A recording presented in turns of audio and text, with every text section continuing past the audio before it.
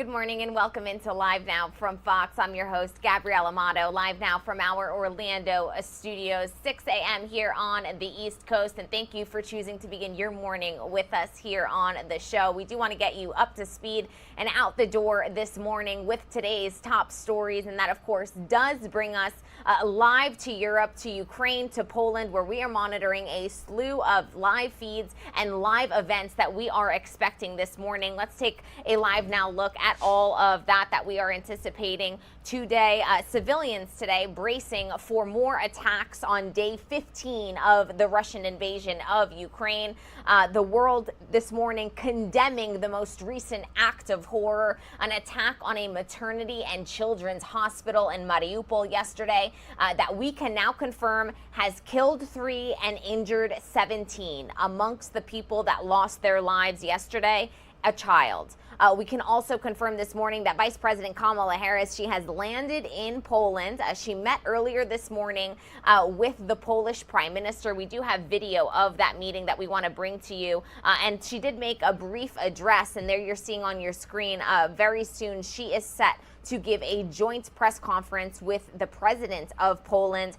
So as soon as we have that, we will be bringing you there live, raw, and unfiltered. Once again, we can confirm that horrific attack on a maternity and children's hospital in Mariupol has left 3 people dead and also has wounded 17. Amongst those 3 killed was a child. And the UN refugee count maintains itself at 2 million refugees in the first 12 days of this invasion. Now, it is worth noting that today is day 15, so we are expecting an update on that. We, of course, are keeping a very close eye on the Poland-Ukraine border. There you see on the lower right-hand corner of your screen as this humanitarian crisis really is ramping up. At least 1.33 million people have arrived in Poland alone. So just take a moment and take that information in. 2 million people have left Ukraine since the start of this invasion, and over half of them have made their way to Poland. We are also confirming that 1 million children have fled Ukraine. So again, half of the 2 million refugees that have already made their way out of the country have been children. In less than 2 weeks, at least 37 children have been killed and 50 injured, while more than, once again, 1 million have fled Ukraine. All of this according to the United Nations Children Fund and also according to UNICEF. As we did promise, we do want to get you up to speed on what has happened over the past hour or so, because not only is Vice President Kamala Harris in Poland, but we also had a meeting this morning, a major meeting between Russia and Ukrainian foreign ministers. Sergei Lavrov, that is, and Dmytro Kuleba.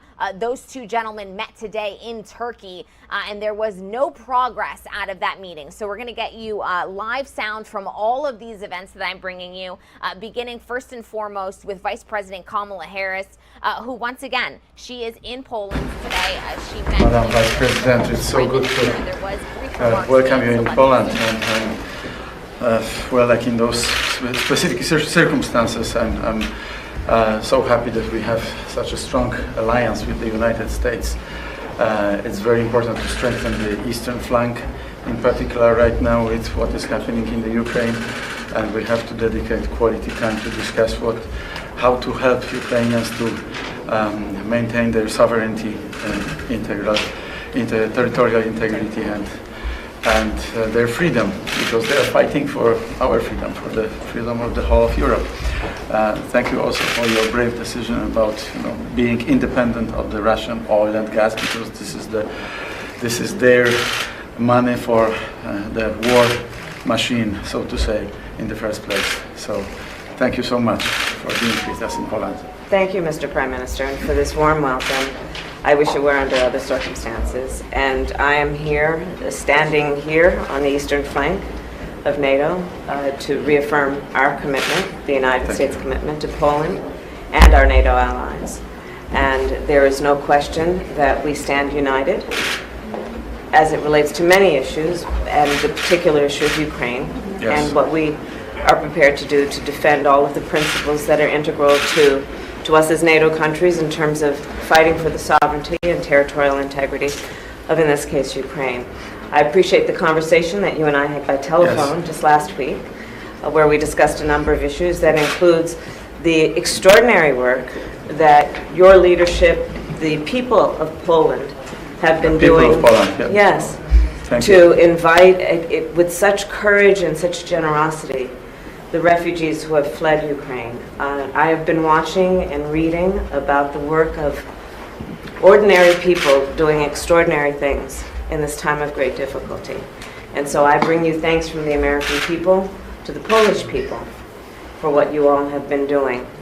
We will discuss many issues today, and it will include the ongoing commitment that the United States has to support of this region, including the people of Ukraine, that ranges from security assistance to humanitarian assistance to all of the other work that must be done to ensure that Russia also pays a serious and severe consequence. Exactly. As we have said from the beginning, if Russia were to take aggressive action, there would be consequence, and those consequences, I believe, have been evident, but are a result of the work that we have been doing together as a unified force. So I thank you, and I look forward to our discussion. Thank you very much, and also in particular, thank you for the unity of the Western world, because this is what surprised Mr. Putin. I'm sure. Yes, it did. This is important.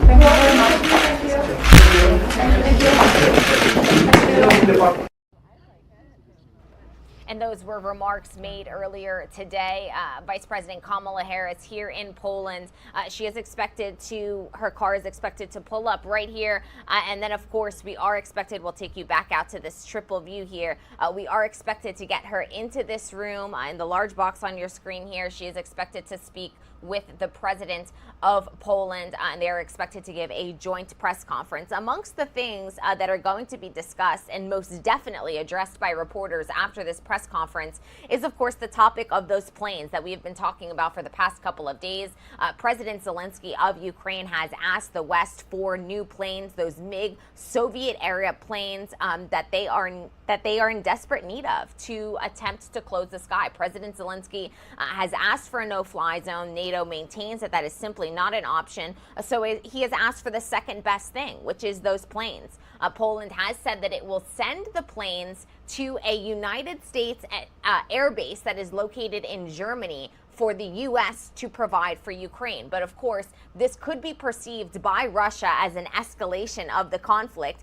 Essentially, the United States sending planes into Russia into Ukraine, that is, to fight Russia, is the way that the situation could be interpreted, which is why we did get an update from the Pentagon, from spokesman John Kirby a couple of days ago, who said that this option was simply not tenable. So that is without question going to be a topic discussed in this press conference, and we will, of course, bring that to you right here as soon as it begins. We are expecting it to begin in about 20 minutes. So you definitely won't want to miss that.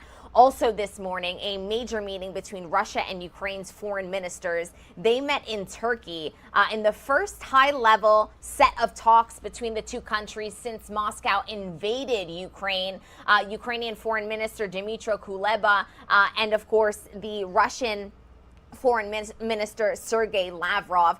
Now, that meeting has already taken place, and we do have an update on what happened in that meeting.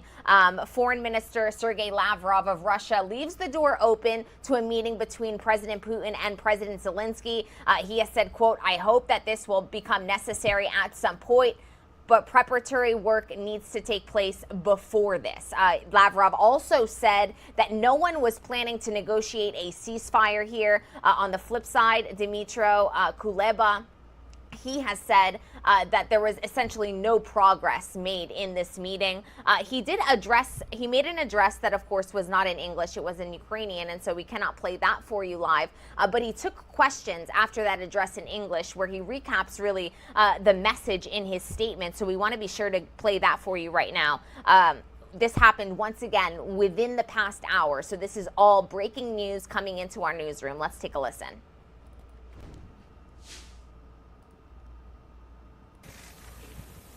Oleg. The mic is coming. Yeah, the microphone is coming.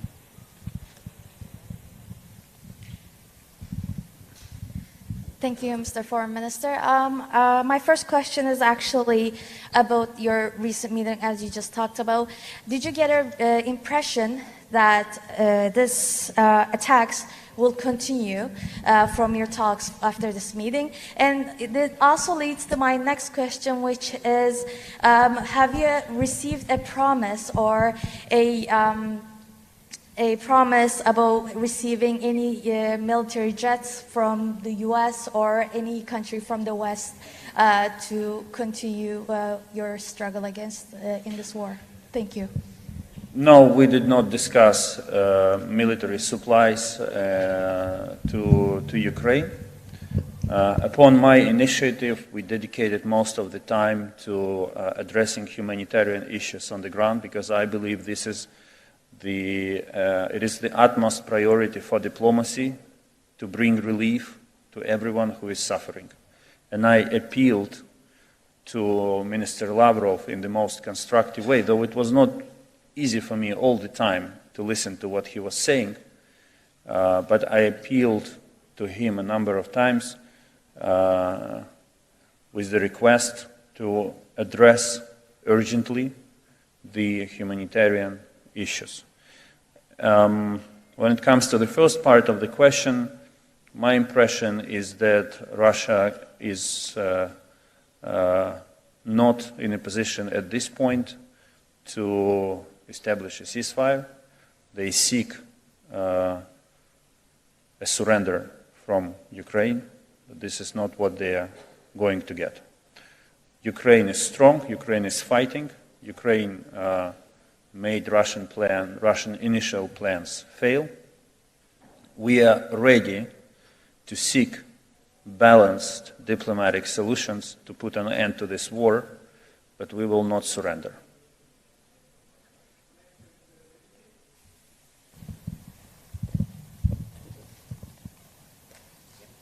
Mr. Kaleba, Tom Bateman of the BBC, thank you very much for doing this.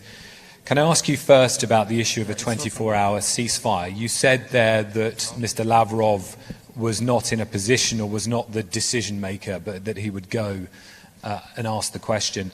Do you have any confidence there can now be a 24-hour ceasefire?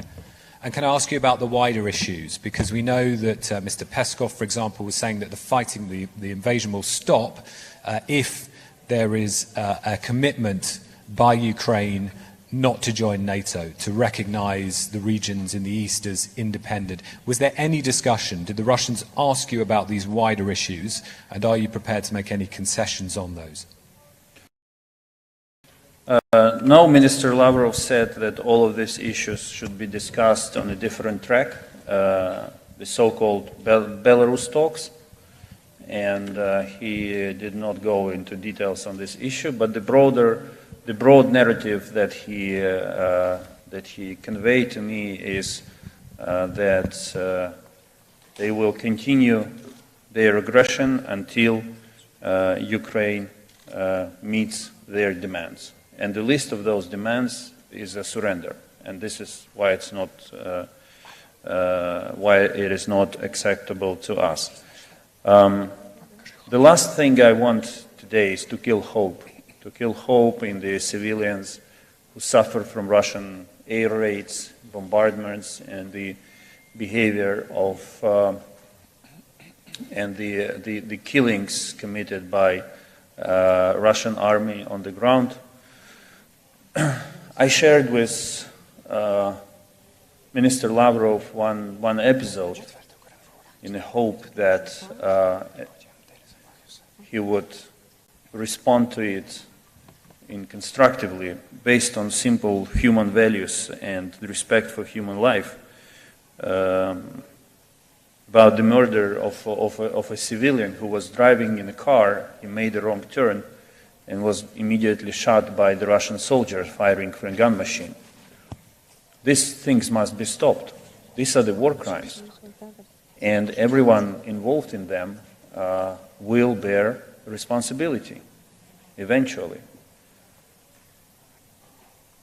I sincerely hope that Minister Lavrov will follow up today's conversations with his colleagues in the Russian government, in the Russian army, and they will hear the plea of civilians, thousands of civilians, on whose behalf I spoke with him today, and help arrange a safe passage for them from the besieged cities, first and foremost from Mariupol, as well as to provide, to allow the provision of humanitarian aid to Mariupol. Next question goes to Reuters, please. Mr. Minister, thank you. Ukraine's leadership has talked about pursuing some non-NATO models to resolve the conflict if it receives certain security guarantees. During your meeting with Foreign Minister Lavrov, did any issues about Ukraine's status come up? And secondly, did Minister Lavrov set out any red lines, such as insisting Ukraine disarms or recognizes Russian sovereignty in the Donbass region during your talks? And what did you respond to this? Thank you very much. He mentioned it very briefly without going into discussion. Again, he insists that these issues should be discussed between two delegations in what is called the Belarus talks. I said openly to him that, in my view, foreign ministers are invested with the powers to discuss any kind of issues and to seek all necessary solutions. However, it seems that he has a different impression about the role of a foreign minister in this crisis. So we did not engage into a specific discussion on this matter. Next is Ukrinform. Ольга Будник, Укрінформ. Пане міністре, гендиректор МАГАТЕ має намір приїхати на Анталійський форум. Чи матимете ви з ним зустріч? І взагалі на зустрічі з Лавровим, чи йшла мова про безпеку ядерних об'єктів? І чи продовжує Росія погрожувати своєю ядерною кнопкою? For those of you just joining us, welcome into Live Now from Fox. I'm your host, Gabrielle Amato, live now from our Orlando studios, and we are listening in to the latest update that has happened within the past hour from Ukrainian Foreign Minister, that is, Dmytro Kuleba. He met this morning with the Russian Foreign Minister, Sergei Lavrov. This is a press conference. He did give an address. The first portion of this address was fully in Ukrainian, and now he is taking a question in his native language as well, so he's going to respond in his native language. But we are listening in to a series of question and answers now from reporters. Basically, what has happened in this meeting is very little progress has been made. Dmytro Kuleba has confirmed that the major talking points were the humanitarian issues. Russia is not in a position to establish a ceasefire, he says. They seek a surrender from Ukraine, but it's not what they are going to get. He says Ukraine is strong, it is fighting, and he also was asked about the attack on a maternity and children's hospital that has killed 3 people and injured 17 in Mariupol. He says these are the war crimes. He says that he hopes that his fellow diplomat, Sergei Lavrov, will follow up with his colleagues in Russia and they will hear the plea of thousands of civilians. We'll continue to listen in here. Їх та контролювати, щоб все було нормально. Будь-які посягання на суверенну владу України на її території, яка стосується ядерних об'єктів, є неприпустимими. І якщо будь-яка модель, якщо хтось буде нам нав'язувати модель, за якою ми маємо визнати якесь тимчасове управління в тій чи іншій формі росіянами нашими ядерними об'єктами, то ми це відкинемо, тому що це так не працює. Коротко кажучи, Росія має демілітаризувати ядерні об'єкти, які вона зараз намагається контролювати, і відмовитися від будь-яких атак і спроб захоплення інших ядерних об'єктів або об'єктів газової інфраструктури, до речі, те ж саме, тому що вони можуть поставити під сумнів функціонування ГТС, захоплюючи окремі її вузли. Ми відкриті до розмови з МАГАТЕ, але на тих принципах, які я позначив. The next question goes to France 24. Hi, Ludovic de Foucault, France 24. Thank you very much for doing this. Again, on the humanitarian level, because I understand this was really the focus of the meeting on your part, what concrete steps do you expect Russia to take in the next few days? What was your concrete demands, and what do you expect do you think that Mr. Lavrov was able to commit himself to take concrete steps in order to ease the humanitarian situation? Thank you. In the meeting, I made a very simple proposal. I said, we all have our smartphones with us. Well, probably Minister Lavrov has his last iPhone, but that's another story.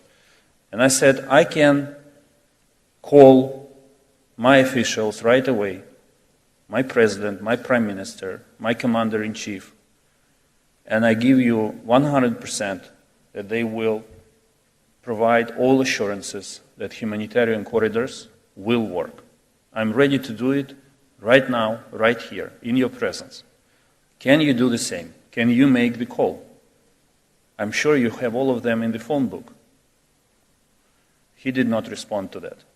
But I still hope that out of humanitarian considerations, he will follow up our conversation by reaching out to his colleagues in charge who can make decisions in this field. Again, we came to these meetings with different assumptions. I came as a foreign minister who is entrusted to seek solutions and make decisions. He, as he said, came to listen. This is the difference in approaches. I was ready to make all necessary calls right away to arrange a humanitarian corridor from Mariupol. I proposed it. My proposal was not followed by, was not supported by Minister Lavrov, but again, I still hope that at least he will do it after leaving the room of negotiations. Okay, we have time for the last question. Please, Daily Sabah. Mr. Minister, the ruling party in Ukraine raised a new proposal, a security agreement in which Turkey and the United States could be guarantor countries. What is your view on the issue, and was this issue raised during the trilateral meeting? Thank you. No, we did not discuss this issue during the trilateral meeting, though I was ready to do it, but Minister Lavrov had no interest in discussing it. Again, he referred these kind of issues to the Belarusian track of talks between two working groups. The idea that you referred to is very simple. Yes, it is written in our constitution, and it has been consistent part of our consistent policy to eventually join NATO as a full member and enjoy security guarantees provided by the NATO Charter, North Atlantic Charter. However, we understand that this is not going to happen in a blink of an eye, not even in a foreseeable future. We also see from the reaction of NATO as an alliance to the Russian aggression against Ukraine that NATO is not ready to act collectively to stop the war and protect civilians in Ukraine from Russian air raids. It delegated the authority to help to member states to do it on a bilateral basis. This poses a question: how to ensure security of Ukraine between now and the eventual membership in NATO? This is the question. My constitution says something, and I cannot speak against my constitution. But if we could reach an agreement where a similar system of guarantees as envisaged by the North Atlantic Charter could be granted to Ukraine by permanent members of the UN Security Council, including Russia, of course, by Turkey as a big friend and neighboring country, by all our neighbors. Please, Anadolu, please stand up. Oleg. The mic is coming. Yeah, the microphone is coming.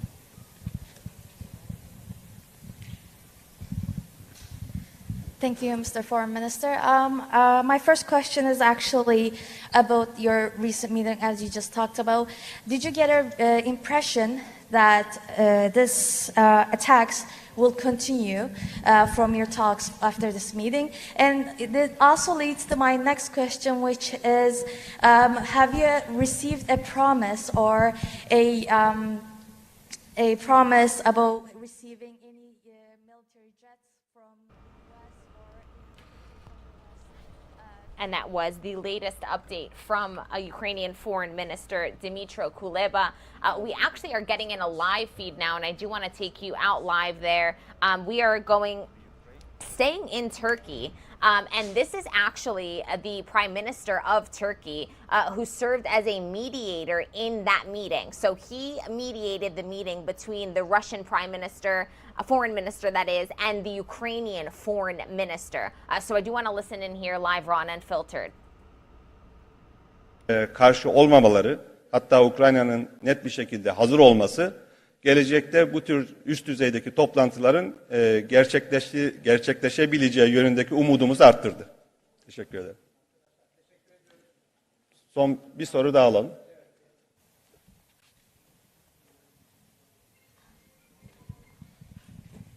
Değerli Sabah Nur Özkan Erbay. Sayın Bakanım, özellikle Ukrayna tarafından dün bazı açıklamalar geldi. Türkiye ve Amerika Birleşik Devletleri'nin And it does appear that this press conference, unfortunately, is not in English, but really would have been an interesting insight to get in this conflict, as the Turkish foreign minister was the one, once again, who mediated this meeting this morning between Russia and Ukraine's foreign ministers. Unfortunately, once again, it is not in English, so we are going to go back out to our triple box here. In any minute now, we are expecting Vice President Kamala Harris to give a joint press conference with the Polish president right there in the larger box on your screen. As soon as she steps up to that podium, we will head there live, raw, and unfiltered. We, of course, are keeping a very close eye on the Ukrainian capital as fighting has reached closer to this capital. Day 15 of the Russian invasion is today, and civilians are bracing for even more attacks today. We just heard from Ukrainian Foreign Minister Dmytro Kuleba, who says that a ceasefire is simply not on the table, that was something that was not discussed, that it was not an option for the Russian Foreign Minister Sergei Lavrov. And so, once again, as soon as Vice President Kamala Harris steps up to that podium, we'll take you there live. We also are keeping a close eye on the White House, of course, because we do have a bit of news coming from the nation's capital. The U.S. House approved its spending bill, which includes about $13.6 billion in aid to Ukraine.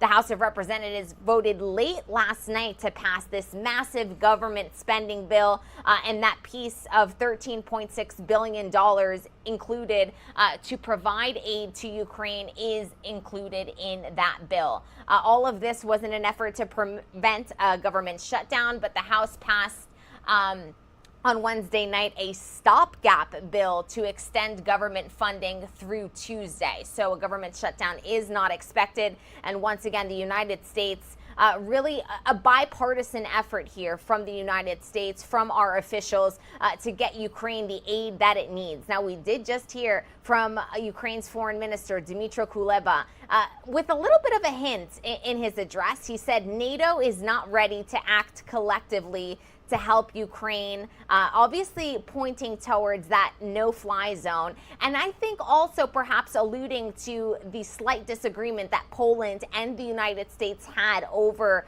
sending Ukraine these airplanes. All of this very relevant this morning because Vice President Kamala Harris, she is in Poland, and this will most definitely be a topic that is going to be discussed in this press conference that we will bring live for you here on the show. We also do want to keep you up to date with some new White House intel. Western officials warning that there's serious concern that Vladimir Putin could use biological and chemical weapons on Kyiv. The White House on Wednesday warned that Russia could, quote, use chemical or biological weapons in Ukraine or could create a false flag operation using them after the Kremlin accused the U.S. of being involved in biological weapons research at Ukrainian labs. So this is something that we've seen the Kremlin do before. They accuse, in this false flag operation, they accuse other countries of doing what they themselves are going to do. We've seen this before, and the White House is warning that this could potentially be happening again. So that's something that we're going to be monitoring over the coming days. Once again, to conclude, the White House warning that Russia could potentially use biological weapons in Ukraine. We do want to take you through the latest imagery coming into our newsroom of what is happening on the ground. And I do want to make sure that our volume is not too high, because once again, this is war imagery coming into our newsroom. That we do want to bring to all of you, because it is important to be fully aware of what is happening on the ground as civilians brace for more attacks today. Let's take a look. This is satellite imagery coming into our newsroom courtesy of Maxar Technologies. Satellite images released on Wednesday show damage to civilian structures in the southern city of Mariupol, Ukraine, amid ongoing Russian attacks in the air. This video shows buildings before and after attacks to convey the destruction of the city. And Mariupol, this is the city that really has been making headlines because this is a city who Ukrainian officials essentially say 400,000 people are being held hostage here. There are no evacuation corridors that have been successful over the past couple of days. There was one for a very limited amount of time yesterday, but people are stuck here. They have not had water or food or heat or electricity for days. And this is also the city that was just hit by that air attack on the Children's Hospital and Maternity Hospital, which we do have images of this situation coming into our newsroom as well that we'll show you in just a moment. But I do want to show you the types of weapons that are being used. An unexploded bomb here is what you're seeing on your screen in Chernihiv. A bomb dropped by a Russian aircraft was disarmed by 2 members of Ukraine's state emergency service. Once again, this happening in Chernihiv. This just yesterday, 24 hours ago. The Ukrainian SES released this footage of this very delicate procedure. You can see here just how careful they are being to disarm this bomb that did not go off. Amnesty International said a Russian airstrike reportedly killed 47 civilians in Chernihiv may constitute a war crime and called the International Criminal Court to investigate. And speaking of war crimes, this is certainly something that will be discussed on the images that you are seeing right now on your screen. And I do want to change the lower for those of you that are just tuning in, perhaps without volume. We do want to make sure that you know that this is footage of the attack on the Maternity and Children's Hospital that has killed 3 and wounded 17. The imagery is really, it is powerful. Here's more images, and this video was actually posted by Ukrainian President Zelensky himself. Patients were pulled from the rubble of a hospital damaged by Russian shelling. And this is just devastating imagery. The head of the Donetsk Regional Military Administration said a complex containing a maternity hospital, children's ward, and other medical facilities was destroyed during a Russian air raid. Zelensky posted footage here, and here it is on your screen. This is the video that he posted, showing responders assessing the damage and searching through the building. They said that this hospital took a direct hit. He said, quote, "People are under the ruins. Kids are under the ruins. This is an atrocity." Zelensky wrote on Facebook, how much more will the world be complicit, ignoring terror? Close the sky immediately. Stop the killing immediately. You have the power, but you seem to be losing your humanity, was the words of President Zelensky, once again calling on NATO, calling on the West for that no-fly zone. Officials say they do not yet know the total number of people killed, but we can confirm that at least 3 have been killed. One of those 3 is a child. And more imagery continues to come in of what is happening on the ground here. Here is a fire happening in a residential building in Zhytomyr. Ukrainian officials say at least 1 person was killed here and 2 were rescued after an airstrike hit a dormitory building in the northwest city of Zhytomyr on Tuesday, March 8th. Storyful could not independently verify the casualty number, and we have not been able to independently verify this casualty number either. But once again, this just shows that civilians are bracing for more attacks on day 15 today of this Russian invasion, because this is what we have been seeing. The SES, which is the emergency services in Ukraine, has said that 15 homes in the area were damaged by strikes. And here we're seeing emergency services evacuating people who were just simply in their homes, in their buildings. And this is why we are seeing the large influx of refugees, 2 million of them in just the first 12 days. Today we are on day 15, so we are expecting an update on that refugee count number, and we are expecting it to be higher, because this is what these people are fleeing, innocent civilians fleeing this type of just horror. Luckily for us, we do have excellent reporters on the ground who have been covering this situation since the very beginning for us. We do want to take you out live. Oh, we did have a shot of the Ukrainian-Polish border, but we seem to have lost that. But our very own Lauren Blanchard, she has been in Poland really analyzing the refugee situation, and the race to get them to safety is getting more dire by the day. The vice president is getting a first-hand look at the humanitarian crisis today when she travels to the border. I do want to bring you Lauren Blanchard's latest report. Let's take a listen.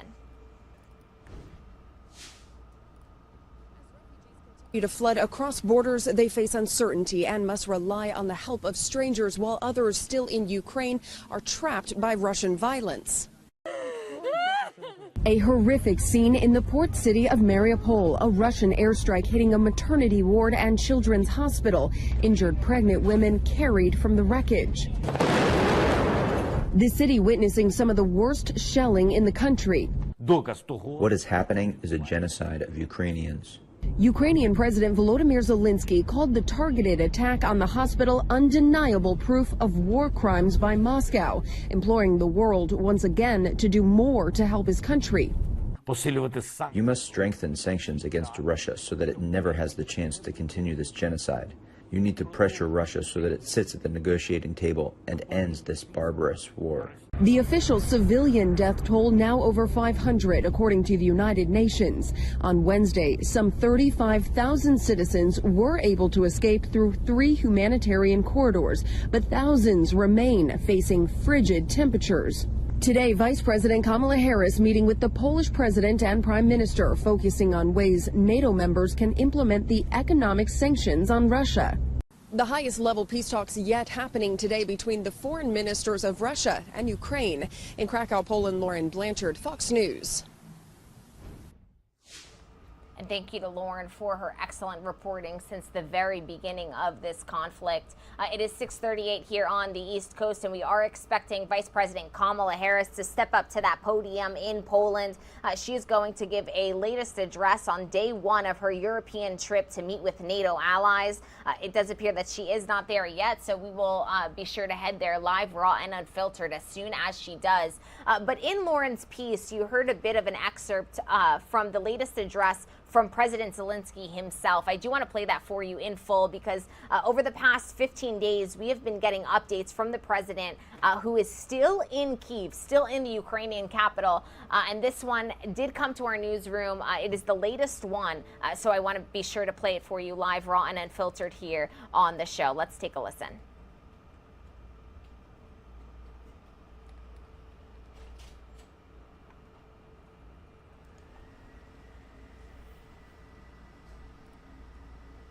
Сьогодні день, який визначає все. Визначає, хто на чиєму боці. Російські бомби впали на лікарню та пологовий будинок у місті Маріуполь. Дитячу лікарню, працюючий пологовий будинок. Будівлі зруйновані. Станом на цей час 17 поранених. Розбір завалів ще триває. Люди вчасно почали ховатися від повітряної тривоги. Від 500-кілограмових авіаційних бомб, які окупанти скидають на наші українські міста. І вже багато разів. Детская больница, роддом. Чем они угрожали Российской Федерации? Что это за страна такая, Российская Федерация, которая боится больниц, боится роддомов и уничтожает их? Там что были, маленькие бендеровцы? Беременные женщины собирались стрелять по Ростову? Кто-то в роддоме унижал русскоязычных? Что это было? Денацификация больницы? це вже за межою звірства. Усе, що окупанти роблять з Маріуполем, це вже за межою звірства. Європейці, українці, маріупольці. Сьогодні ми повинні бути єдиними у засудженні цього воєнного злочину Росії, у якому відображається усе те зло, яке окупанти принесли на нашу землю. Усі зруйновані міста, те, що вони зробили з Волновахою, що зробили з Харковом, з Ізюмом, Охтиркою, Черніговом, Бородянкою, Гостомелем, Житомиром та ще десятками наших українських міст, які ніколи не становили жодної загрози Російської Федерації. Зруйновані лікарні, зруйновані школи, зруйновані церкви, звичайні будинки. І усі вбиті люди, вбиті діти. Авіабомба на пологовий будинок – це остаточний доказ. Доказ того, що відбувається геноцид українців. Європейці, ви не зможете сказати, що не бачили, що відбувалося з українцями, що відбувалося у Маріуполі з маріупольцями. Ви бачили, ви знаєте. А отже, ви повинні посилювати санкції проти Росії так, щоб у неї більше не було жодної можливості продовжувати цей геноцид. Ви повинні тиснути на Росію так, щоб вони сіли за стіл переговорів і завершили цю звірячу війну. В Москве прекрасно знают, что Мариуполь – это Донецкая область. Тоже Донецкая область. Мы столько слышали от России о жителях Донецкой области, столько обвинений, столько требований. И мы видим сейчас, как в России на самом деле относятся к жителям Донецкой области, к простым людям, которые живут в домах Мариуполя. А работают просто на предприятиях города Мариуполь, лечатся в больницах Мариуполя и рожают детей. Представьте себе, такие же люди, как вы, рожают детей в родильных домах Мариуполя. Мы не делали и никогда бы не сделали ничего подобного этому военному преступлению ни с одним из городов Донецкой или Луганской, да любой области. Ни с одним из городов на земле. Потому что мы люди. А ви? Говорив сьогодні з президентом Європейської ради Шарлем Мішелем та президенткою Єврокомісії Урсулою фон дер Ляєн. Також працювали, говорили зі спікеркою Палати представників Сполучених Штатів Америки Ненсі Пелосі, з прем'єр-міністром Британії Борисом Джонсоном. Дякую за підтримку, Борисе. Партнери повністю проінформовані про те, що відбувається у нашому Маріуполі.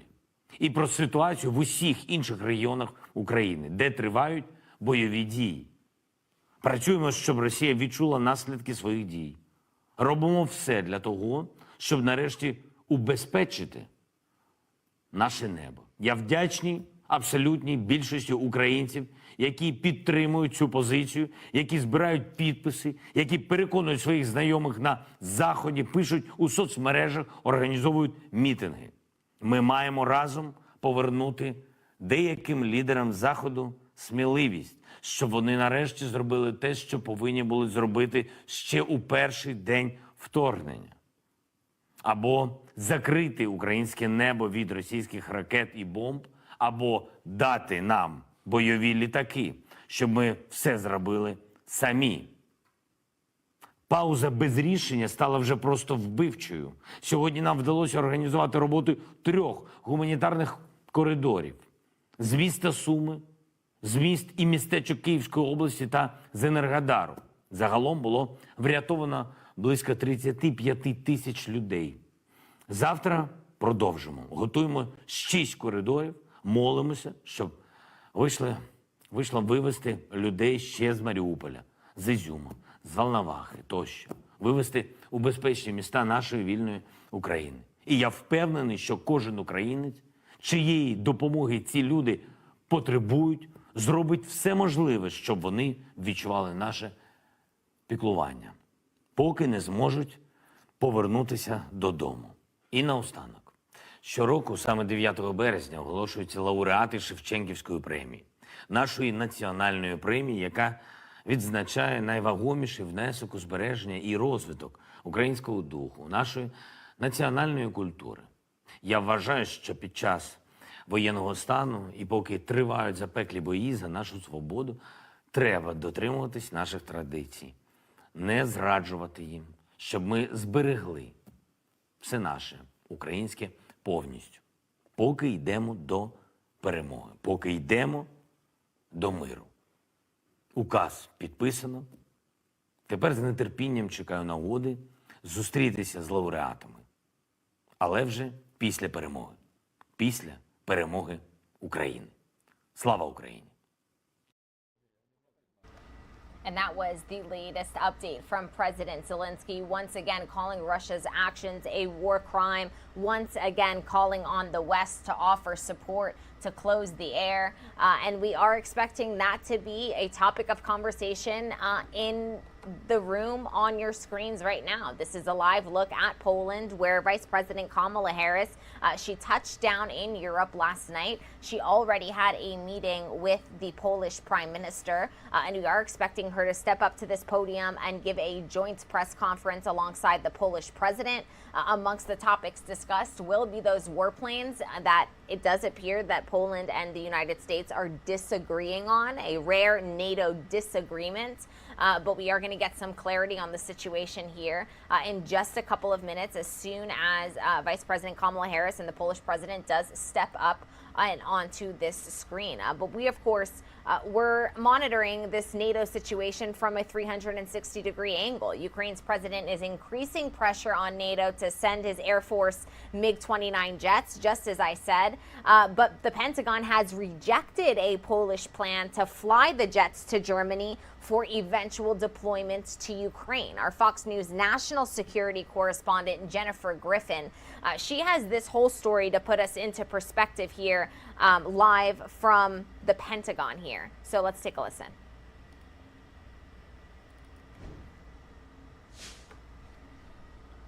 Vice President Kamala Harris arriving in Poland today to reassure U.S. support for NATO's eastern flank. The Polish government announcing it will send MiG-29 fighter planes to a U.S. base in Germany for transfer to the Ukrainian military. But there's just one problem. The White House says the announcement caught them completely by surprise. They say they've been talking with Poland about the Ukrainian requests for more aircraft, but hadn't agreed to anything, calling the Polish proposal, quote, not a tenable one. It wasn't pre-consulted with us that they plan to give these planes to us. The Pentagon says Ukraine is better off using anti-tank and anti-aircraft weapons like Stinger missiles because Russian air defenses cover almost the entire country. But the Ukrainian president says the planes are his #1 request, and he's calling on both sides to get their story straight and get him the firepower he needs. Тож, коли буде рішення? We have a war. This is not ping pong. This is about human lives. We ask once again, solve it faster. Do not shift the responsibility. Send us planes. But it won't be easy. Russia says any country supporting Ukraine's Air Force is effectively joining the war, possibly prompting military retaliation at a time when the Pentagon is trying to keep the fighting contained. Fighter jets manned by Americans departing a NATO base to fly into airspace contested with Russia raises serious concerns. Defense officials say they haven't made a final decision about the Polish MiGs, and they're working to get more air defense capabilities to Ukraine.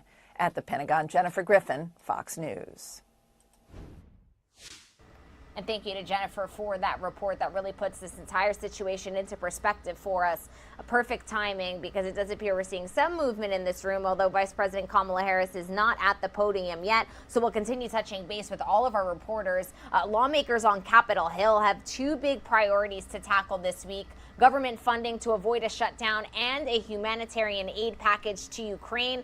We can report today that has been agreed upon. The House did pass that bill. Our Fox News correspondent Caroline Shively, she has more details on this from Washington. Let's take a listen. Just days before current funding runs out, Congress is still debating a $1.5 trillion package that would increase spending for nearly every federal agency. That's $1.5 trillion. Gives people a little more time to read it. In a win for Democrats, the package contains more than $700 billion for domestic programs. We had to make some compromises, but that's, again, what legislation is about. Republicans also scored at $782 billion in defense-related spending. That includes more than $13 billion to help Ukraine, now under attack from Russia. The $13 billion would go to help refugees, deploying U.S. troops to the region and transferring military assets to Ukraine and U.S. allies. They don't need American troops. They need military equipment and ammunition to fight back, and we've been dragging our feet and giving it to them. We need to make sure that they have the equipment to protect their skies. If Congress doesn't pass a spending bill or patch by Friday night, the federal government could shut down over the weekend. In Washington, Caroline Shively, Fox News. And thank you to Caroline for that report. Just as I said, the House did pass that funding bill, $13.6 billion in aid to Ukraine. Just one of the many steps that the White House, the West, all of the allies are taking to support the Ukraine on day 15 of this invasion. We also, of course, are monitoring all of the economic impact that this situation is having. I do want to take a look at how the stock market closed just yesterday, as of course the markets have been going on quite a roller coaster as a result of this situation. Let's lower that bell. And today we can report that these faces actually do match what happened in the stock market because yesterday the major averages ending higher for the first time in 5 days. So ending a 4-day down streak as investors track the economic fallout of the war in Ukraine. Big tech companies and financials were among the biggest gainers of the day, and there you see up 653 points. The Dow, the Nasdaq was up 460, and the S&P added 107. Now, the Biden administration looking overseas to increase oil production after banning Russian oil imports. Our Fox News correspondent has more on this story. Let's take a listen.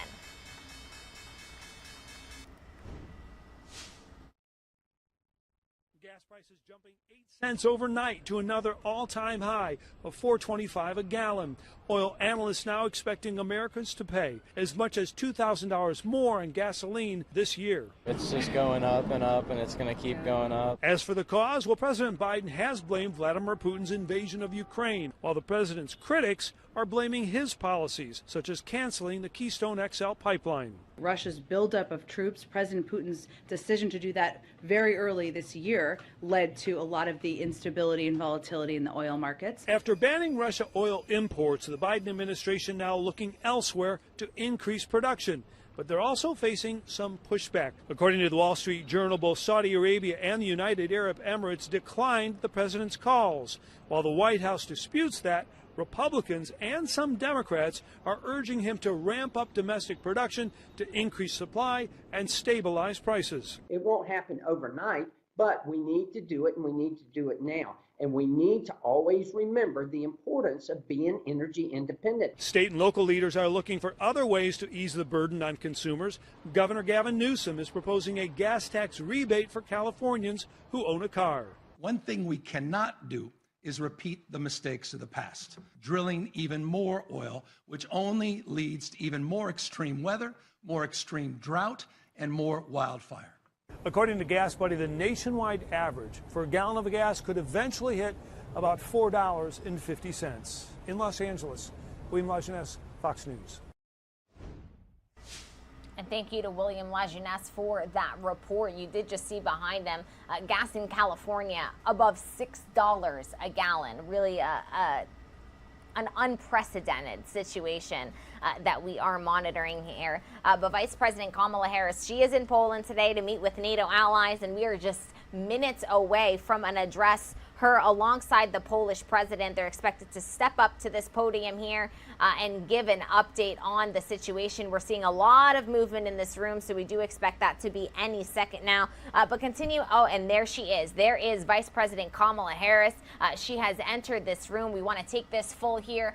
This is going to be an update on this meeting that just occurred. Let's listen in live, raw, and unfiltered here on Live Now from Fox.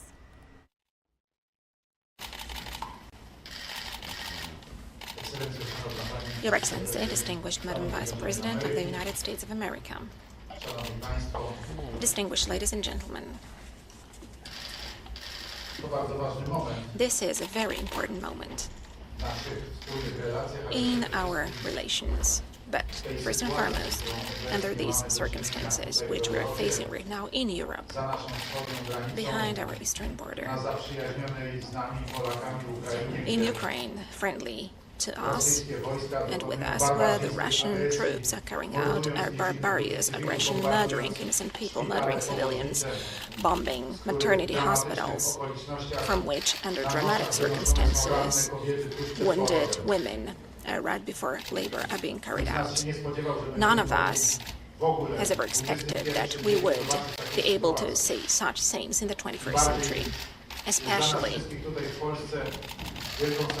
It is a great satisfaction to all of us here in Poland that Madam Vice President of the United States of America, Mrs. Kamala Harris, is here with us in Warsaw, in our country.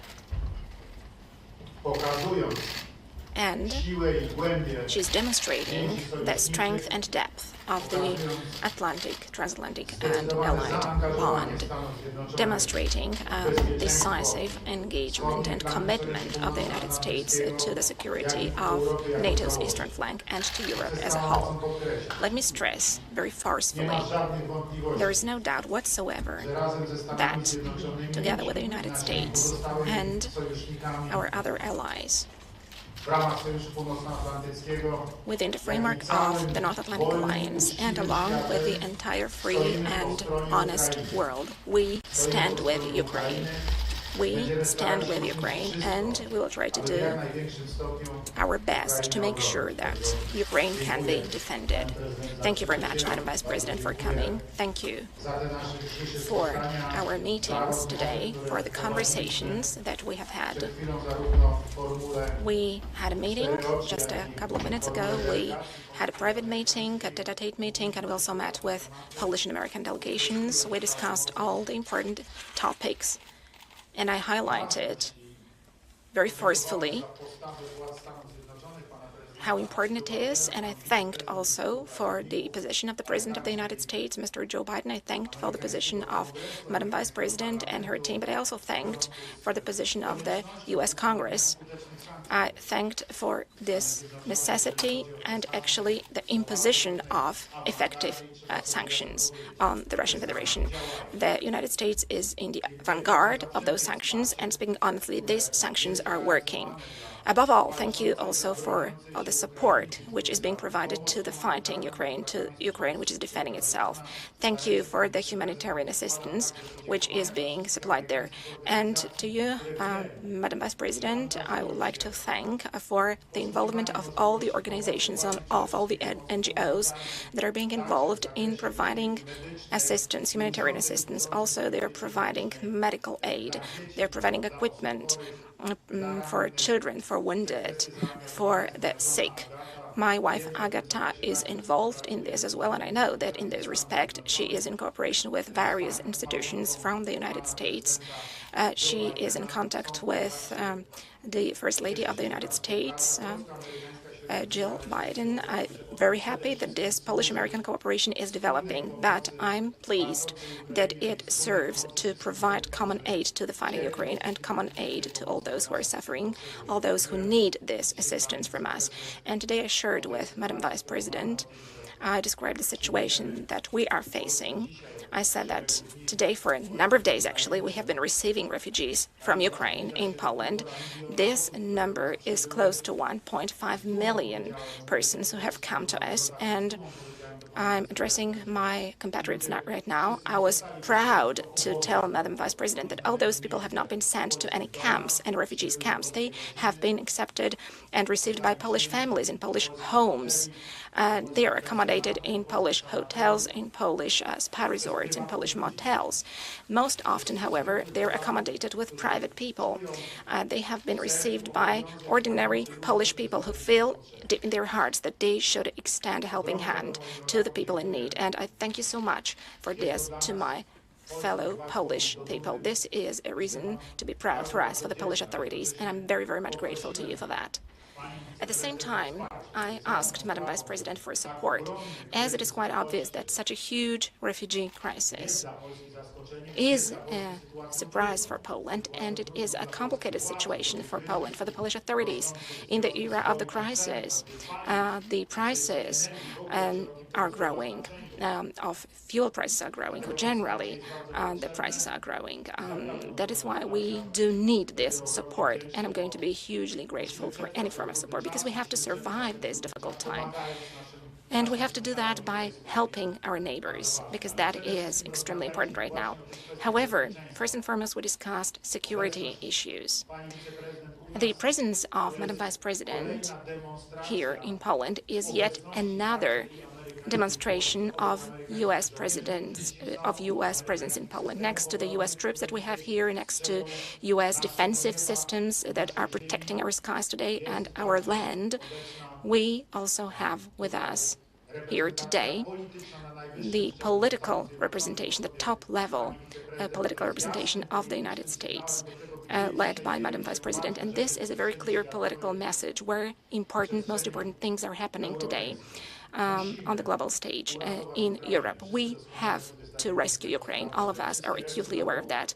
All hands should be on board. Ukraine needs to be helped, and we have to stay united in that respect.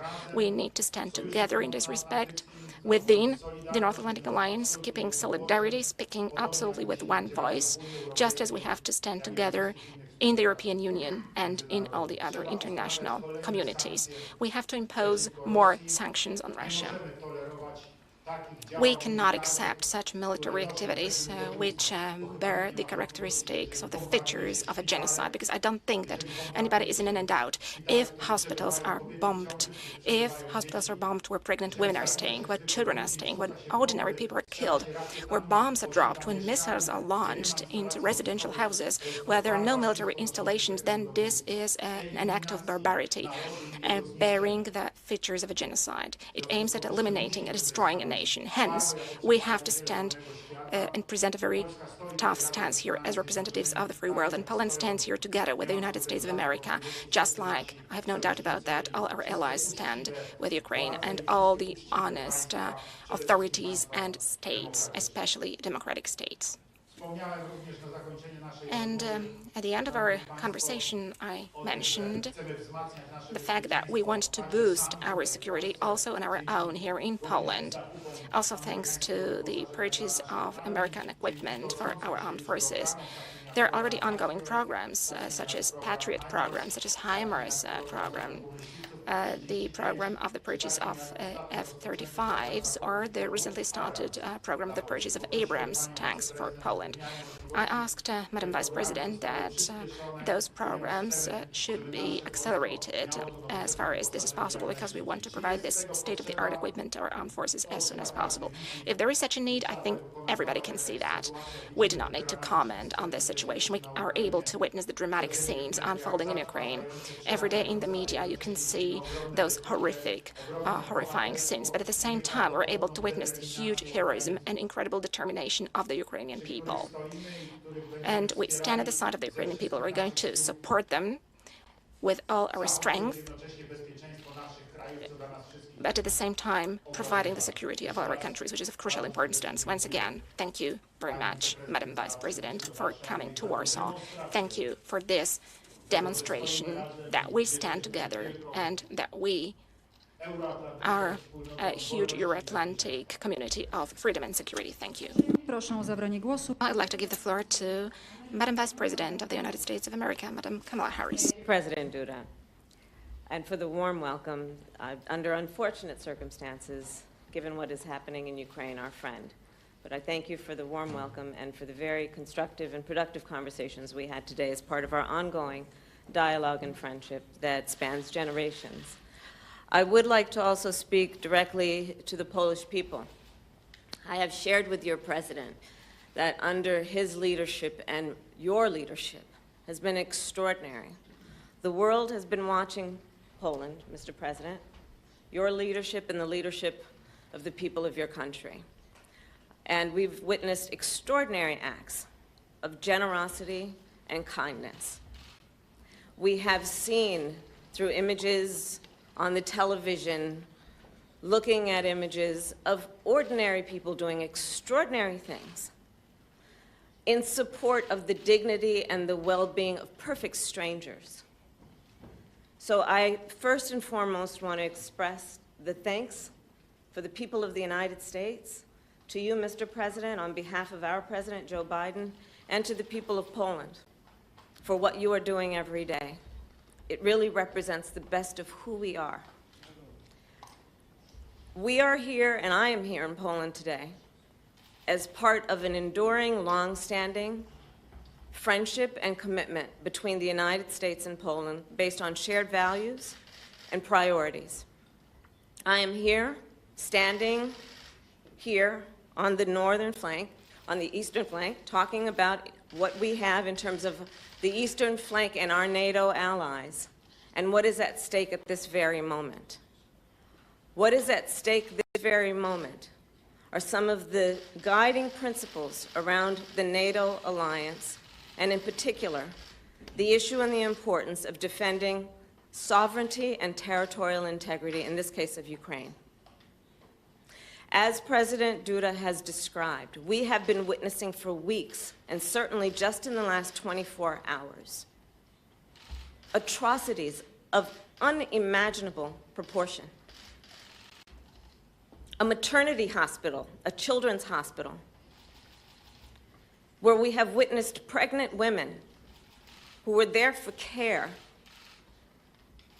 for one reason, being taken out because they required care because of an act of violence, unprovoked, unjustified. I am here in Poland as an expression of the enduring and important relationship between the United States and Poland that again has been long-standing, but in particular on the issue of Ukraine is unified and is clear. We will do everything together in partnership, in solidarity, to support what is necessary at this very moment in terms of the humanitarian and security needs of Ukraine and the Ukrainian people. Today we discussed, Mr. President, many issues that relate to our special bond also, because I will say as a point of personal privilege, we have a substantial Polish-American community in my hometown of Los Angeles, but throughout the United States, who understands the relationship that we have on many levels, including the diplomatic, but also cultural relationships that span generations.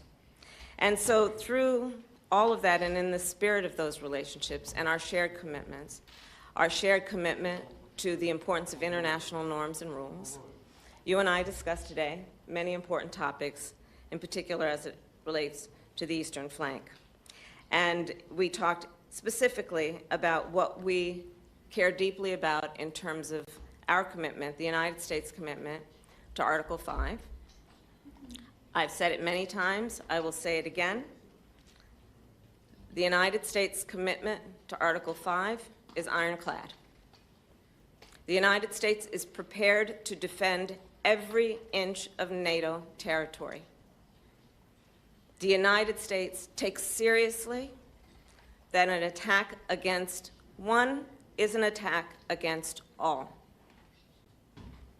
We are here today to restate that commitment, but also to do what we must do to reinforce our support of Poland and our allies through the EU and NATO alliance. In particular, as it relates to troop deployment, we have recently deployed an additional 4,700 American troops to Poland. That's on top of the years of rotation of about 5,000 American troops in Poland. We are pleased to have announced this week that we have directed 2 Patriot missile defense systems to Poland, and today I can announce that we have delivered those Patriot systems to Poland. We do this as a reminder and as a demonstration of our commitment to the security of our allies and our commitment in particular to Poland at this moment in time. As it relates to the people of Ukraine, they have suffered immensely. When we talk about humanitarian aid, it is because, yes, the assistance is necessary, but what compels us also is the moral outrage that all civilized nations feel when we look at what is happening to innocent men, women, children, grandmothers, grandfathers, who are fleeing everything they've known. Our outrage, which compels not only our security assistance, but our humanitarian assistance, is rooted in the fact that also we support the people of Ukraine who have shown extraordinary courage and skill in their willingness and, yes, ability to fight against Putin's war and Russia's aggression. So today we are also announcing, in pursuit of what must happen, which is to provide humanitarian assistance, that we will give another $50 million, the United States will, through the UN's World Food Program, to assist with humanitarian aid. The President and I also talked about the fact that, as he mentioned, Poland has taken, in just a very short period of time, in excess of 1.5 million refugees in from Ukraine. And that has put an extraordinary burden on Poland and the people of Poland. And so we will continue with the support that we can give you, Mr. President, in terms of the work that you and the people of Poland have been doing to bear this burden, but in a way that really has been with such grace and such generosity. We also are pleased to have shared with the President what our United States Congress has done, which is there is a commitment now of $13.6 billion in humanitarian and security assistance that will be then distributed and shared with Ukraine and the people of this region and Europe. All again, understanding that this moment in time requires both a humanitarian response as well as security assistance. And today, I'm also pleased to say that we are in ongoing discussions with Poland and our allies about the effectiveness of sanctions thus far and going forward. As we have announced in the United States, we have, through the United States Department of Justice, started a task force to do what is required and necessary and appropriate in terms of investigations as it relates to any criminal activities and behaviors on behalf of institutions and individuals, including oligarchs. We talked, the President and I, about the effectiveness of the sanctions we've seen thus far in terms of the courage and the bold action that has been taken through the NATO alliance to do what is necessary to send a clear signal that there will be, as we promised, severe cost and consequence for Russia's aggression, to the point that we have now seen a free fall of the ruble, to the point that we have now seen that Russia's credit rating has been rated as junk, and what we know to be real economic consequence to Russia because of Putin's war. As you know, the President of the United States also made the decision to do what was necessary in terms of the purchase of Russian oil in the United States. Again, we will continue to focus on this issue, keeping in mind that this is a moment that requires severe and swift consequence for Russia's aggression against Ukraine. And I'll close by saying what we say every day for these last weeks, which is we stand with the people of Ukraine, that we admire their courage, and that we are aligned in our support of their sovereignty and territorial integrity. Thank you, Mr. President. Mamy czas na pytania dziennikarskie. Proszę o zadanie pytania panią Jacqueline Skowrońską z TVP. Madam Jacqueline Skowrońska from the Polish television. My name is Jacqueline Skowrońska. I represent Polish television. I would like to ask my question to both Madam Vice President and Mr. President. In what way has this brutal attack of Russia against Ukraine impacted Polish-American relations? Anthony Blinken, State Secretary, during his last visit to Poland, was saying that the Polish-American friendship has never been so strong in history as it is now. Is it going to translate also on the permanent military presence of the United States in Poland? Thank you very much. It cannot be said too frequently or strongly enough.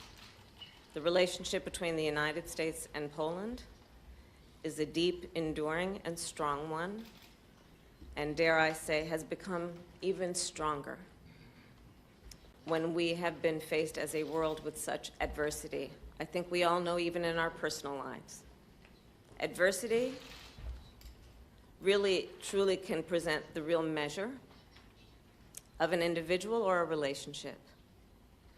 And what we have seen, without any doubt, is that this friendship and relationship between the United States and Poland is a strong one. Szanowni Państwo, Ladies and gentlemen, answering your question, I would need to go a little bit back into history, deeper into history. Let me put it in the following way. When I started my service as President of the Republic of Poland in 2015,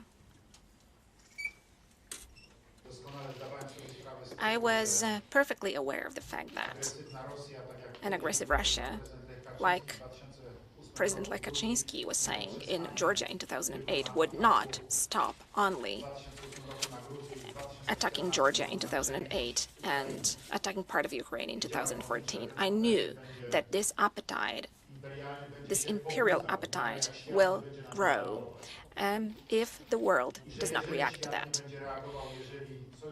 If the world does not react, if the North Atlantic Alliance does not stand up, does not present a tough stance, then we will see more attacks from Russia, to which perhaps sooner or later also my country, Poland, would fall victim to. And when I started as President of Poland, I knew that I had to do everything that I could to protect Poland from such a scenario.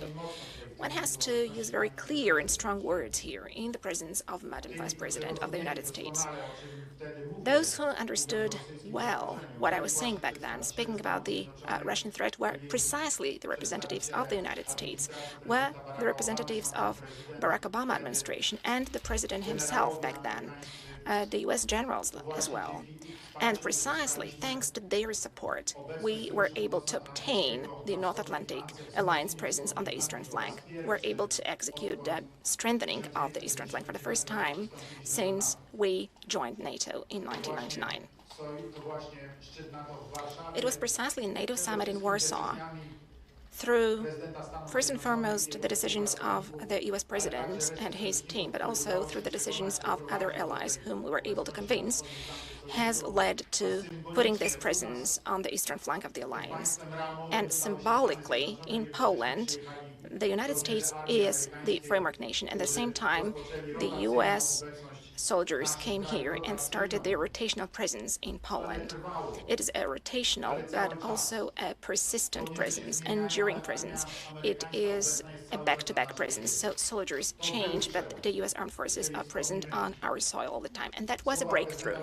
If we recall the words of President Lech Kaczynski, which I quoted many times, and he said those words to me back in 2008, he said, and I quote, "Andrzej, when U.S. soldiers are on our soil, when U.S. military installations are on our soil, when U.S. military equipment is put in our soil, then the whole world will be able to see that we are no longer a Russian sphere of influence.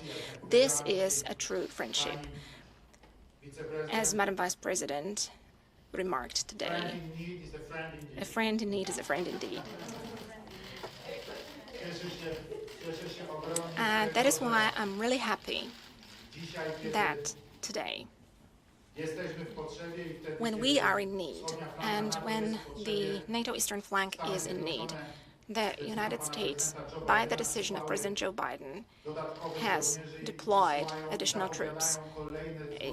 The U.S. is deploying more troops, and the U.S. is announcing the presence in our part of Europe and also in Poland, because this is precisely the understanding of the geopolitics of strategic goals that have to be achieved by this geopolitics and by the three worlds. This is the understanding of the security. Is Polish-American presence today, if we look at the last couple of years, stronger than ever? Yes. Polish-American friendship, for sure, over the last 7 years of my presidency is stronger than before. And today's presence here today in Warsaw of Madam Vice President Kamala Harris is yet another strong of that.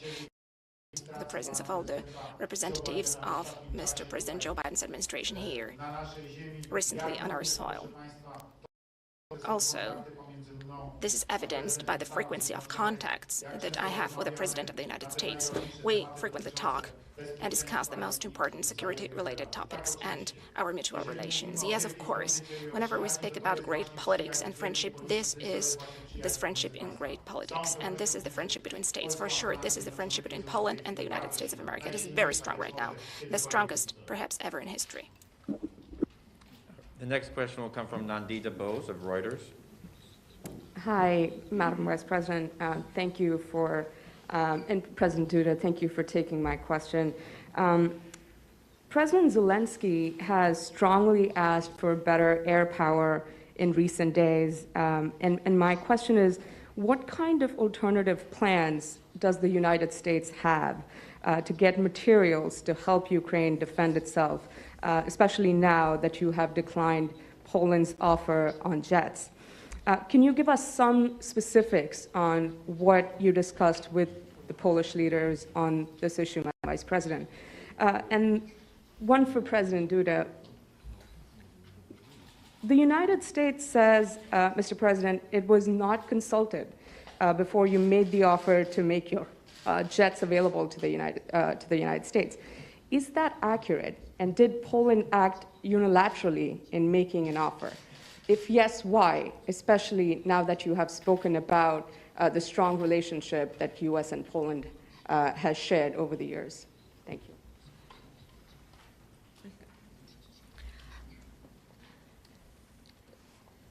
I want to be very clear. The United States and Poland are united in what we have done and are prepared to do to help Ukraine and the people of Ukraine. Full stop. In terms of the work that the United States has done thus far, we have, as you know, given military, humanitarian, and security assistance, and that is an ongoing process. As I mentioned earlier, Congress, the United States Congress, has now made a decision for $13+ billion of United States, of U.S. money to go to Ukraine and our European allies to assist in terms of both their security and humanitarian needs.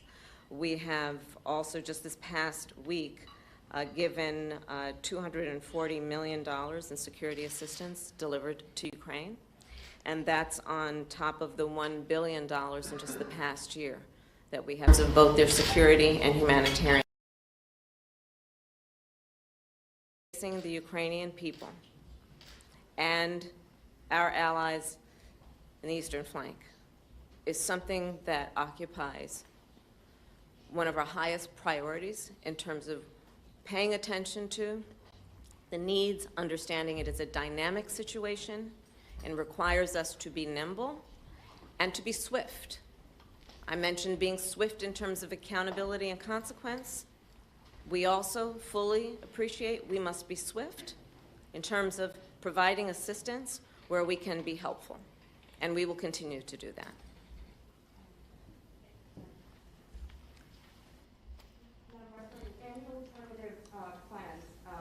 Especially in light of the issue with Poland on jets? Well, we're making deliveries every day in terms of what we can do in terms of assistance, and in particular, when you look at what we've been doing as it relates to anti-tank and systems, that is an ongoing process, and that's not going to stop to the extent that there is a need. Thank you. Kolejne pytanie, proszę.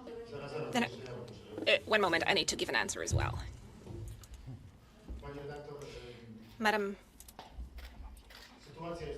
that situation is extremely complicated because we are all saying that there is a fight going on in Ukraine for independence, for sovereignty, for freedom, and for survival, and support with all the strength we have the people of Ukraine. It is not only the military, also the people of Ukraine have taken to arms to defend their homeland. It is not only men, it's also women who fight on the front line with men in order to defend their country.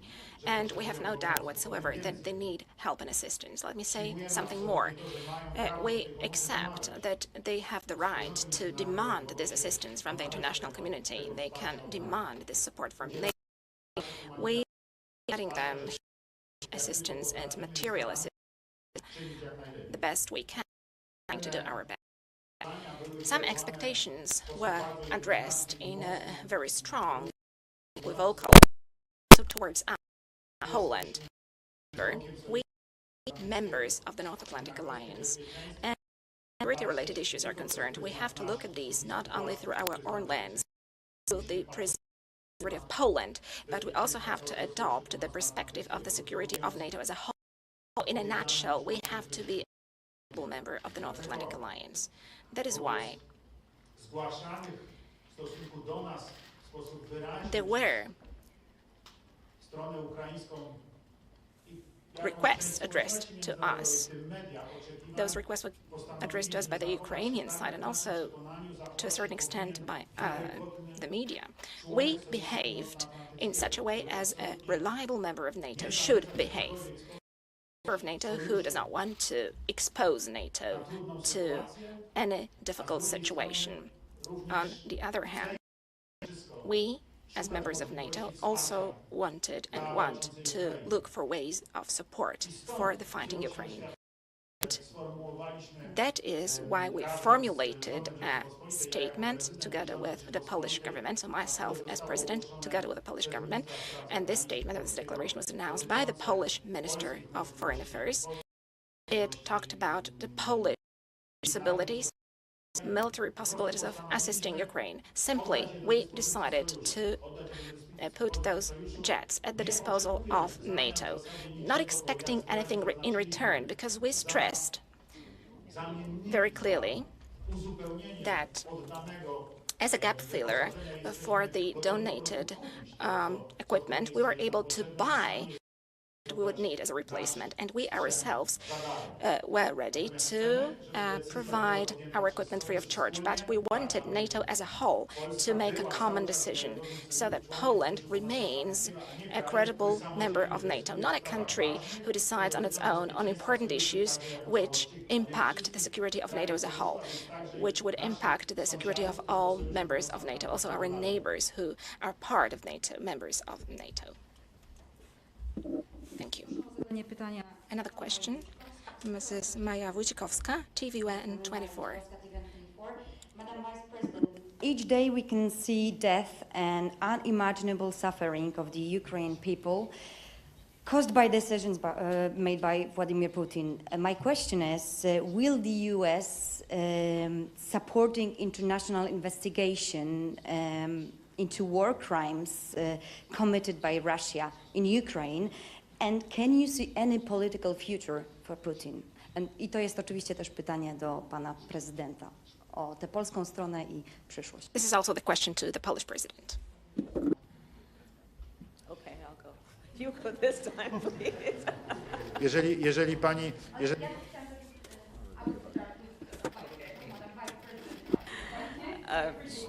Not at all. We are very clear. The NATO alliance is stronger and Russia is weaker because of what Putin has done. That is very clear to us. And when it comes to crimes and violations of international norms and rules, we are also very clear that any intentional attack on innocent civilians is a violation. The UN has set up a process by which there will be a review and investigations, and we will, of course, participate as appropriate and necessary. But we all watched the television coverage of just yesterday. That's on top of everything else that we know and don't know yet, based on what we've just been able to see. And because we've seen it or not doesn't mean it hasn't happened. But just limited to what we have seen. Pregnant women going for health care, being injured by, I don't know, a missile, a bomb, in an unprovoked, unjustified war, where a powerful country is trying to take over another country, violate its sovereignty, its territorial integrity, for the sake of what? Nothing that is justified or provoked? Absolutely there should be an investigation, and we should all be watching. And I have no question the eyes of the world are on this war and what Russia has done in terms of this aggression and these atrocities. I have no doubt.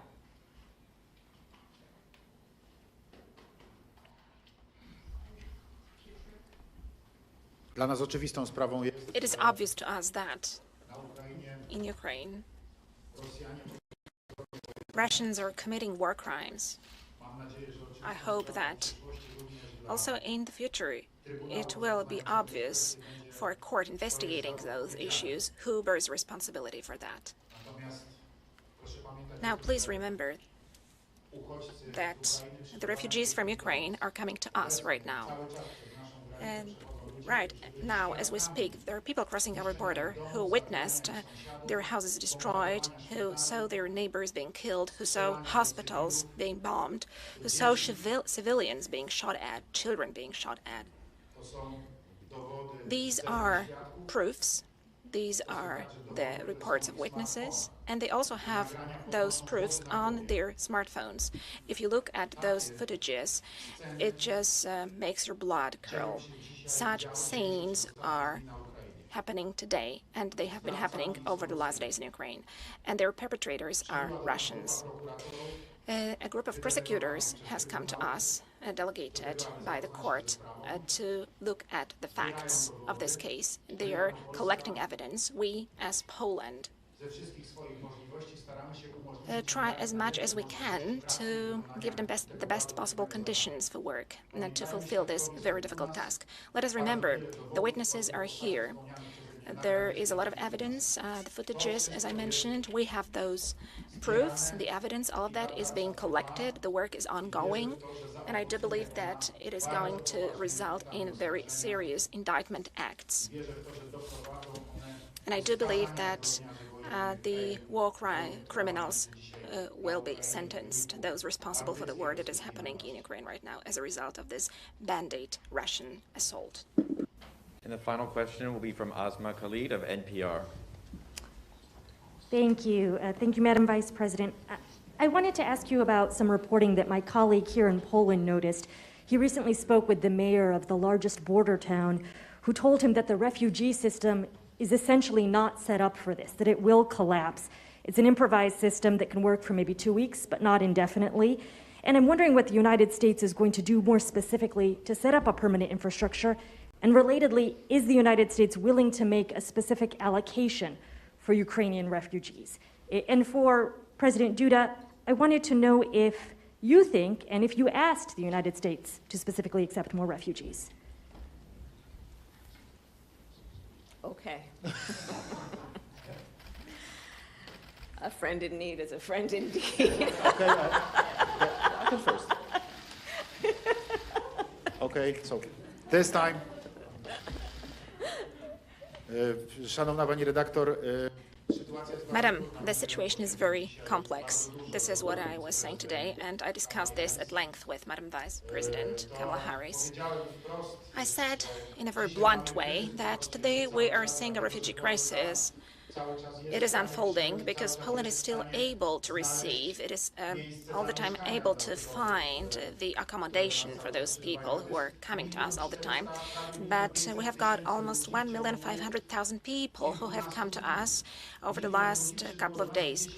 So it's been 10 days. We have received more than 1 million people within 10 days. Never before have we witnessed such a situation. So this is something totally new to us. And we are grappling with this huge challenge. Our entire society is facing up to this challenge. I have already expressed my gratitude to the Polish people for their wonderful position in this very difficult situation, that they are so open-hearted. But we are aware that the problem is growing and that this problem is increasing. We have to somehow handle it, and we do not have the experience. Therefore, yesterday, I had a long conversation with Mr. Antonio Guterres, Secretary General of the United Nations Organization, and I flagged out that problem to him. I described him the situation, how it looks, how it develops. I described to him the reaction of the Polish society, of the Polish authorities, how we have been handling with this problem, but I told him that unless we receive international assistance, then, given further influx of refugees to Poland on this scale, this will end up in a refugee disaster.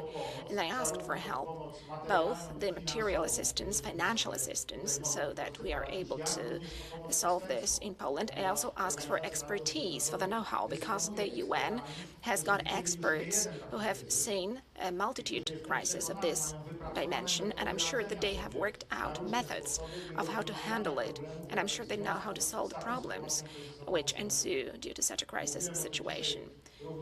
And this is something that I described in details also today to Madam Vice President. I said that the assistance of the United States in this respect is invaluable to us, and we would be very much grateful if we could use this assistance as soon as possible.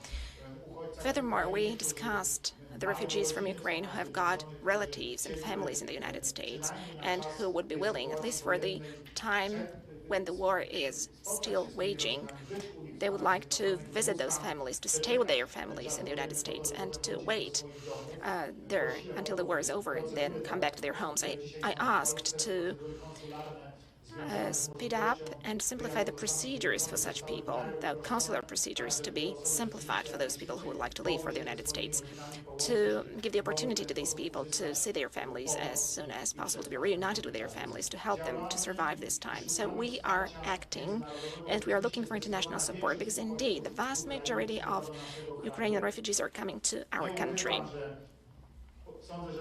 Frankly speaking, that is because, first of all, we are a big country, and also the material status of an ordinary citizen of Poland is for sure much better than the material status of the living conditions of an ordinary Ukrainian citizen, although we are not among those wealthy countries of Western Europe, but our living standards have increased over the last couple of years in Poland. But they are coming because I believe that also it is their belief that thanks to the presence of NATO armed forces, thanks to the presence of our allies from NATO, from Canada, from the UK, from Romania, and from other countries whose soldiers are deployed in Poland, they believe that Poland, due to that presence, is a safe country, a country which is not going to be attacked, a country where you can safely wait out this difficult situation. As the President said, we did discuss this issue, and I started by thanking the President and Poland and the people of Poland for what they have done. And I will restate what I said earlier this afternoon. They've shown extraordinary generosity and kindness and courage. And there have been some here who have relatives who have arrived from Ukraine, but I think there are many more who are taking in perfect strangers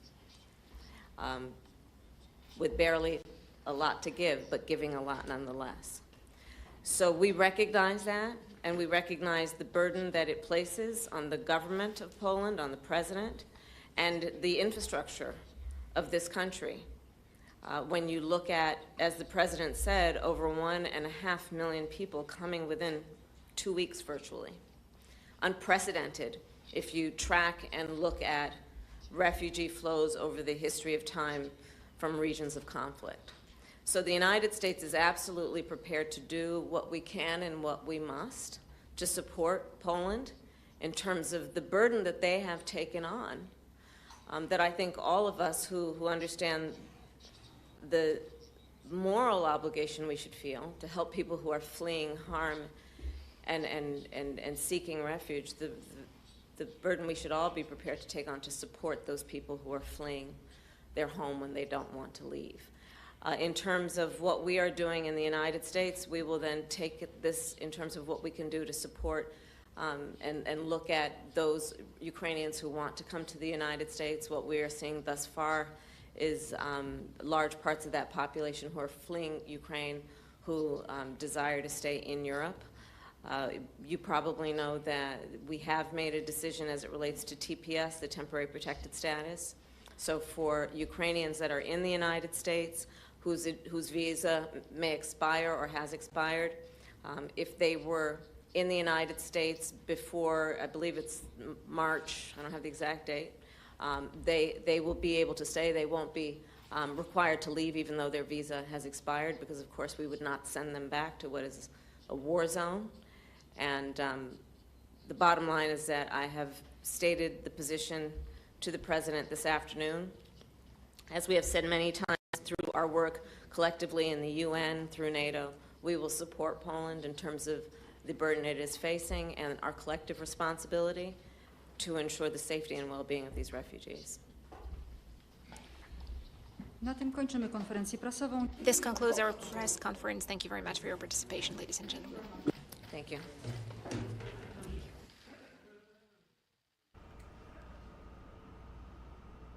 And there we did just listen in live to the latest update from Vice President Kamala Harris as she meets with Polish President Duda. And they did just give that joint press conference along with a series of questions and answers from reporters. Amongst the topics discussed, as expected, was the topic of those MiG-29 jets. President Duda avoiding to answer the question directly of whether Poland consulted with the United States before making that proposal. We, of course, know that the United States said that they were not consulted before. Vice President Kamala Harris asked directly about the stance on the plans and what the United States is offering instead. Vice President Kamala Harris highlighting that the United States recently just spent $240 million in security assistance for Ukraine, also just passed that $13.6 billion aid package within the funding bill that just passed in the House last night. So also dancing around the topic of the fighter jets. We're going to break down everything that we just heard in this press conference with a specialist or counterinsurgency specialist and former intelligence officer, Michael Pregent, in just about 15 minutes time. He's going to hop on with us here, and I do want to bring you back out live to Kyiv because that live camera is now getting ready to go into another portion of the room to follow Vice President Kamala Harris's trip in Europe. But that was the latest. We did expect to hear about the plans, and we did indeed. Vice President Kamala Harris reiterating the message that we've heard from NATO allies since the very beginning of this conflict, reiterating a message that is in NATO's contract. It is Article 5. U.S. and all NATO allies are prepared to defend every inch of NATO territory if one of the NATO allies is attacked. Once again, perspective, Ukraine is not part of NATO. We want to update all of you, if you are just joining us, there's no progress in talks this morning between Russia and Ukraine's foreign ministers today. They did meet in Turkey, Dmytro Kuleba of Ukraine and Sergei Lavrov of Russia. Again, no real progress. The big focus was, of course, humanitarian issues, because just as we saw yesterday, an attack on a maternity and children's hospital in Mariupol, we can confirm has killed 3 Amongst those 3 killed was a child, a little girl, we're learning, and 17 have been injured. We'll keep you updated on that count as we get that update. And the UN, we can actually update this side panel here because we are getting a bit of breaking news into our newsroom. The UN refugee count has now hit 2.3 million. This is the latest update from the United Nations, and I do want to update this for you, so give me just one moment.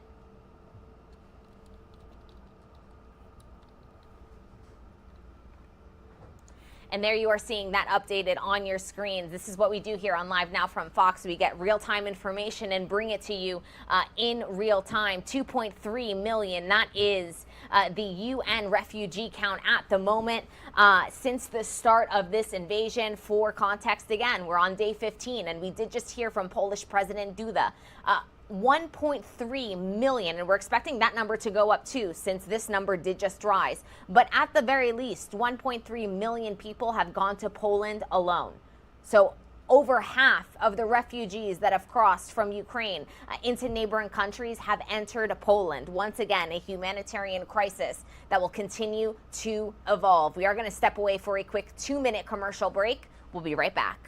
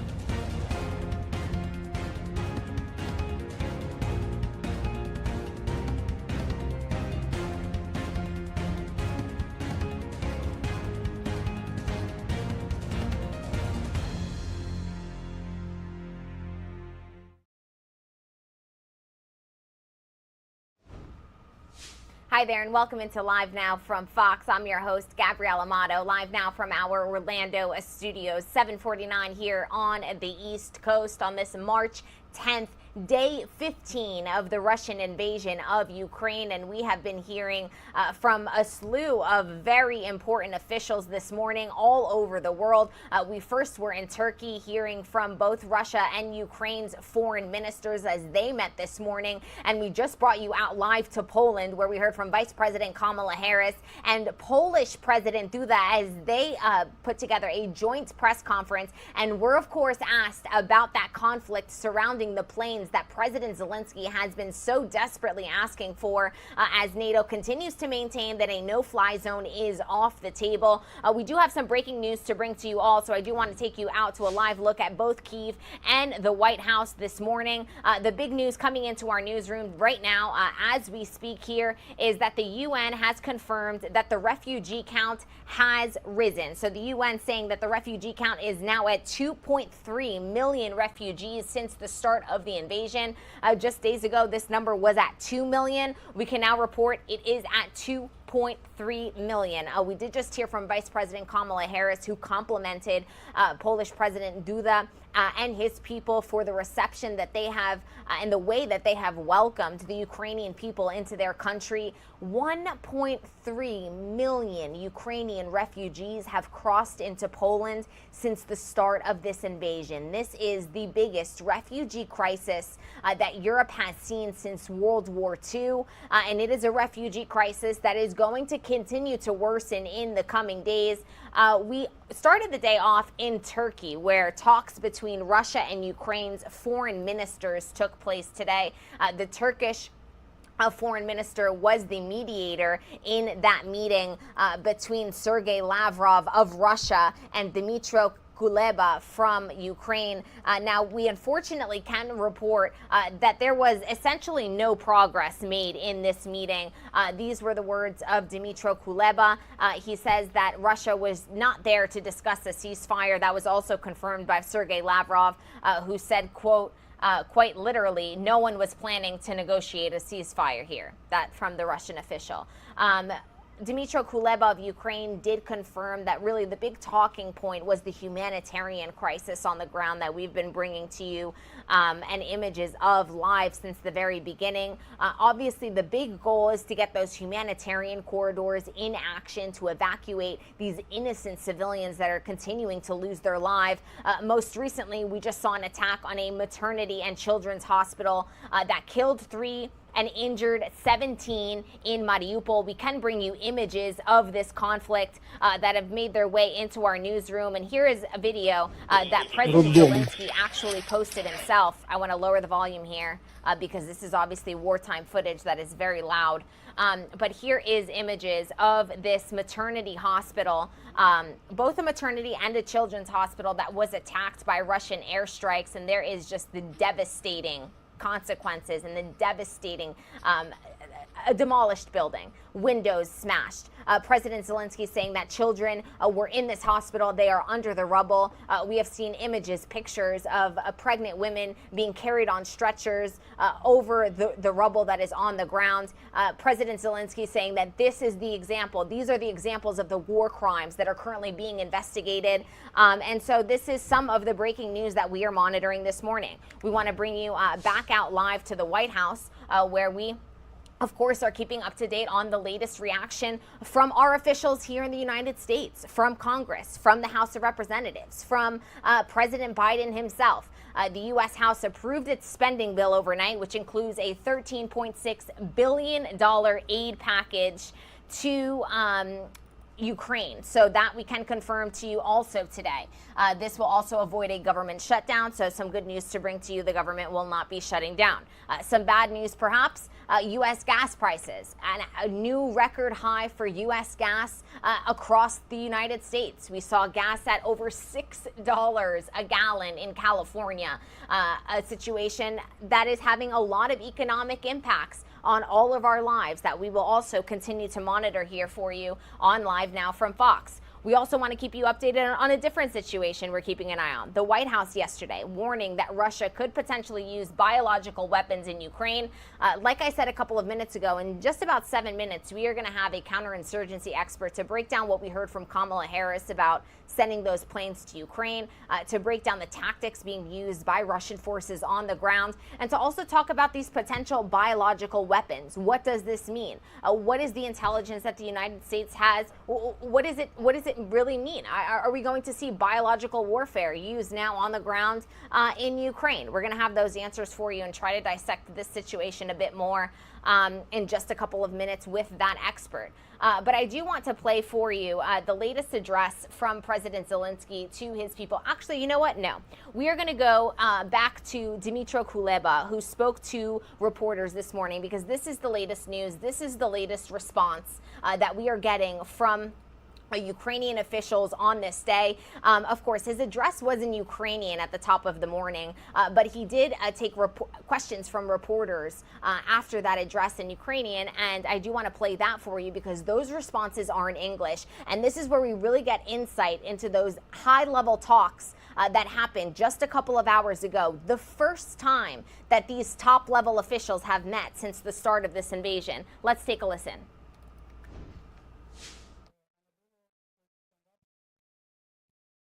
Oleg. The mic is coming. Yeah, the microphone. Microphone is coming.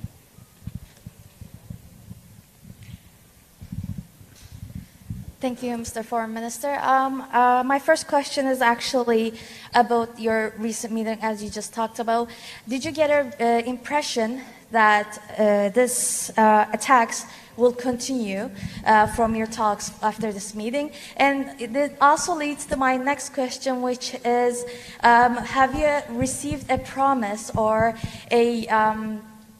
a promise about receiving any military jets from the U.S. or any country from the West to continue your struggle against in this war? Thank you. No, we did not discuss military supplies to Ukraine.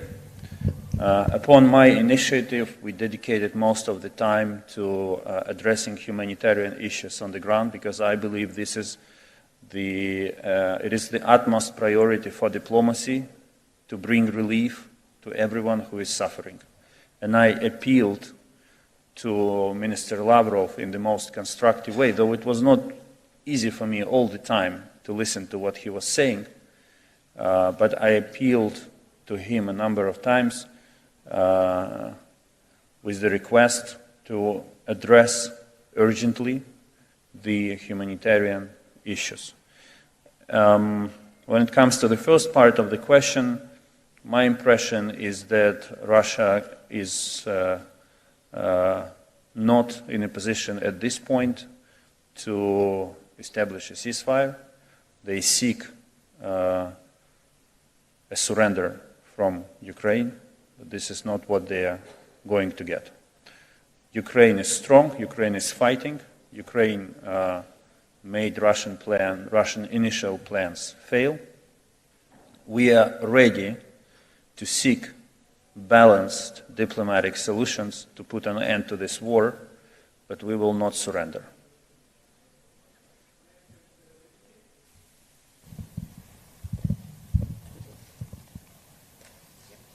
Mr. Kuleba, Tom Bateman of the BBC, thank you very much for doing this.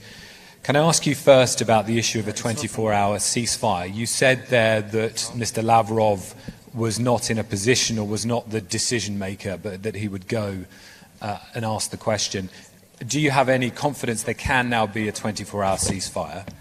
And can I ask you about the wider issues? Because we know that Mr. Peskov, for example, was saying that the fighting, the invasion will stop if there is a commitment by Ukraine not to join NATO, to recognize the regions in the east as independent. Was there any discussion? Did the Russians ask you about these wider issues, and are you prepared to make any concessions on those? No, Minister Lavrov said that all of these issues should be discussed on a different track, the so-called Belarus talks, and he did not go into details on this issue, but the broad narrative that he conveyed to me is that they will continue their aggression until Ukraine meets their demands. And the list of those demands is a surrender, and this is why it's not why it is not acceptable to us.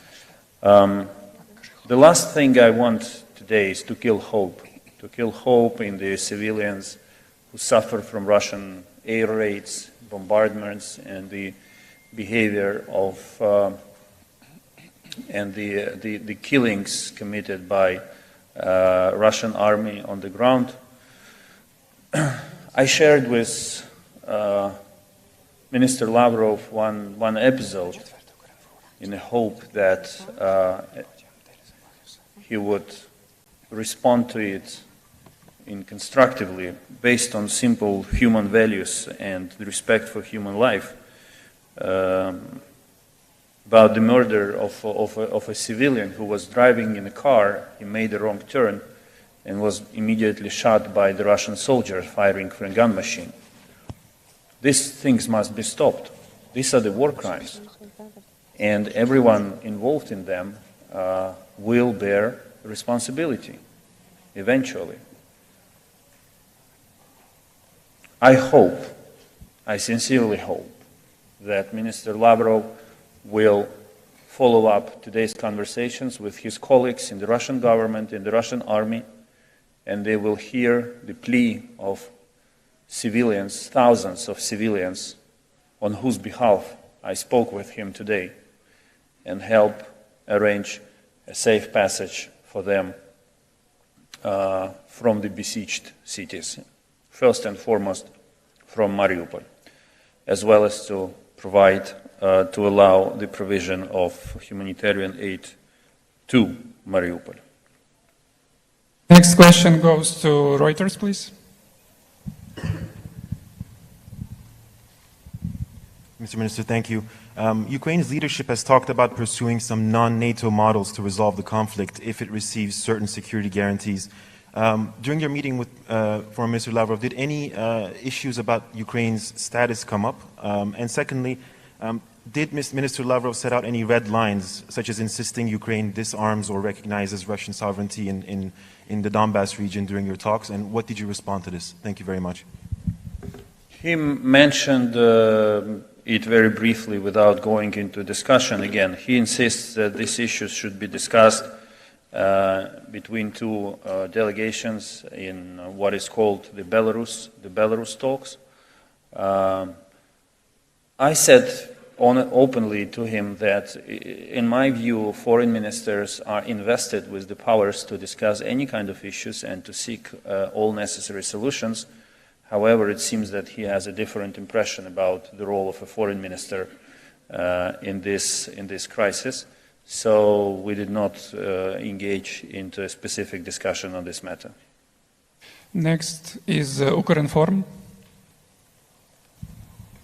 Ольга Будник, Укрінформ. Пане міністре, гендиректор МАГАТЕ має намір приїхати на Анталійський форум. Чи матимете ви з ним зустріч? І взагалі на зустрічі з Лавровим, чи йшла мова про безпеку ядерних об'єктів? І чи продовжує Росія погрожувати своєю ядерною кнопкою? Так, наприкінці зустрічі міністр Лавров порушив тему ядерної безпеки. Він хоче провести, він висловився на користь проведення тристоронніх консультацій між експертами МАГАТЕ, українськими та російськими ядерниками. And we are listening in here on Live Now from Fox to the latest update from Ukraine's Foreign Minister Dmytro Kuleba. He was in Turkey today having the first set of high-level talks of these foreign ministers between Ukraine and Russia. Russia's Foreign Minister Sergei Lavrov was also at this meeting, and here Kuleba addressing media, answering reporters' questions, and pretty much confirming that there was no progress made in this meeting. We did just hear just a couple of minutes ago from Vice President Kamala Harris, and we do want to break down everything that she said in that address, or perhaps what was left unsaid when it comes to discussing the issue of the planes that Ukrainian President Zelensky has so often asked for, the issue of the no-fly zone that is essentially not an option for NATO, and breaking down all of these details. We do want to welcome in a regular at this point, our very own Michael Pregent, counterinsurgency specialist and former intelligence officer. He has been so great at breaking down all of this for us, and I do want to welcome him in once again to the show. Michael, welcome into the show. I know that you also just heard the remarks made by Kamala Harris. We'll begin right there. Your general take on her answers to questions about those fighter jets.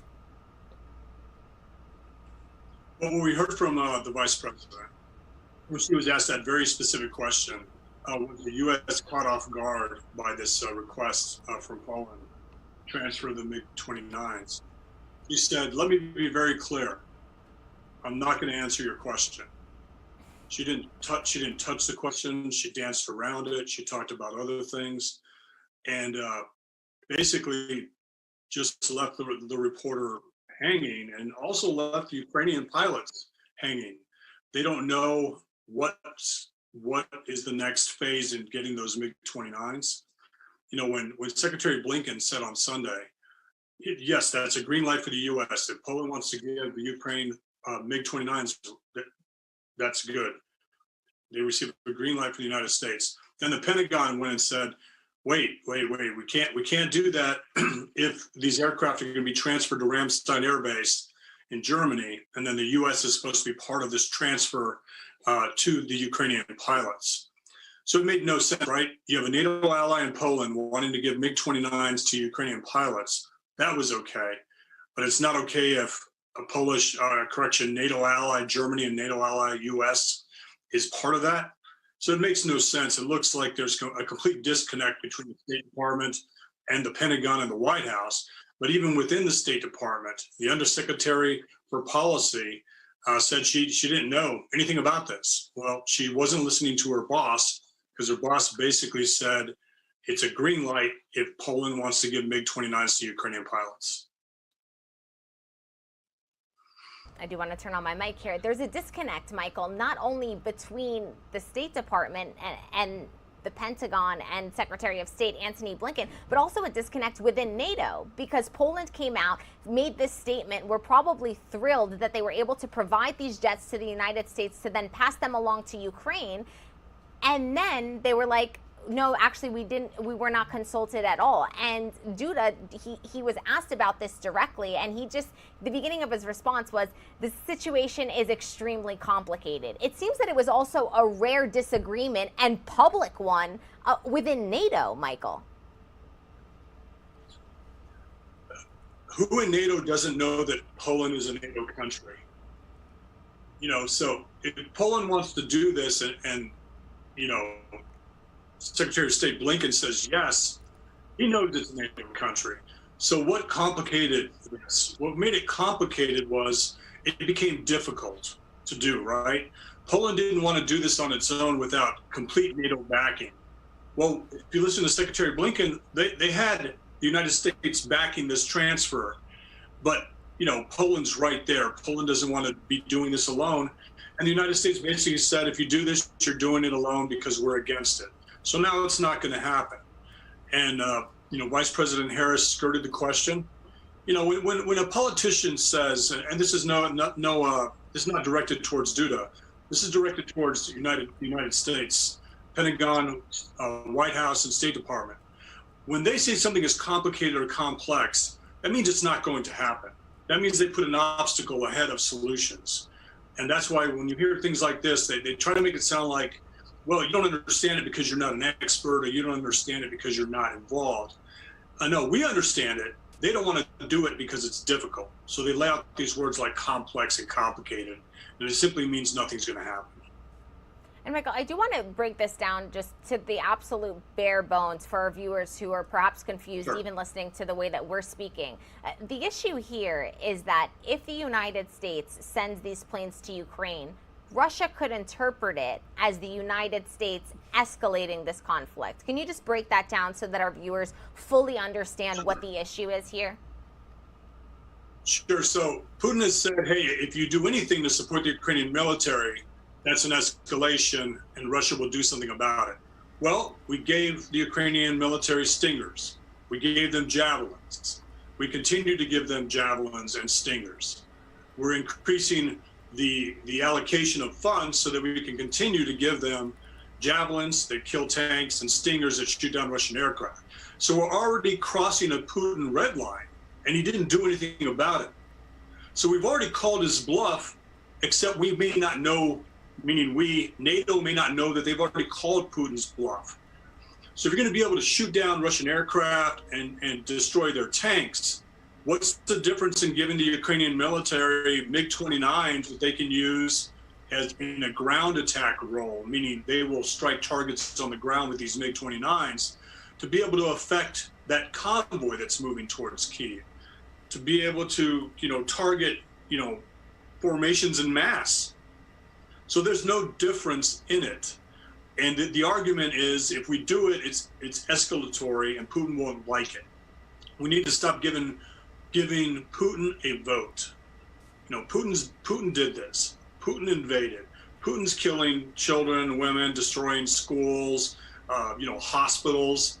And the same things he did in Syria. He's already done all these things. We need to stop asking him permission to intervene and just realize we've already called his bluff by giving the Ukrainian military Javelins and Stingers.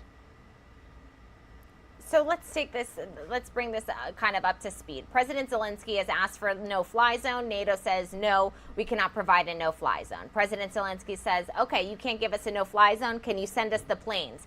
We say, yeah, we'll work on sending you the planes. Oh, no, we can't send you the planes. What can NATO, according to the boundaries that they're very clearly trying to maintain in keeping NATO safe and out of this conflict as much as they possibly can, what can they do next then to support Ukraine? Because they continue to say, we're going to offer any support that we can to Ukraine. We're going to support them to the fullest extent. But then it's like no fly zone and no planes either. Well, see, that's the thing is NATO countries are already giving the Ukrainian military these devices, these weapon systems to kill aircraft and kill tanks, to kill Russians. So NATO's already doing that. And the MiG-29 is not a higher degree of violation of Putin's red line. We've already violated his red line. We've already called his bluff. Give them MiG-29s. Now, the no-fly zone is different because it'd be Americans in aircraft shooting down Russian planes. This is different. These are going to be Ukrainians in MiG-29 shooting down or attacking Russian columns on the ground and shooting down Russian aircraft. So there is a difference. The no-fly zone, I'm an advocate for it. Yes, it's escalatory. Yes, Putin has threatened this response, but at some point you have to act. You can't have a strong speech by a vice president today where she says it's ironclad that we will defend every inch of NATO. And then, you don't hear the rest of it, but it sounds like unless it's going to be difficult. I know the Ukraine isn't part of NATO, but Poland is. Poland wants to help NATO. The United States should say yes. I would like to see the Ukrainian pilots simply go to Poland, pick up the MiG-29s there, and fly them into Ukraine for attacks, for ground attack missions. They don't need to go to Germany. They don't need to go to U.S. base. The U.S. doesn't need to bless off on this, meaning inspect every aircraft before it's transferred. It can just be transferred. And if Anthony Blinken was okay with it on Sunday and the Pentagon isn't as of yesterday, then there needs to be more of a discussion. We need to see that team of rivals come up with something that is actually beneficial to the Ukrainians on the ground. Just to summarize, we've already introduced things that can kill Putin's war machine. This is just another weapon system. The ones that he fears most are the ones that we've already introduced. The javelins, hard to find. They can go and hide in buildings, 3 to 5 man teams, and the Stinger missiles that can shoot down aircraft. The MiG-29 would actually be an easier target for the Russians to hit than is a 3-man team with a javelin or a 3-man team with a Stinger. So the bottom line, Michael, is that the reason that people, perhaps our viewers who are confused, and even us speaking, is that NATO and the United States are being a bit inconsistent in their approach here. Yeah, so we're not confused. All right, let's give ourselves some credit, and also the audience. We're watching the White House be confused. Correct. We're watching the White House be way confused on this. State Department saying one thing, the Pentagon saying something different. Confused Vice President up there skirting. What's that? Confused in the messaging, even. Oh, yeah. And we're seeing we're seeing the curtain being pulled back in D.C. to see how inept they are, how they're not talking together, how they're not working together to find solutions. And the whole world is watching this disconnect between the White House, State Department, the Pentagon, NATO ally Poland, NATO ally Germany, the U.S., and Putin. And every day that we have a delay, every day that this White House is confused, is another day Putin can say, I'm going to honor a humanitarian aid corridor while I reposition forces, while I move closer to objectives on the ground like Kyiv and other major cities. And when we talk about this kind of war escalating, we're already seeing it reach new heights. You mentioned it in one of your little excerpts a couple of questions ago, this attack on a maternity hospital and children's hospital, just horrific. And just to reiterate once again, these are the examples of war crimes that are going to be investigated and that we've seen Putin do in other countries and in other areas that he has waged war, correct? Exactly. Putin's doing everything he's doing in Ukraine today because he got away with it in Syria. The last time he got away with this level of using banned weapons on civilian populations was the last time President Biden was in office as vice president. So Putin recognized this administration down to Blinken, Austin, Malley, Sullivan, Brett McGurk, everyone that failed during the Obama-Biden administration with Crimea, with Syria, with ISIS, with the Iran deal, has been elevated to a greater role, and now they're taking on more capable adversaries like Russia and China, and they're failing. And Putin recognizes this. He knows the people inside of the national security team for President Biden, and he's taking advantage of it. And now he's watching them, fight amongst themselves, with the curtain pulled, and it just gives him an advantage. While he's losing on the ground in Ukraine, the White House is giving him an advantage. He's losing tactically, he's losing strategically, he's losing operationally. And now the CIA director is warning that because he's losing so bad, because Zelensky has stayed, because we're putting Stingers and Javelins in play, that now he's going to resort to a possible tactical nuke scenario in Ukraine. And those are the things that we can't let constrain us. We can't let Putin's threats of escalating and using a tactical nuke govern what we do. We've already introduced the one thing that Putin's most fearful of, at least his tank commanders are, and that's the Javelin.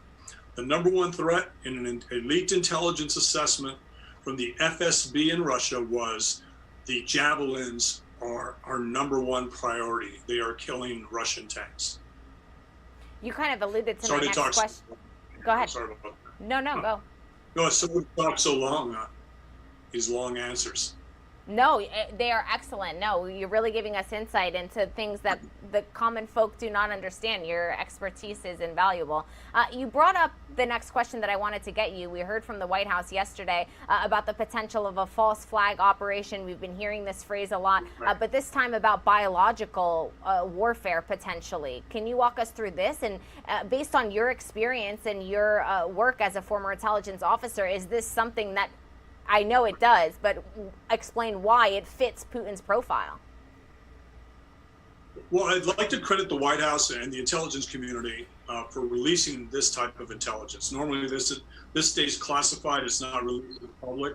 But what this does is it denies Putin a narrative that the Ukrainians upped the game in Ukraine by using biological and chemical weapons. Putin wants to use these false flag events to justify escalation, to justify countering with his own biological and chemical weapons. So I have to credit the administration with releasing this level of intel, declassifying it now, getting it out there. Because again, we have to remember, Putin was going to use some sort of excuse to invade. And when the White House took those excuses away, he invaded anyway. So Putin could escalate regardless of whether or not a false flag operation works or anyone believes it. But at this point, it undermines him because it puts it out there. He can't use it as an excuse. But what we're seeing is he doesn't need an excuse. He'll just continue until he's stopped. And that brings me to my next question, because we heard this morning a little bit of breaking news. The leaders of Germany and France demanded an immediate ceasefire in Ukraine on a three-way phone call with President Putin. I mean, we have world leaders speaking to him, but ultimately, Michael, how does this end? Because it appears he's in too deep to turn around now. How do we put this to an end? Well, if we continue to supply the Ukrainian military with javelins and stingers, it continues to halt his operation. It continues to, unfortunately, kill Russian soldiers. They've lost upwards of 6,000 Russian soldiers in this campaign, more than the United States lost in 20 years in Iraq. That is huge. They've already lost that many in the first 2 weeks of this campaign, and Russians are learning about it. Last week, Putin released numbers that 640 Russians were killed on the battlefield in Ukraine. And I said, this is war math, add a zero to that number. And that would have made it 6,450 casualties. We're at the plus 6,000 casualty mark now. And that's starting to take an impact. Now, if there are 6,000 killed, one of my buddies that I used to work with said, well, that means there's 10 to 15,000 Russian soldiers that have been wounded.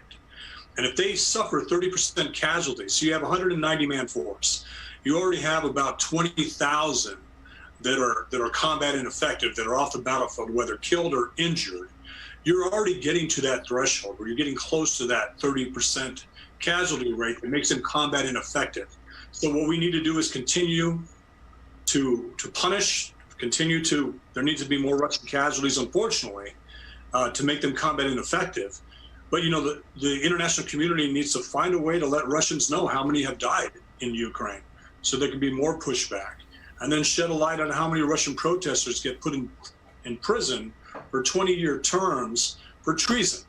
You know, there is no going back, like you said. Putin's gone this far. We probably should talk about this is an off-ramp for you. You step down from the presidency in Russia. You go to one of these countries that will take your, will bring you in, and you're in exile, and you can keep your $400 billion, something like that. Otherwise, we don't want this guy to be thinking that he's run out of options and actually escalate to a tactical or even a nuclear counter. And two more questions. Right, because the next one brings me to that nuclear encounter. We broke the news yesterday here on Live Now from Fox that power has been shut off to Chernobyl. What does this all mean, and why does he continue to want to control these nuclear plants? Right, so the IAEA can no longer monitor the levels of radioactive activity at Chernobyl. We've seen the Russians shell another nuclear reactor in the south. At the same time, for some reason, the Biden administration has put Russia in charge of our negotiations with Iran on a nuclear deal. So Russia can't be trusted when it comes to anything nuclear. He's threatening a nuclear retaliation if we do anything. He's basically shelled nuclear reactor sites in Ukraine. The ones the Russians control, the IAEA no longer has access to. And yet he's supposed to be an honest broker when it comes to the JCPOA, the Iran deal. So none of this makes any sense. And the White House should stop the Iran deal. They should cut off gas and oil, Russian gas and oil, and they should start listing the number of generals that are going to be brought up on war crimes. Apparently, if you're a president of a country, you can't be brought up on a war crime. So Putin may not be able to be charged. But you start charging everyone close to him, all of those oligarchs that are supporting him, for war crimes because they can be charged. And let's see if the knives come out in Moscow. Yeah, and of course we can confirm that the U.S. is banning Russian oil imports. That was breaking news this week. Last but certainly not least, Michael, we talk about the humanitarian impact. I'm not sure how much expertise you have in this area, but I did want to ask you, realistically, how long can neighboring countries like Poland, Slovakia, Romania support this massive influx of refugees? 2.3 million is the latest. How long, realistically, can these people be supported? Well, the thing about a neighbor, supporting a neighbor, is you share culture, you share language, you share an understanding. So if you contrast that with the refugee flow coming out of Turkey from the Syrian conflict and the resistance to letting that number of refugees push into Europe, this is much different. This is because Putin did it in Syria and caused a refugee flow, and they use it as leverage on Europe to get concessions, meaning we'll release these refugees into Europe if you don't do certain things. Now, when it comes to the Ukrainians, there's a different response from the international community. They're more welcoming, and they're bringing them in. And what that says about how they looked at the Syrian refugees, I don't want to really get into that, but we're seeing a more acceptance, a more willingness to bring in Ukraine because it's Putin doing it right there on their doorstep. It's different. It's happening in their backyard, and there's a different response.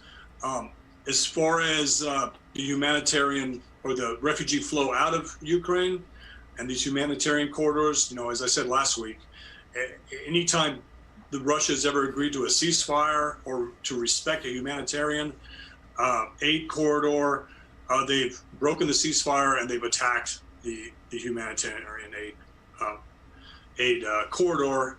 Normally they separate the military-aged men, get them out of the formation, let the women and children continue, and then interrogate the men and sometimes kill the men. They definitely did that in Syria.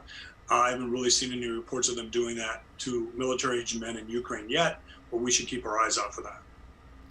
We certainly will. We have seen them not uphold the humanitarian corridors already this weekend, just as you alluded to. Michael Pregent, thank you so much for your time once again. Always a pleasure, and I'm sure we'll be touching base. Have a great day.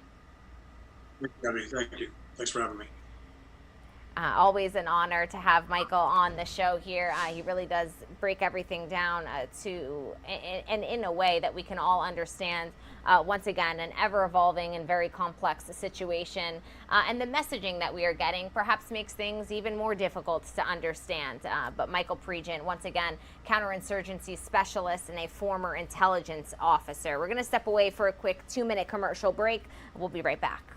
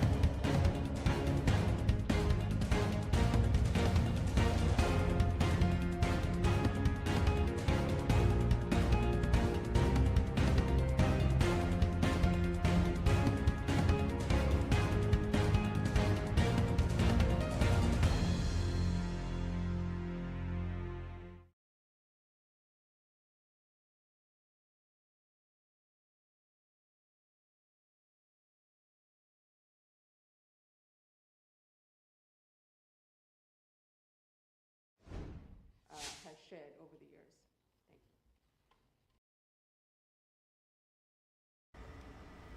Welcome into Live Now from Fox. I'm your host, Gabrielle Amato, live now from our Orlando studios. And we did just hear from Vice President Kamala Harris just a couple of minutes ago that, of course, an address made in Poland. I do want to go out to a full live look at Kyiv, Ukraine here as we break down the latest news that is coming into our news decks. We are going to replay that full address from Vice President Kamala Harris for you here on the show because she did just give an update with Polish President Duda, but we do want to get you up to speed on all of the breaking news before we go ahead to that. We can confirm that the UN has confirmed that the refugee count is now at 2.3 million since the start of this invasion. That count was just 2 million a couple of days ago, and that has risen to 2.3 million. 1.3 of those million headed to Poland alone. We also can report today that there has been no progress in talks between Russia and Ukraine. Their foreign ministers met today on neutral ground in Turkey, a meeting mediated by the Turkish Prime Minister, and we can confirm that there was no ceasefire agreed and that even agreeing to evacuation corridors was unsuccessful in that meeting.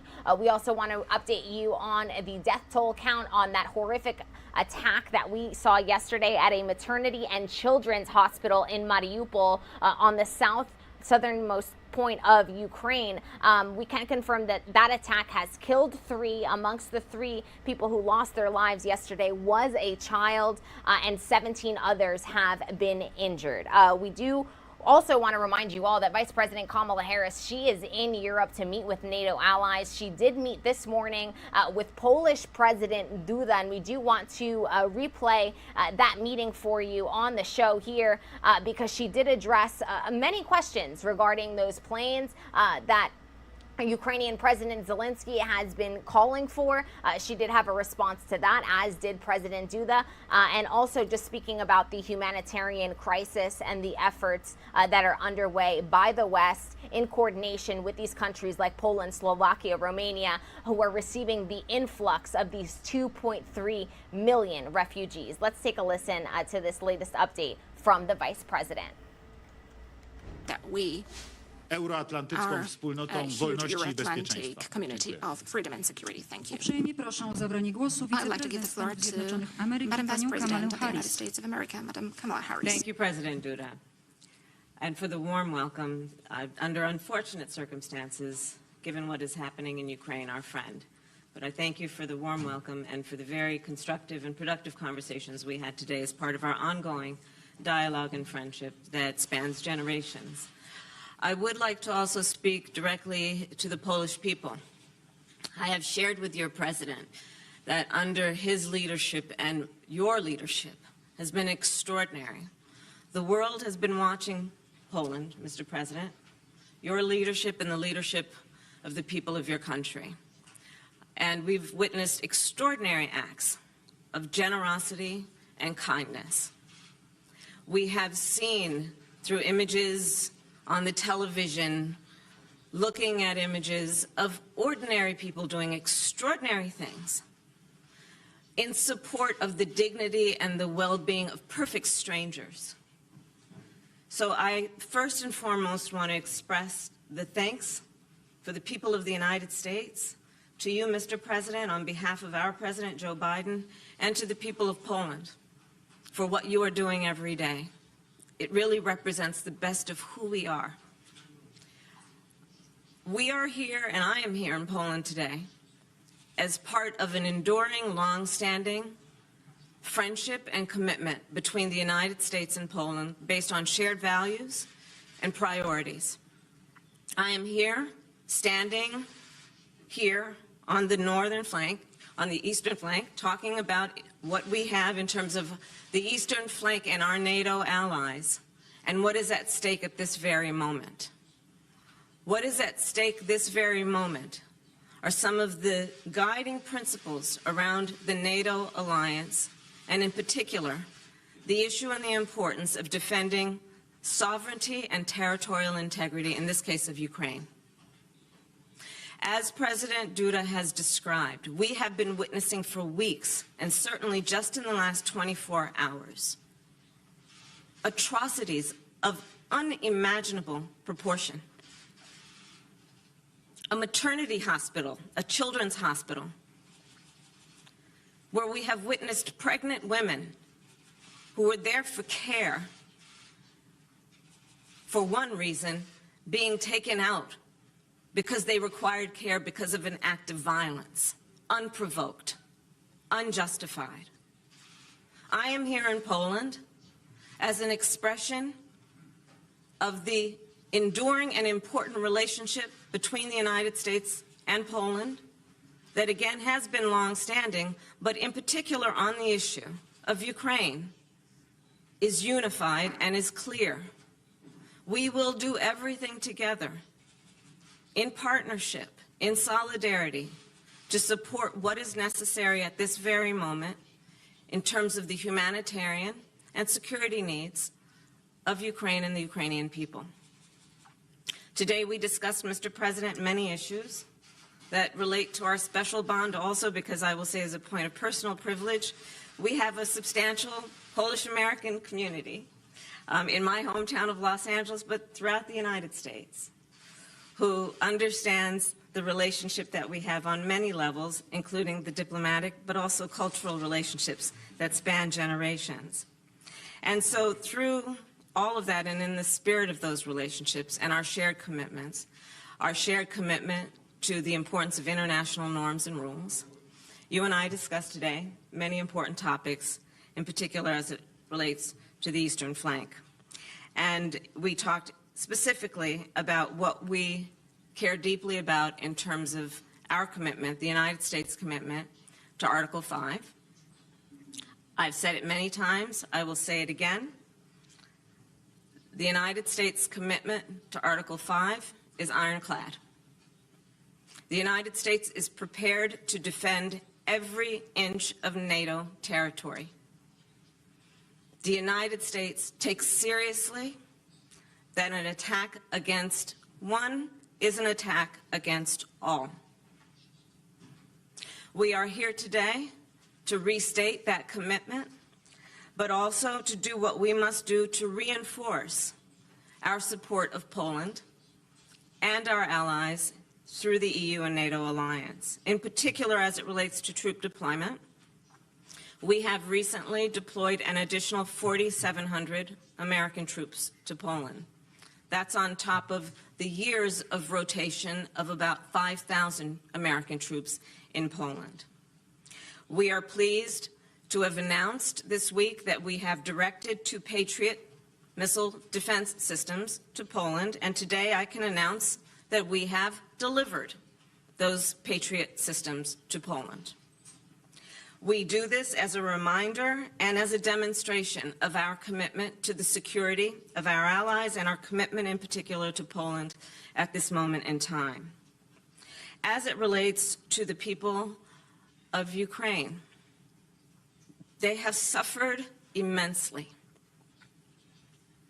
When we talk about humanitarian aid, it is because, yes, the assistance is necessary, but what compels us also is the moral outrage that all civilized nations feel when we look at what is happening to innocent men, women, children, grandmothers, grandfathers,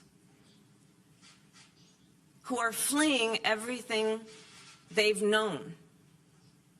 Our outrage, which compels not only our security assistance, but our humanitarian assistance, is rooted in the fact that also we support the people of Ukraine who have shown extraordinary courage and skill in their willingness and, yes, ability to fight against Putin's war and Russia's aggression.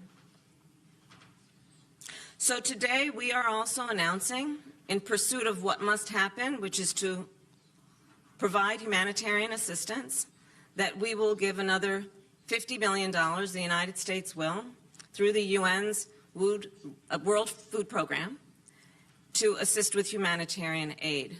The President and I also talked about the fact that, as he mentioned, Poland has taken, in just a very short period of time, in excess of 1.5 million refugees in from Ukraine. And that has put an extraordinary burden on Poland and the people of Poland.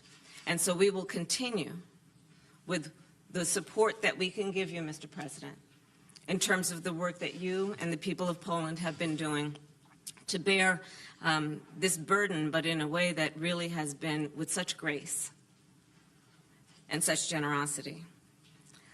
We also are pleased to have shared with the President what our United States Congress has done, which is there is a commitment now of $13.6 billion in humanitarian and security assistance that will be then distributed and shared with Ukraine and the people of this region and Europe.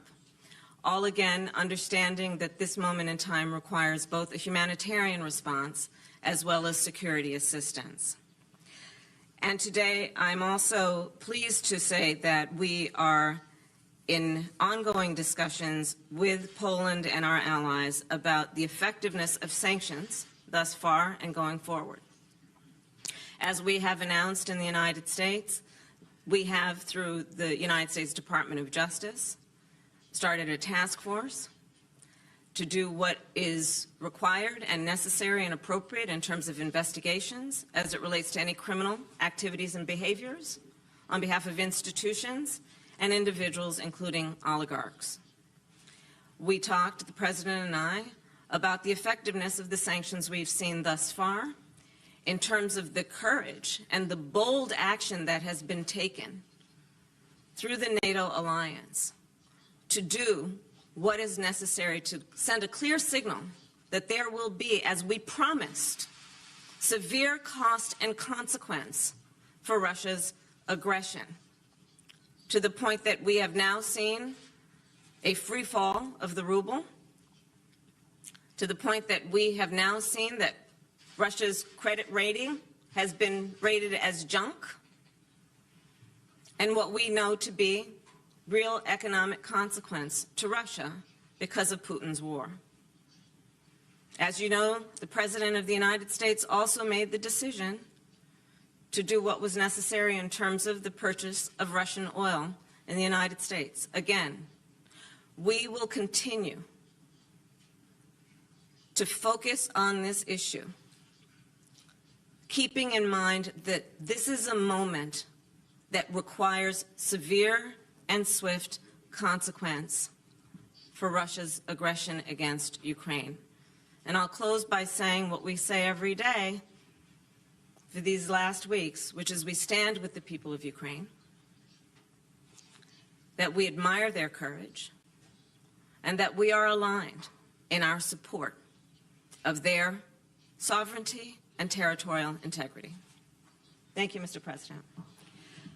Mamy czas na pytania dziennikarskie. Proszę o zadanie pytania panią Jacqueline Skowrońską z TVP. Madam Jacqueline Skowrońska from the Polish television. Jacqueline Skowrońska, Telewizja Polska. Chciałabym swoje pytanie skierować zarówno do pani wiceprezydent, jak i do pana prezydenta. W jaki sposób to, co wydarzyło się na Ukrainie, ten brutalny atak Rosji, wpłynął na relacje polsko-amerykańskie? Antony Blinken, sekretarz stanu USA, podczas swojej ostatniej wizyty w Polsce mówił o tym, że przyjaźń polsko-amerykańska nie była jeszcze nigdy w historii tak silna jak w tym momencie. Czy zatem przełoży się to na także trwałą obecność wojskową Stanów Zjednoczonych w Polsce? Bardzo dziękuję.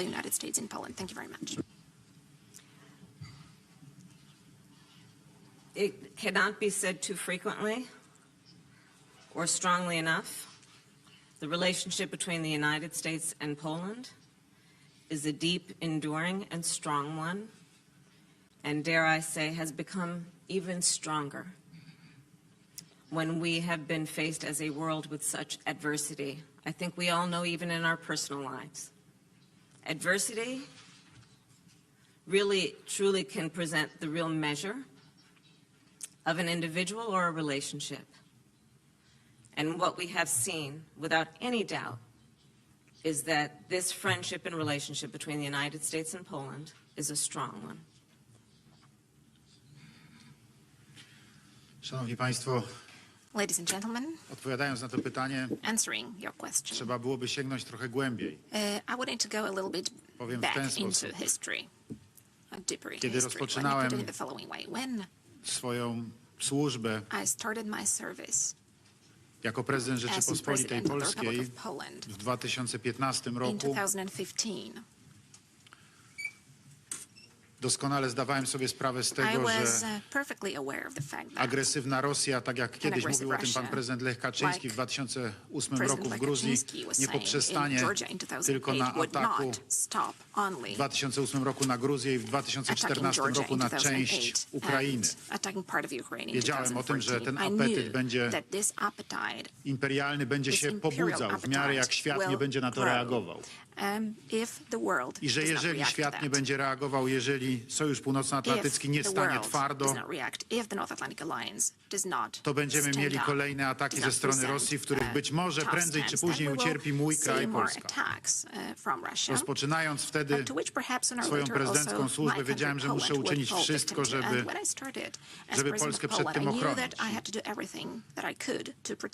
Trzeba powiedzieć jasno i mocno tutaj w tym miejscu w obecności pani wiceprezydent, że tymi, którzy rozumieli doskonale, o czym wtedy mówię, mówiąc o rosyjskim zagrożeniu, byli właśnie przedstawiciele Stanów Zjednoczonych, byli przedstawiciele administracji prezydenta Baracka Obamy, sam pan prezydent, wtedy generałowie amerykańscy. To właśnie dzięki ich wsparciu uzyskaliśmy obecność Sojuszu Północnoatlantyckiego na wschodniej flance, wzmocnienie wschodniej flanki po raz pierwszy, odkąd w 1999 roku przystąpiliśmy do NATO. To właśnie szczyt NATO w Warszawie, przede wszystkim decyzjami prezydenta Stanów Zjednoczonych i jego współpracowników, ale także reszty sojuszników, których udało się przekonać, doprowadził do tej obecności na wschodniej flance sojuszu, a symbolicznie u nas tym państwem ramowym stały się Stany Zjednoczone i jednocześnie przyjechali żołnierze armii amerykańskiej, którzy rozpoczęli rotacyjną obecność w naszym kraju, rotacyjną, ale trwałą, ale cały czas. Żołnierze się zmieniają, ale armia amerykańska obecna jest cały czas na naszej ziemi. To był przełom. Jeżeli wspomnimy słowa prezydenta Lecha Kaczyńskiego, które powtarzałem wielokrotnie, który powiedział do mnie kiedyś w 2008 roku: Andrzej, wtedy, kiedy na naszej ziemi znajdą się amerykańscy żołnierze, znajdą się amerykańskie instalacje militarne, znajdzie się amerykański ekwipunek militarny, wtedy cały świat będzie widział, że to już nie jest rosyjska strefa wpływów. To jest właśnie prawdziwa przyjaźń, jak powiedziała dzisiaj pani wiceprezydent. Friend in need is a friend indeed. Cieszę się ogromnie z tego, że dzisiaj, kiedy jesteśmy w potrzebie i wtedy, kiedy wschodnia flanka NATO jest w potrzebie, Stany Zjednoczone decyzją pana prezydenta Joe Bidena przysłały dodatkowych żołnierzy i przysyłają i zapowiadają kolejne wzmocnienie obecności amerykańskiej w naszej części Europy i dokładnie także i u nas, bo to jest właśnie zrozumienie istoty wielkiej geopolityki, strategicznych celów, które muszą być przez tą politykę i przez wolny świat osiągnięte i rzeczywiste rozumienie kwestii bezpieczeństwa. Czy przyjaźń polsko-amerykańska jest dzisiaj na przestrzeni tych ostatnich lat silniejsza niż kiedykolwiek? Tak, przyjaźń polsko-amerykańska z całą pewnością na przestrzeni 7 lat mojej prezydentury jest silniejsza niż kiedykolwiek. Dzisiejsza obecność tutaj w Warszawie pani wiceprezydent Kamali Harris jest kolejnym tego dobitnym dowodem, jak i obecność wszystkich przedstawicieli administracji pana prezydenta Joe Bidena w ostatnim czasie tutaj na naszej ziemi, jak również, proszę państwa, to jak częste są kontakty pomiędzy mną a prezydentem Stanów Zjednoczonych, jak często rozmawiamy na te najważniejsze tematy dotyczące bezpieczeństwa i wzajemnych relacji. Tak, oczywiście. Jeżeli mówimy o wielkiej polityce i o przyjaźni, to jest właśnie przyjaźń w wielkiej polityce i to jest właśnie przyjaźń pomiędzy państwami. Z całą pewnością pomiędzy Polską a Stanami Zjednoczonymi jest ona w tej chwili bardzo silna. Najsilniejsza być może kiedykolwiek w historii. The next question will come from Nandita Bose of Reuters. Hi, Madam Vice President. Thank you for, and President Duda, thank you for taking my question. President Zelensky has strongly asked for better air power in recent days. And my question is, what kind of alternative plans does the United States have to get materials to help Ukraine defend itself, especially now that you have declined Poland's offer on jets? Can you give us some specifics on what you discussed with the Polish leaders on this issue, Madam Vice President? And one for President Duda. The United States says, Mr. President, it was not consulted before you made the offer to make your jets available to the United States. Is that accurate? And did Poland act unilaterally in making an offer? If yes, why? Especially now that you have spoken about the strong relationship that U.S. and Poland has shared over the years. Thank you.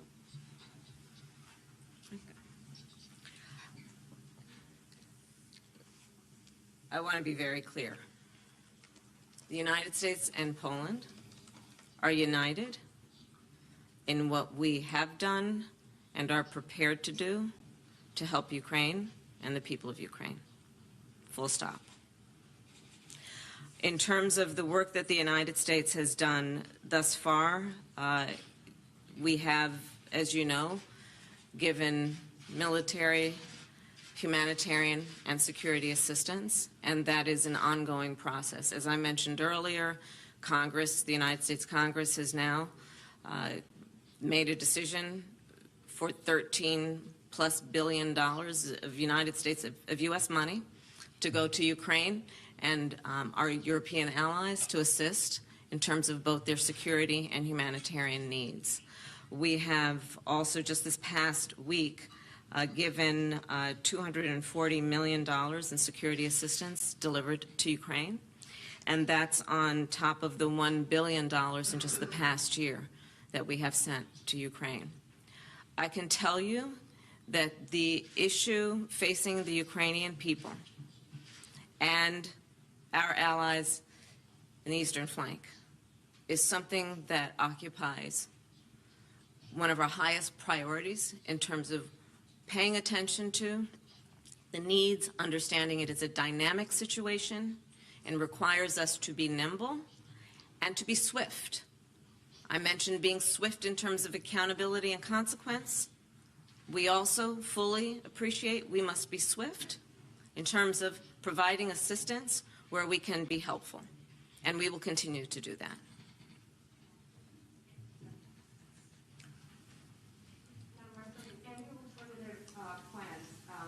Especially in light of the issue with Poland on jets?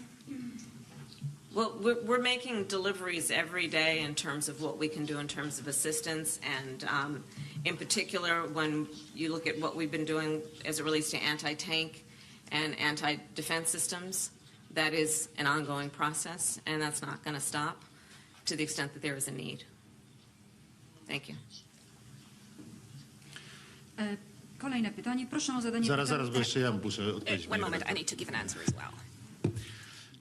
Pani redaktor, Madam, sytuacja jest bardzo trudna, that situation is extremely bo wszyscy obserwujemy, because we are all że na saying Ukrainie trwa that walka there o is a niepodległość, o fight suwerenność, going o on in wolność i o Ukraine przetrwanie. for independence, for sovereignty, I wszyscy for dzisiaj freedom, wspieramy and for z całych survival. sił And all of us naród support ukraiński, bo to nie with tylko all the strength żołnierze, we to have naród the ukraiński, który people of chwycił za Ukraine. broń It po is to, not żeby only bronić the swojej military, ojczyzny. also To the nie people of tylko Ukraine mężczyźni, to have także taken arms to kobiety, defend their które homeland. It is walczą not only men, które it's also walczą women na froncie who ramię w fight ramię on z the front mężczyznami po to, by obronić shoulder to shoulder with swój men kraj. in order to defend. All right, everybody, you are watching Live Now from Fox, where we are tuning in to a press conference between Vice President Kamala Harris and Poland's president, again, happening today in Europe. This is part of her tour there. And we do know the Vice President said that the United States is prepared to defend every inch of NATO territory. Some other updates: the United Nations has confirmed today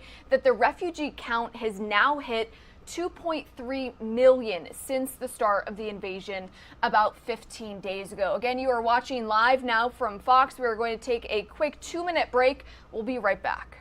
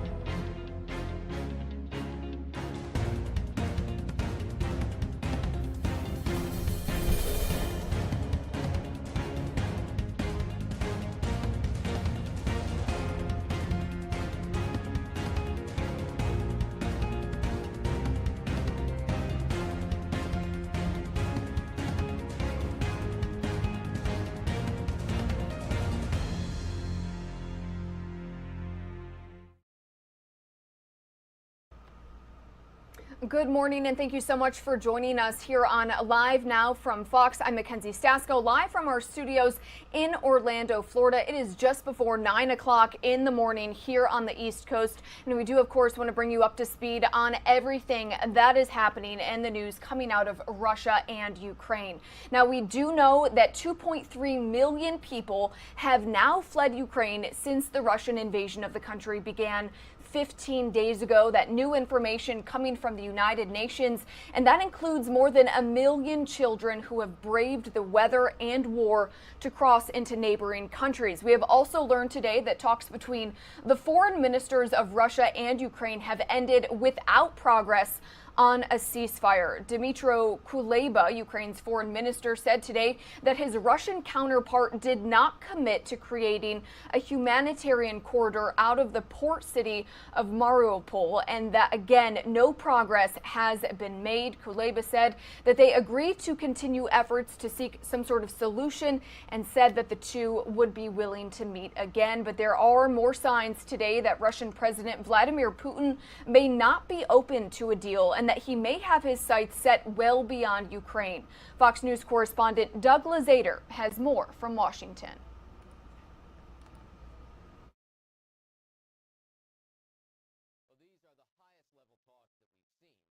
President Vladimir Putin has been ramping up brutal attacks in recent days, and one image seems to capture what may be his ultimate goal.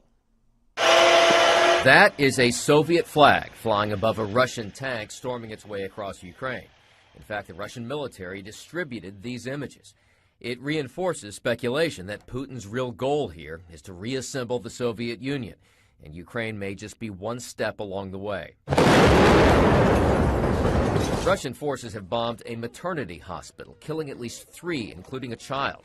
Ukraine's president once again urging the United States and others to do more to secure his country's airspace. Me asking you several times, a million times, close the sky. No, you have to phone us to our people who lost their children and say, sorry, we didn't do it yesterday. But the Pentagon has nixed a possible deal to help facilitate the delivery of Polish fighter jets to Ukraine. The transfer of combat aircraft right now could be mistaken by Mr. Putin and the Russians as an escalatory step. Russia has accused the U.S. of helping to operate chemical and biological weapons labs in Ukraine.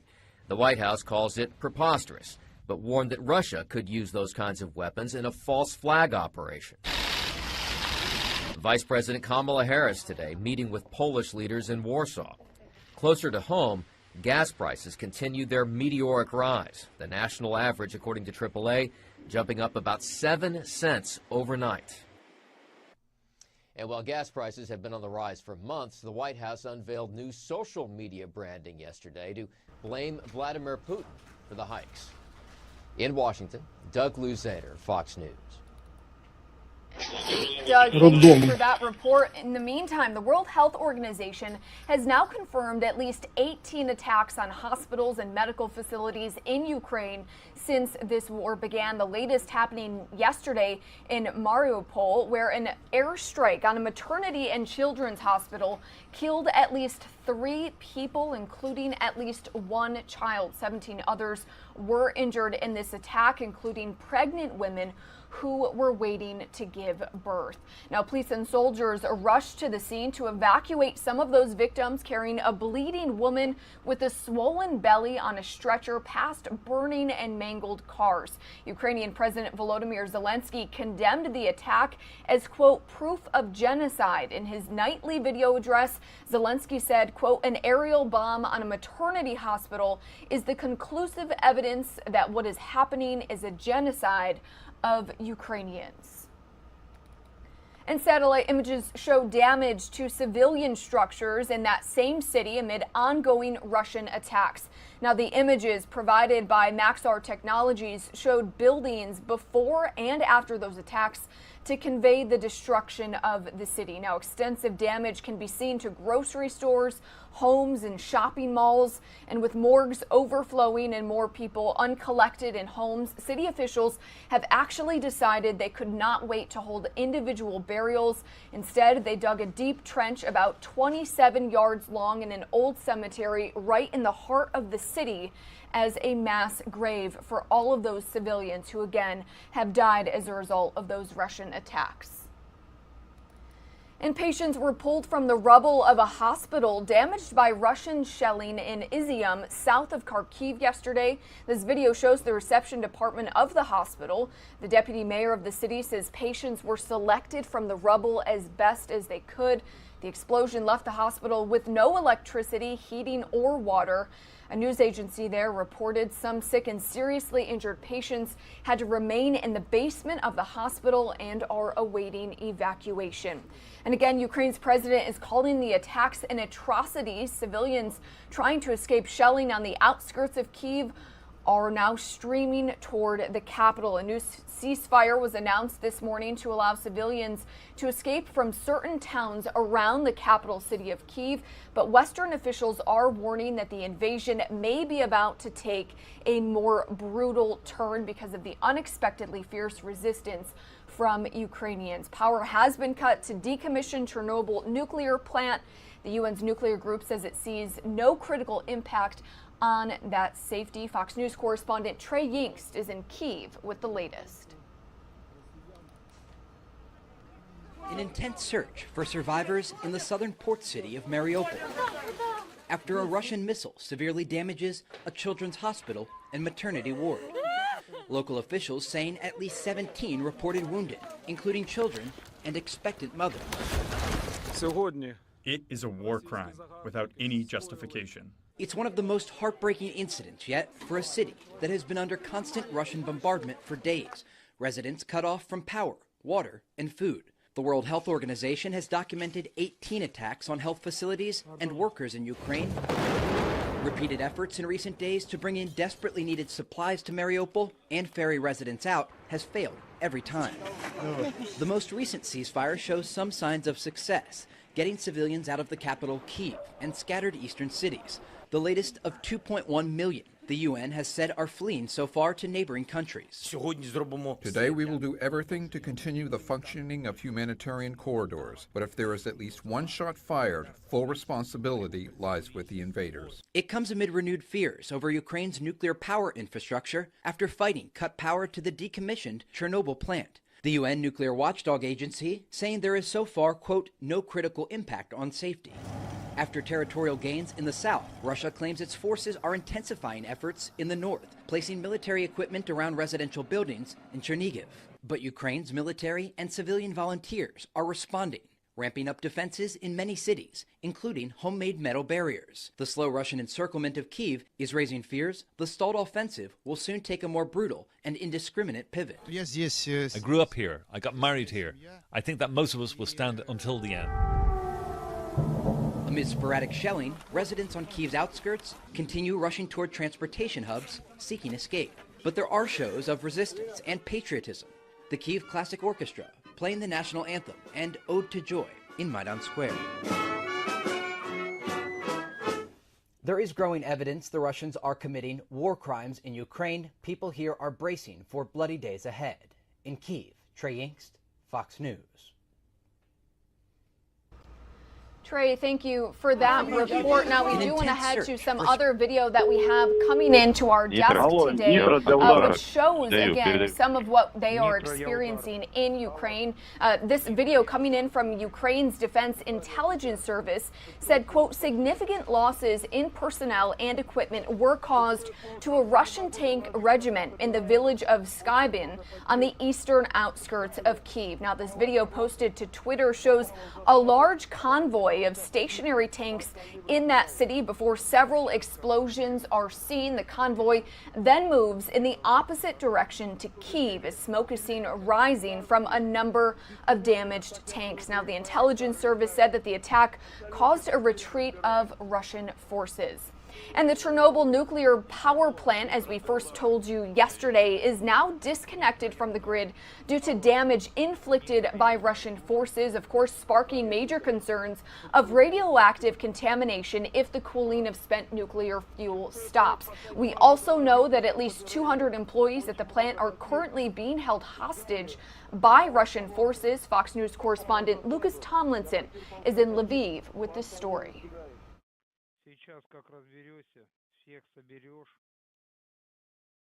Basically, the power plant is held by people who have no clue about the nuclear security protocols. Chernobyl, site of one of the world's worst nuclear disasters, has been under the control of the Russian army since the first night of the invasion. Natalia's father is one of hundreds being held at gunpoint by Russian soldiers. They get like this porridge once per day, some small portion. If they're lucky, they get some bread as well.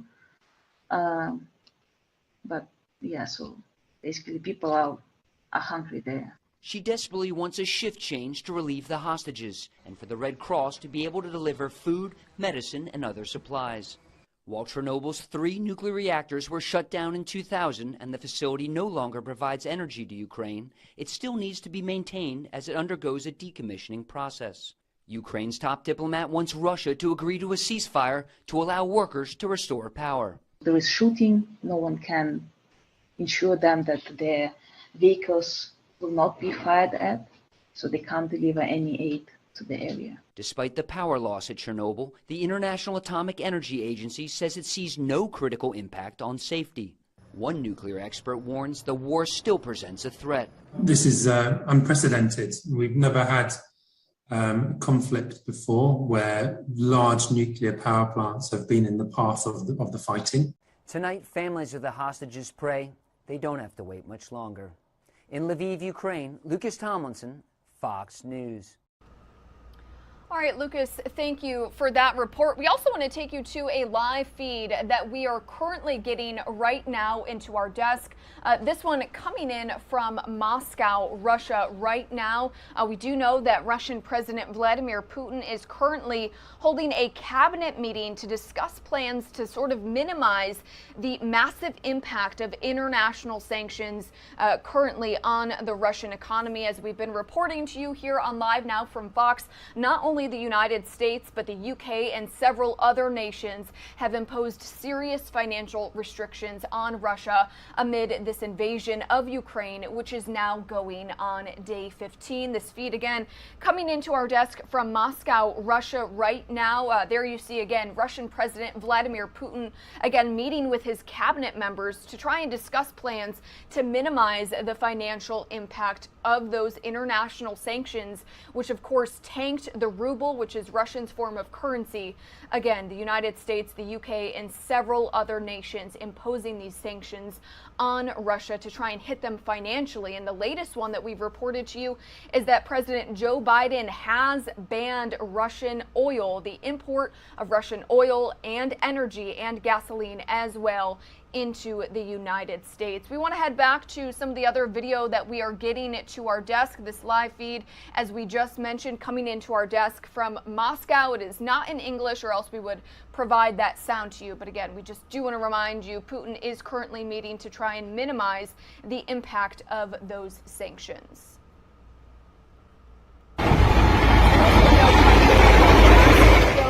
Ukrainian officials saying that at least one person was killed and 2 were rescued after an airstrike hit a dorm building in the northwest city of Zhytomyr. Now, according to the mayor in this specific city, the dormitory building is owned by the Ukrainian military, but only civilians were inside at the time of the strike. In a video address, the mayor said regular residents, as he called them, including some who had served in the armed forces and the military of the Soviet Union, had actually occupied those apartments in the buildings for about 2 decades. The SES also said about 15 homes in the area were damaged by those strikes. And 5 civilians, including 2 children, were pulled from the rubble after 2 houses were destroyed by a Russian airstrike in Lebanon near Sumy yesterday. Now, according to the State Emergency Service, SES of Ukraine, residential streets in that area were hit around 1:40 in the morning. So those people sleeping when that happened. 2 buildings were destroyed, and the incident comes as an evacuation from the city of Sumy is taking place as thousands of civilians try to flee to safety. Now, the race to get them to safety is growing more dire by the day and the hour, with the civilian death toll continuing to tick up. Meanwhile, as we first told you here on Live Now from Fox, 2.3 million refugees have fled the country, including more than 1 million children, many of them facing bitterly cold temperatures across Eastern Europe this week. The Ukrainian city of Mariupol has no power, heat, or running water in the midst of these harsh temperatures. And that is just one of many villages in the country without these current necessities. And today, the vice president getting a firsthand look at how this is adding to the massive humanitarian crisis. Fox News correspondent Lauren Blanchard is in Poland with the details. As refugees continue to flood across borders, they face uncertainty and must rely on the help of strangers, while others still in Ukraine are trapped by Russian violence. A horrific scene in the port city of Mariupol, a Russian airstrike hitting a maternity ward and children's hospital. Injured pregnant women carried from the wreckage. The city witnessing some of the worst shelling in the country. What is happening is a genocide of Ukrainians. Ukrainian President Volodymyr Zelensky called the targeted attack on the hospital undeniable proof of war crimes by Moscow, imploring the world once again to do more to help his country. You must strengthen sanctions against Russia so that it never has the chance to continue this genocide. You need to pressure Russia so that it sits at the negotiating table and ends this barbarous war. The official civilian death toll now over 500, according to the United Nations. On Wednesday, some 35,000 citizens were able to escape through 3 humanitarian corridors, but thousands remain facing frigid temperatures.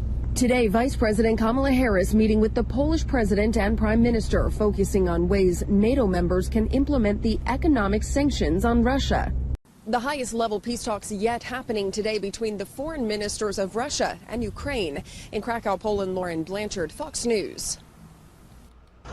Lauren, thank you for that report. This other video coming into our Live Now desk today shows citizens of Enerhodar were evacuated from the city yesterday as Russia continued its full-scale invasion of Ukraine. The mayor here said a humanitarian corridor would be established for the safe passage of civilians through the southeastern Ukrainian city, but the mayor said that the convoy of evacuees was blocked and that negotiations were ongoing. And at that very same time, a planned evacuation of civilians in Bucha was canceled after dozens of buses were blocked by Russian forces. Now, according to reports from the city council, Russian forces attempted to disrupt the evacuation yesterday morning, blocking about 50 buses. In an update, officials canceled the evacuation, saying it had, quote, failed to negotiate with the occupants and that the evacuation was impossible. Now, the war in Ukraine has caused many orphans to remain in the country instead of beginning their new lives with adoptive families in the United States. Fox News chief correspondent Jonathan Hunt has this story from Lviv. Hello, Mom and Dad. 13-year-old Yulia, one of many orphans waiting for this war to end, hopes her adoptive parents in Chicago are watching this. I want to go to Chicago. If it weren't for war, Yulia might already be in the U.S. Her adoption was due to be finalized just before the first bombs dropped. Now she waits in Lviv and plays with friends, all of them orphans. All of them forced to leave their previous orphanage on the outskirts of Kyiv after spending 5 days and nights huddling in a basement as the Russians attacked the capital. Kyiv is Ukraine. Kyiv is our blessed capital of Ukraine. The director of the Kyiv orphanage, who shepherded the children on their dangerous journey, has a message for the rest of the world. Дуже багато померлих дітей. Lots of innocent children are dying for no reason. We want to stay here, but we ask all the countries, and especially the United States, to close our skies.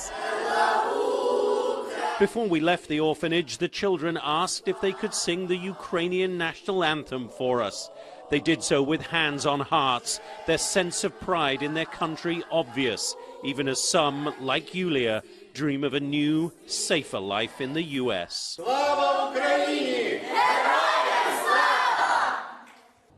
Glory to heroes, they shout, the heroes in their eyes, the adults who continue to care for them, and every Ukrainian man and woman fighting for the future and the freedom of the children of this country. In Lviv, Ukraine, Jonathan Hunt, Fox News. Jonathan, thank you for that report. We do want to bring you this new video coming into our desk of Ukrainian President Volodymyr Zelensky, who has been posting on social media, keeping not only his country and his citizens updated, but also the rest of the world. This video that he just posted on his Facebook page about 15 minutes ago is not in English, but it does have subtitles. So we're going to go ahead and listen into this.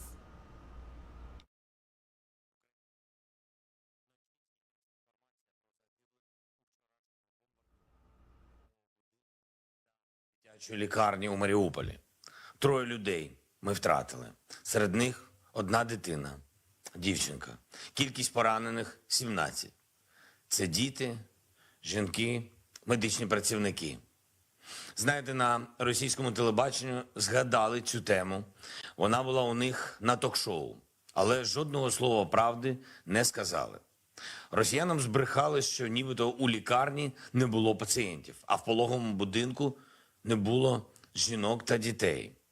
Росіянам збрехали, що нібито там засіли націоналісти на якихось позиціях. Вони брешуть впевнено, як і завжди. Воєнні злочини неможливі без пропагандистів, які їх прикривають. Хочу сказати їм одну річ. Ви будете відповідати так само, як і всі ті, хто наказує скидати бомби на мирних людей. Ми знайдемо всю власність пропагандистів та пов'язаних з ними осіб. Ми зробимо все, щоб конфіскували її всюди, де б вона не була. Ви ж любите багате життя, любите благополучні країни. У вас цього більше не буде. І це тільки початок. Вас притягнуть обов'язково до відповідальності за співучасть у воєнних злочинах, а потім це обов'язково буде. Вас зненавидять громадяни Росії. Всі, кого ви зараз постійно, щоденно, багато років поспіль обманюєте. Коли вони відчують наслідки вашої брехні, відчують по своїх гаманцях, по можливостях, яких стає дедалі менше, по вкраденому майбутньому російських дітей. Війна ніколи не буває ізольованою. Вона завжди б'є і по жертві, і по агресору. Агресор просто пізніше це розуміє. Але завжди розуміє і завжди страждає. Сьогодні ми знову забезпечуємо гуманітарні коридори для наших міст. Автобуси вже вирушили, вантажівки вже в дорозі, з їжею, з водою, з медикаментами. Маріуполь, Волноваха, Ізюм, Суми і область, міста і містечка Київської області, Буча, Бородянка, Ірпінь, Гостомель. Серце розривається від того, що окупанти зробили з нашими містами, з нашою державою, і від того, що вони хочуть зробити з нашими людьми, які потребують термінової допомоги. Російські війська вже створили гуманітарну катастрофу в Україні, але це для них частина плану. Вони хочуть принизити наших людей, щоб вони на колінах брали хліб і воду з рук окупантів, щоб українці могли врятувати життя тільки поїхавши на окуповану територію або в Росію. Тому вони блокують Маріуполь, тому вони блокують Волноваху, блокують і інші міста. Окупанти спеціально організовують це знущання, щоб дати своїм пропагандистським каналам новий матеріал тільки для цього. Просто потвори. Попри все, вчора щогодини надходила оновлена інформація про людей, яких вдалося вивести на вільну територію України. Загалом за вчорашню добу, плюс ще тих, хто не встиг до ночі і продовжив евакуацію вранці, вдалося врятувати більше 60 тисяч наших громадян. Говорив сьогодні, зокрема, про це з канцлером Німеччини Шольцем, про знущання, яке переживають наші міста, наші люди. Говорив з президентом Франції Макроном. Відчув у розмові з прем'єр-міністром Великобританії Борисом Джонсоном, що наша антивоєнна коаліція вже незабаром стане у рази сильніше. А отже, і тиск на Росію заради миру також стане у рази сильніше. Для нас дуже важлива конкретика у відносинах з лідерами світу, з лідерами Європи. Ми реально боремось. Реально воюємо за нашу незалежність, за свободу, за рівність для всіх на континенті. Тому і хочемо бачити від партнерів такі рішення, які базуються на реальності, а не на деклараціях чи абстрактних міркуваннях. Цими днями лідери Євросоюзу збираються, щоб обговорити війну Росії проти України, щоб обговорити нашу заявку на вступ до ЄС. Ми чекаємо конкретний сигнал, чекаємо потужну підтримку, бо це буде справедливо, це буде по-справжньому, по-людськи, по-європейськи. Ми точно знаємо, хто і яку позицію з лідерів займає. Ми точно знаємо, хто за нас, а хто вважає, що Євросоюз – це просто бухгалтерія, прибутки, витрати і не більше. Будемо працювати, будемо переконувати. Життя буде переконувати. Українці, наші захисники, наші захисниці, ми всі обороняємо нашу державу вже 15-й день. Ми вистояли. Українська армія відбиває атаки на ключових напрямках. Завдяки нашим військовим, нашим нацгвардійцям, прикордонникам, поліцейським, тероборонівцям та усім, хто долучився до захисту держави, ми не стали рабами і ніколи не станемо. Бо це наш дух, це наша доля, гордість за наші Збройні Сили України просто безмежна. Після війни, після нашої перемоги ми відбудуємо усе, що зруйновано, дуже швидко і дуже якісно. Для кожного міста, яке постраждало, буде створена спеціальна державна програма для відбудови. Я вже доручив уряду почати розробку. Чернігів, і Суми, Охтирка, і Житомир, Ізюм, Маріуполь і всі наші прекрасні міста, до яких прийшло зло, не бачитимуть і сліду від російського вторгнення. Найкращі архітектори, найкращі компанії, найкращі проекти для кожного міста. Я хочу сказати про це на прикладі Харкова, нашого Харкова, який зараз переживає найстрашніші страждання, найстрашніші з часів Другої світової війни. Салтівка, Олексіївка. Можливо, більшості українців ці назви нічого не скажуть, але харків'яни почують, площа Свободи буде такою, щоб там буватимуть усі. Усі ми, усі європейці, Полтавський шлях, Білгородське шосе, вулиця Мироносицька, обласна дитяча лікарня, Харківський онкоцентр, університет Каразіна, Палац праці, бібліотека Короленка. Ми все відбудуємо.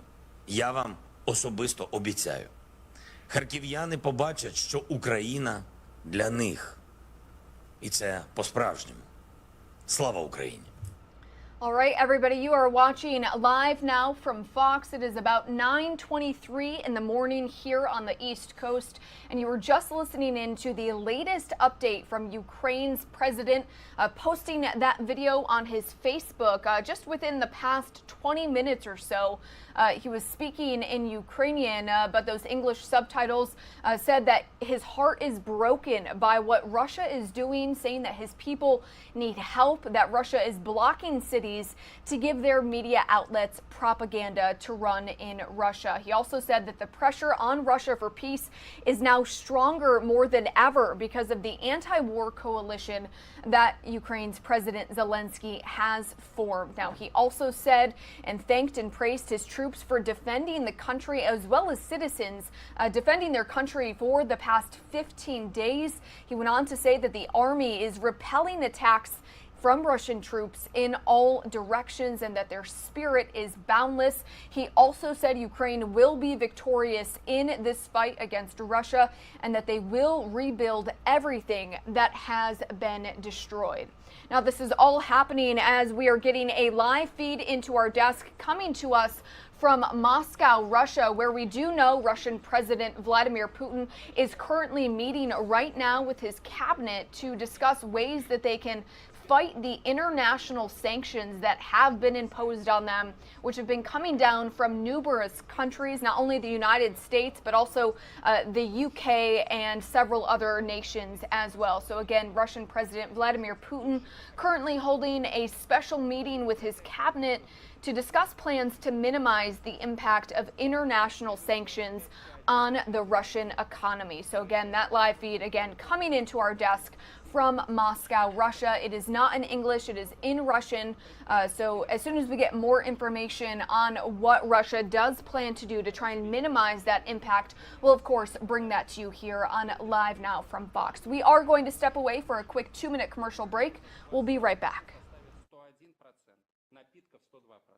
Таким образом, еще раз хочу подчеркнуть, что продовольственная безопасность нашей страны обеспечена.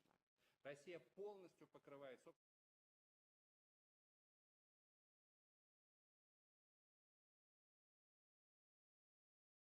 Ukrainians have a vast range of options remain on the table. The latest headlines that we are seeing: oil and gas exporting operations are active. Okay, so here's what we're learning. On Live Now from Fox, we are just getting started here for you.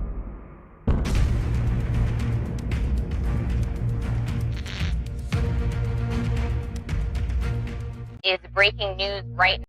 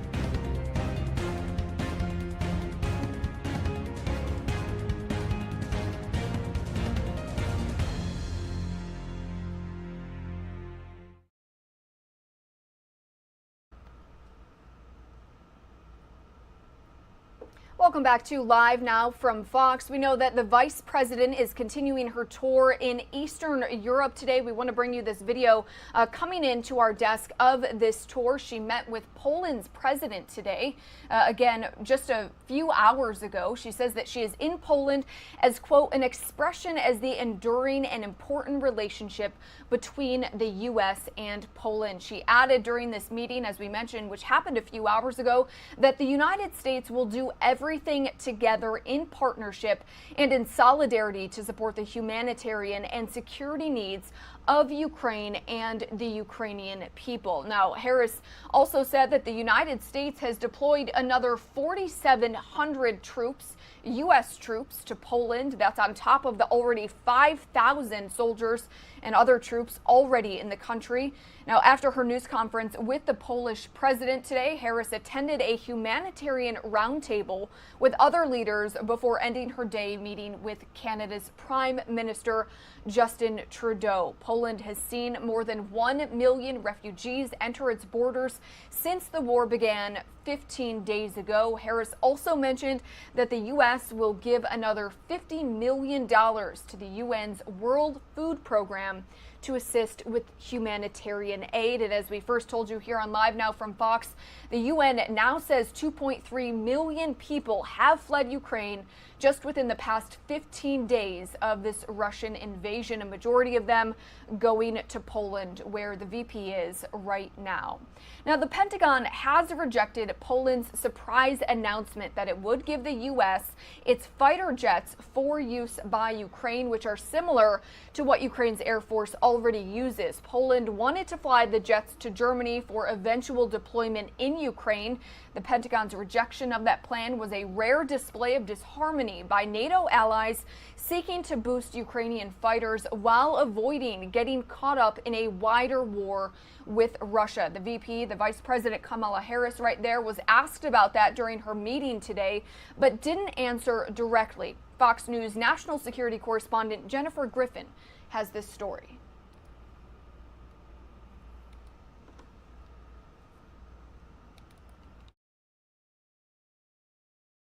Vice President Kamala Harris arriving in Poland today to reassure U.S. support for NATO's eastern flank. The Polish government announcing it will send MiG-29 fighter planes to a U.S. base in Germany for transfer to the Ukrainian military. But there's just one problem. The White House says the announcement caught them completely by surprise. They say they've been talking with Poland about the Ukrainian requests for more aircraft, but hadn't agreed to anything, calling the Polish proposal, quote, not a tenable one. It wasn't pre-consulted with us that they plan to give these planes to us. The Pentagon says Ukraine is better off using anti-tank and anti-aircraft weapons like Stinger missiles because Russian air defenses cover almost the entire country. But the Ukrainian president says the planes are his number one request, and he's calling on both sides to get their story straight and get him the firepower he needs. Тож, коли буде рішення? We have a war. This is not ping pong. This is about human lives. We ask once again, solve it faster. Do not shift the responsibility. Send us planes. But it won't be easy. Russia says any country supporting Ukraine's air force is effectively joining the war, possibly prompting military retaliation at a time when the Pentagon is trying to keep the fighting contained. Fighter jets manned by Americans departing a NATO base to fly into airspace contested with Russia raises serious concerns. Defense officials say they haven't made a final decision about the Polish MiGs, and they're working to get more air defense capabilities to Ukraine. At the Pentagon, Jennifer Griffin, Fox News. Jennifer, thank you for that report. We do want to take you out to this live shot of the White House that we are currently getting into our desk right now. Now, we do know that the U.S. government is discouraging Americans from going to fight in Ukraine, but we are learning today that close to 6,000 Americans have volunteered to help fight in that war against Russia. We are going to take a quick 2-minute commercial break, but we'll have that story coming up when we come back.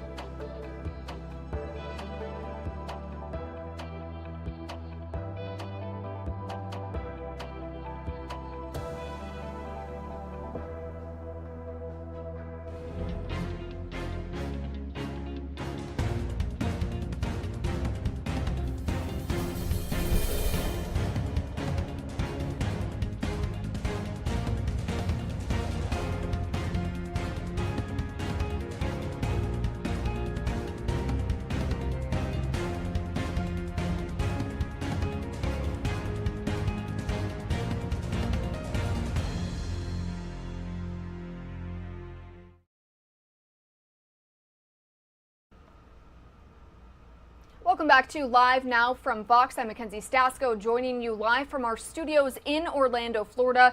It is about 9:35 in the morning here on the East Coast, and stocks just opened. We want to take you out to this shot we have right now where you can see the stock market, the New York Stock Exchange, currently down about 340, although those numbers keep moving, and this comes after we have just learned that inflation has hit a fresh 40-year high in February, rising 7.9%, which is largely driven by higher gas prices. Now, month over month, it rose 0.8%, and that is according to the United States Commerce Department.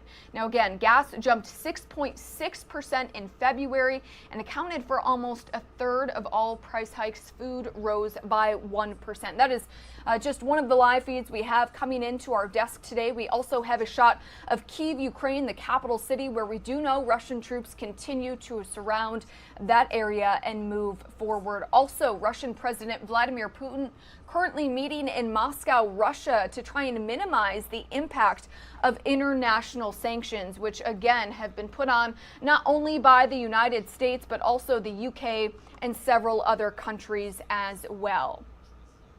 Sticking with news related to Russia, as we told you right before the break, while the U.S. government is discouraging Americans from going to fight in Ukraine, which raises legal and national security issues, many are still trying to. Since the invasion 15 days ago, the embassy in Washington has heard from at least 6,000 people inquiring about volunteering for service. Ukraine's military attaché, who oversees the screening of potential recruits here in the U.S., says, quote, the vast majority of them are American citizens. The attaché says half of the potential volunteers were quickly rejected and didn't even make it to the Zoom interview.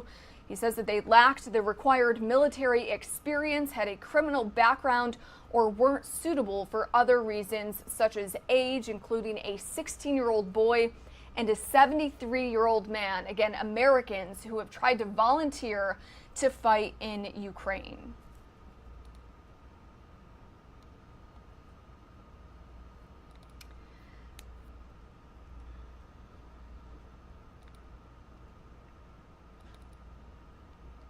Meanwhile, we want to get you out to this other video that we have coming into our desk, where we know that Congress is responding to the crisis in Ukraine in a big way. The House just yesterday passed a massive package. Again, just yesterday, a $1.5 trillion spending bill last night, which will fund the government, the U.S. government, through the end of September. The bill includes more than $13 billion to aid Ukraine in their fight against Russia. The Ukraine aid includes $6.5 billion for the cost of sending U.S. troops and weapons to Eastern Europe, and also equipping our NATO allies there in response to Putin's invasion. Another $6.8 billion will be used to care for refugees and provide economic aid to allies, and more to help federal agencies try and enforce economic sanctions against Russia and protect against cyber threats here at home. Additionally, the House approved legislation which bans Russian oil imports in order to escalate sanctions on Vladimir Putin. Now, the Biden administration is looking overseas to try and increase oil production after banning those Russian imports. Republicans say there's more than enough oil here to make up the difference. Fox News national correspondent William LaJeunesse has more. Gas prices jumping 8 cents overnight to another all-time high of $4.25 a gallon. Oil analysts now expecting Americans to pay as much as $2,000 more on gasoline this year. It's just going up, and it's going to keep going up. As for the cause, well, President Biden has blamed Vladimir Putin's invasion of Ukraine, while the president's critics are blaming his policies, such as canceling the Keystone XL pipeline. Russia's buildup of troops, President Putin's decision to do that very early this year, led to a lot of the instability and volatility in the oil markets. After banning Russia oil imports, the Biden administration now looking elsewhere to increase production. But they're also facing some pushback. According to the Wall Street Journal, both Saudi Arabia and the United Arab Emirates declined the president's calls. While the White House disputes that, Republicans and some Democrats are urging him to ramp up domestic production to increase supply and stabilize prices. It won't happen overnight, but we need to do it, and we need to do it now. And we need to always remember the importance of being energy independent. State and local leaders are looking for other ways to ease the burden on consumers. Governor Gavin Newsom is proposing a gas tax rebate for Californians who own a car. One thing we cannot do is repeat the mistakes of the past, drilling even more oil, which only leads to even more extreme weather, more extreme drought, and more wildfire. According to Gas Buddy, the nationwide average for a gallon of gas could eventually hit about $4.50. In Los Angeles, William Lajeunesse, Fox News. William, thank you. Now, the White House is making a big claim of what could come next from Russia in its war with Ukraine. The Biden administration says Russia could use chemical weapons on the Ukrainian people as attacks escalate. The White House rejected Russian claims that Ukraine had made illegal chemical weapons, saying it would be a pretext by Russia to use those weapons on Ukraine. Russia's military continues to advance on Ukrainian cities. The UN says it has no information about those alleged secret biological labs inside of Ukraine. Now, the threat of Russian cyber attacks is increasing as the war continues. Our Fox News correspondent Jillian Turner reports from the State Department. Fox News can exclusively report 21 American companies involved with liquefied natural gas production, including Chevron and Cheniere, were attacked by cyber hackers 2 weeks before Putin invaded Ukraine. Hackers infiltrated the computers of current and former employees of these 21 companies. Beyond its invasion of Ukraine, Moscow presents a serious cyber threat. The U.S. intelligence community believes the threat from Russian hackers is increasing and that a Russian multi-phase plan to destabilize the U.S. energy industry is now underway. It's a threat the State Department has warned of for weeks. They've deployed it against Ukraine. They've deployed it against countries much further afield, including the United States. So it is only prudent for us to be prepared for an eventuality in which the Russians once again reach for this tactic. The Cybersecurity and Infrastructure Security Agency is working to confirm these specific attacks emanated from Russia, but the intelligence community believes they did. Yesterday on Capitol Hill, policymakers said Russia has designs in cyberspace beyond the United States. Very, very focused on some type of cyber activity that's designed for perhaps Ukraine that spreads more broadly into other countries. Lawmakers said Putin's hackers have a history of being sloppy. The Russians have a history of using malware to go after a target and having that malware escape into the wild and cause global damage. The FBI director said Russian attacks on U.S. critical infrastructure haven't always gone according to their plans. Even if the Russians think they have carefully calibrated some form of malicious cyber activity against our critical infrastructure, the reality is they've shown a history of not being able to kind of manage the effects of it as well as they intend. Separately, CISA and the FBI are both working with an unnamed American pharmaceutical company whose top executives were targeted by Russian government cyber hackers last week. Internally, the U.S. government is attributing those attacks to Russian intelligence officials. In Washington, Jillian Turner, Fox News. Jillian, thank you for that report. We do want to bring you up to speed and take you to some live feeds that we are getting into our desk, including a meeting that Russian President Vladimir Putin is currently holding right now in Moscow, Russia.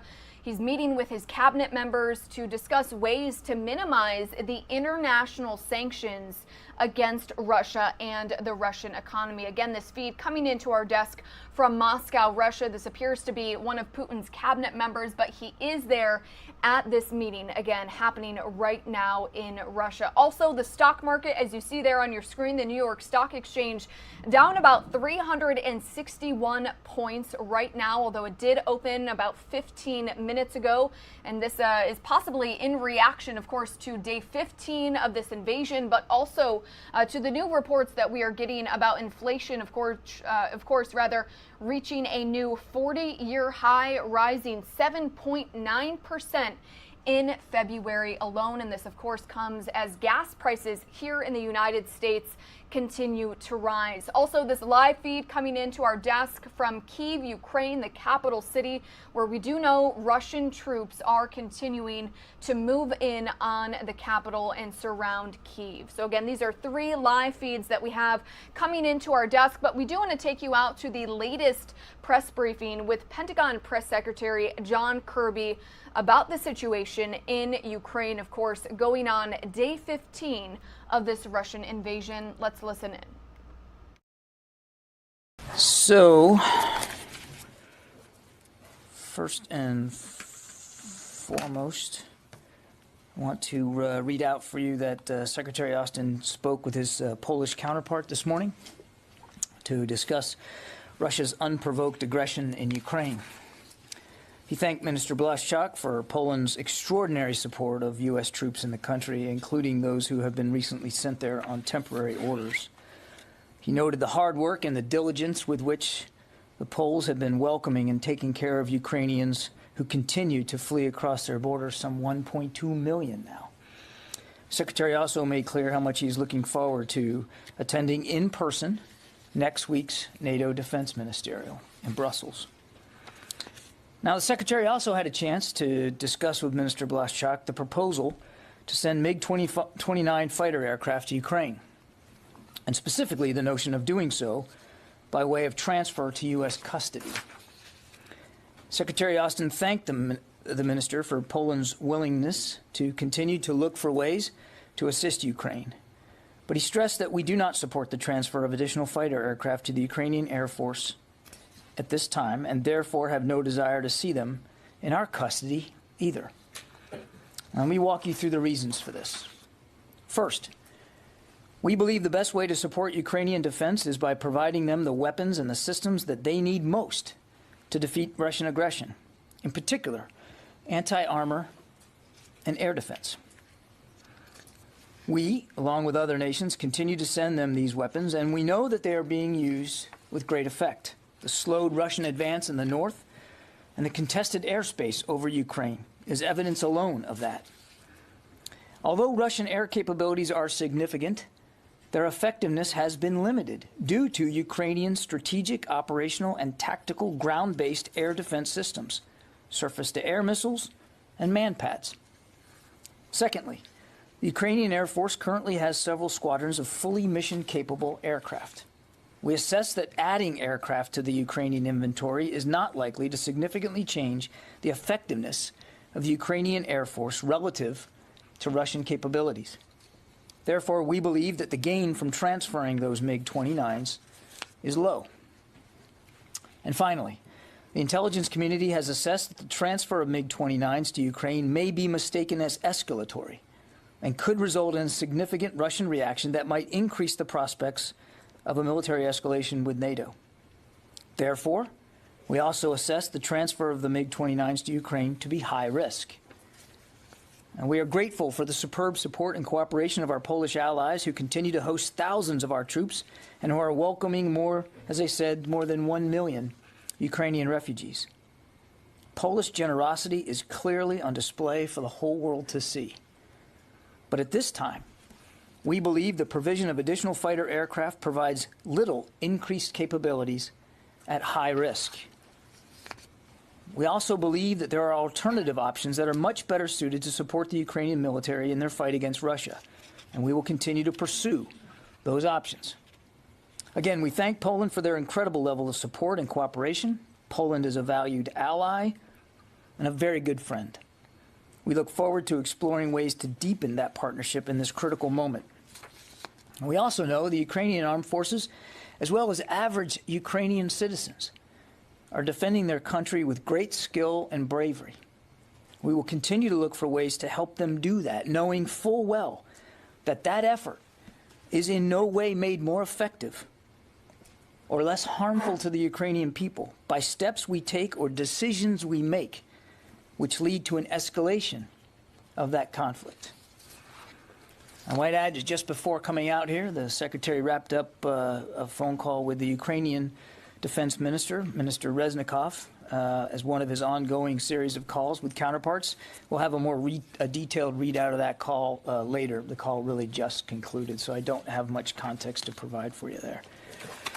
Now, on another note, approximately 3,000 U.S. Marines will join some 30,000 military forces from 27 NATO ally and partner nations for the Norwegian-led exercise Cold Response, which kicks off Monday, the 14th of March.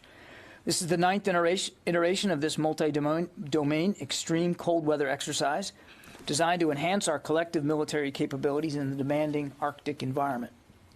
This exercise will emphasize and test critical activities ranging from the reception of reinforcements and interoperable command and control to combined joint operations in a highly intense combat environment. In total, approximately 220 aircraft and more than 50 ships will take part in the exercise. U.S. forces began training in Norway in December as U.S. Marine units conducted cold weather training and planning in the lead-up to this exercise. 2 Marine Expeditionary Force will be the largest American military unit participating this year. Some 200 military vehicles, attack and assault support aircraft, and equipment departed Camp Lejeune, North Carolina in January as part of that unit's participation. And again, we look forward to a terrific exercise, Cold Response, and the exercise will be running through April 1st. And with that, we'll get to questions. Bob. Thank you, John. With regard to the Polish proposal on the MiG transfers, would it be correct to say that you just closed the door on this transfer, whether it's done through the United States or through any other NATO country? And secondly, separately but related, you referenced alternative options that you're looking at. Can you explain what that is? Alternative options are working with other allies and partner nations around the world who may have additional air defense capabilities and systems at their disposal, who might be willing to provide them to Ukraine. And so we're having discussions with many countries right now about some of those capabilities, surface-to-air missiles, for instance, that the Ukrainians are more trained and more equipped to operate. So it could include additional man pads as well, and certainly anti-tank, anti-armor, systems. So we're going to continue to talk to the Ukrainians about their needs, and we're going to continue to talk to allies and partners about how to best fill those needs. But it's our assessment right now, for all the reasons that I gave you, that we don't believe additional aircraft is the most effective answer to meeting those needs in the conflict. Now, look, sovereign nations can decide for themselves what they want to do, but this idea, the proposal of transferring these jets to our custody, then transferring to Ukraine, that is something that we are not going to explore right now. Jen. Are you talking about providing S-300 missile defense systems? I'd rather stay away from the actual systems themselves, Jen. We're going to continue to look at a broad swath of capabilities that the Ukrainians could use effectively. Some of them they already are, and maybe they need replacements, but I'm not going to get into individual systems. And what's the difference in providing javelins and stingers to the Ukrainians versus MiGs or fighter jets? Why is that more provocative from an intelligence perspective? Why is that seen as more provocative? It seems like you're splitting hairs there. No, there's no splitting hairs, Jen. I think we take seriously the intelligence community's assessments and their views based on the information that they have available to them, and it's their assessment, one in which the Secretary concurs that the transfer of combat aircraft right now could be mistaken by Mr. Putin and the Russians as an escalatory step. And as I said at the very end of my opening statement, we need to be careful about every decision we make, that we aren't making the potential for escalation worse. Because that's not only not good for NATO, and it's not only not good for the United States and our national security, should this conflict escalate even further, but it's certainly not going to be good for the Ukrainian people to have what is already a destructive and terrible war get even more destructive and terrible, given the fact that Mr. Putin has other capabilities at his disposal. Fadi. Thank you, John. I have two questions. So the first one is on this whole issue of MiG-29. As you know, the prospect of delivering MiG-29s to Ukraine is what was raised by President Zelensky. And based on the assessment that you just told us, this is not the most effective way. Are the Ukrainians now on board with this assessment, or they're still insisting? Have you been in communication with the Ukrainians on this issue exactly? Well, I just told you that the Secretary just finished up a call with Minister Reznikov. I don't have a readout for you right now. It literally was finishing up as I was walking here to the podium. So we'll have a readout for you. I doubt seriously that readout is going to ascribe the sentiments of the Ukrainians. That is for them to speak to, and I will obviously we defer to the Ukrainian government to speak to this on their own. And on this issue of military biological labs in Ukraine that the Russians keep raising, can you basically explain to us what type of relationship, if any, there was between the Pentagon and the Ukrainian side on any biological labs? When was the last cooperation, and what do you have to say about these Russian accusations? The Russian accusations are absurd. They're laughable. And, you know, in the words of my Irish Catholic grandfather, a bunch of malarkey. There's nothing to it. It's classic Russian propaganda. And I wouldn't, if I were you, I wouldn't give it... I wouldn't give it a drop of ink worth paying attention to. Yeah, but can you explain to us has there been any relationship between the Pentagon? We are not developing biological or chemical weapons inside Ukraine. It's not happening. Yeah. Thanks, John. Go ahead. Go ahead. Is there any concern that Russia is actually doing this because they're planning some sort of a chem-biological attack? Yeah, I mean, again, not being perfectly inside the minds of the Russians, we have seen one of their playbooks is to accuse the other that which you are doing or which you plan to do, and to create a narrative that of victimhood and blaming somebody else for something that you're in fact going to do. I have no evidence of that. I'm not suggesting that that's in the offing right now.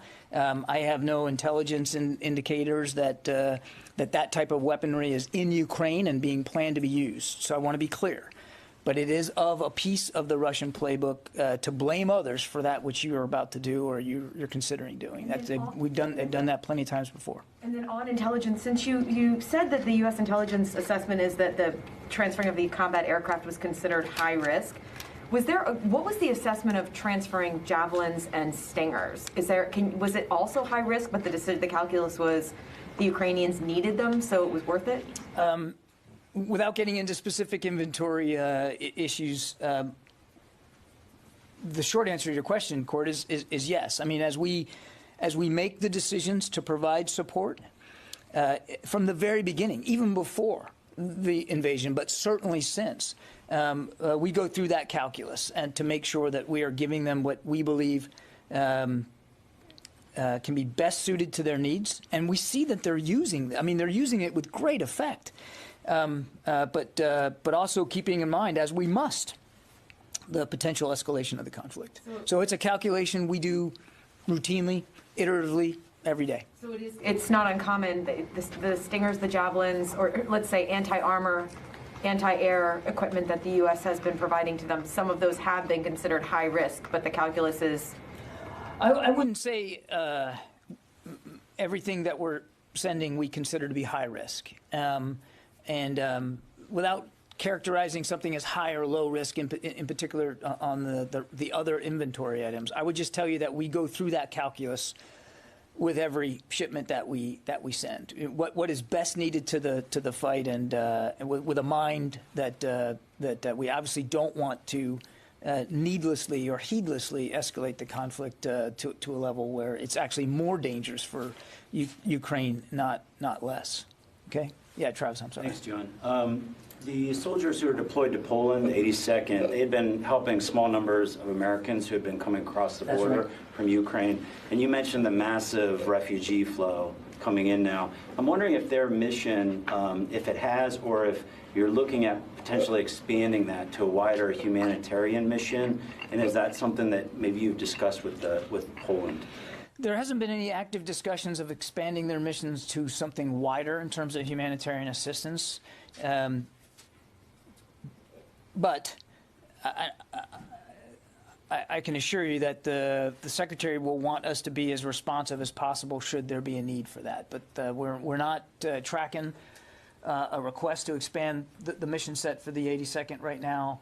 They certainly have that capability should they be needed, and we certainly would want to pitch in and help. But we're in constant discussions with. All right, everybody, you are watching Live Now from Fox on this Thursday, March 10th. We are taking a look back at the latest press conference from Pentagon Press Secretary John Kirby as he is talking about the United States' continued response to the Russian invasion into Ukraine, now in its 15th day. To the left-hand side of your screen, you can see some fast facts that we wanted to bring you here this morning as we continue to track all of the latest developments. We did have some talks happening between Russia and the Ukraine, the foreign minister speaking earlier today, saying that there was basically no progress, that Russia is really looking for the Ukraine to just kind of say, you know what, you win, but that's not what they are going to get. We also are following the devastating attack on a maternity and children's hospital in Mariupol just yesterday. We know that right now 3 people, including a child, were confirmed dead, 17 more injured, including pregnant women, doctors, nurses. And then we also have an update from the United Nations confirming this morning that 2.3 and counting refugees have left the Ukraine since the invasion. So that is the largest refugee evacuation effort in Europe since World War II.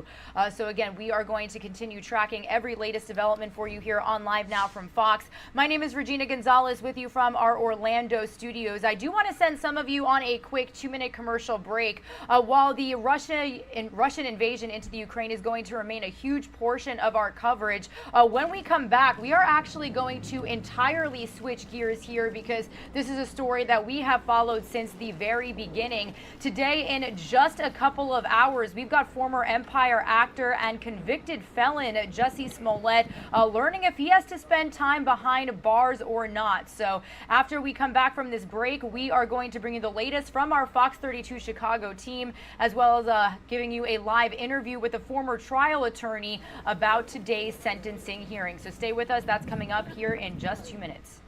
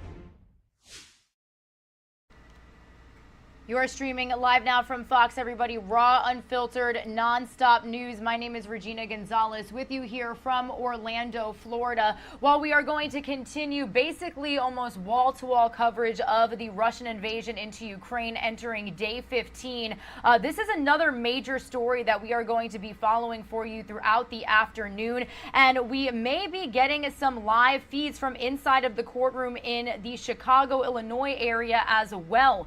Former Empire actor and convicted felon Jussie Smollett, right here in front of you, will learn if he has to spend time behind bars or if he could get probation. We are going to bring you a look ahead into today's sentencing hearing, expected to take place around noon Eastern time, 1 Central time. And as we have, saw the trial unfold with the help of sketches, with the help of our reporters, cameras have not been allowed inside of the courtroom. Well, a judge is going to allow it today. And obviously, he's going to have his supporters. We actually do know that the actor's supporters have written letters to the judge that is going to be on stand today on Smollett's behalf, seeking leniency. So before we bring on our live guest, a former trial attorney, to kind of weigh in and preview what we could see here, I do want to bring you this report taking a deeper dive into that situation from our Fox 32 Chicago team. It's been 3 years since Jussie Smollett reported he was the victim of a hate crime laced with racism and homophobia. It was determined it was all a hoax. Smollett was sentenced to 5 counts of felony disorderly conduct for making false reports to police. This time he returns back to court to learn his fate, armed with letters of support. The NAACP wrote to the judge in the case, Judge Lynn, asking for leniency. The letter, written by President and CEO of the NAACP, also talks about the justice system not always being just for Black people. So we've asked the judge to take that into consideration and perhaps come up with a resolve to this that doesn't further persecute or punish Jussie. Actor Samuel L. Jackson and his wife wrote a letter in support of Smollett as well. And so did Reverend Jesse Jackson Sr., saying, quote, "I am deeply concerned about the physical safety of a well-known, nonviolent Black gay man with Jewish heritage who may be incarcerated within the U.S. prison system." I don't think judges give a lot of weight to these letters. Legal analyst Larry Yellen says the most important factor in the sentencing is what already transpired in court when Smollett took the witness stand. Smollett, apparently, according to the jury, lied repeatedly for several hours on the witness stand, and I don't think the judge is going to take that lightly. That could be the most important factor in this sentencing.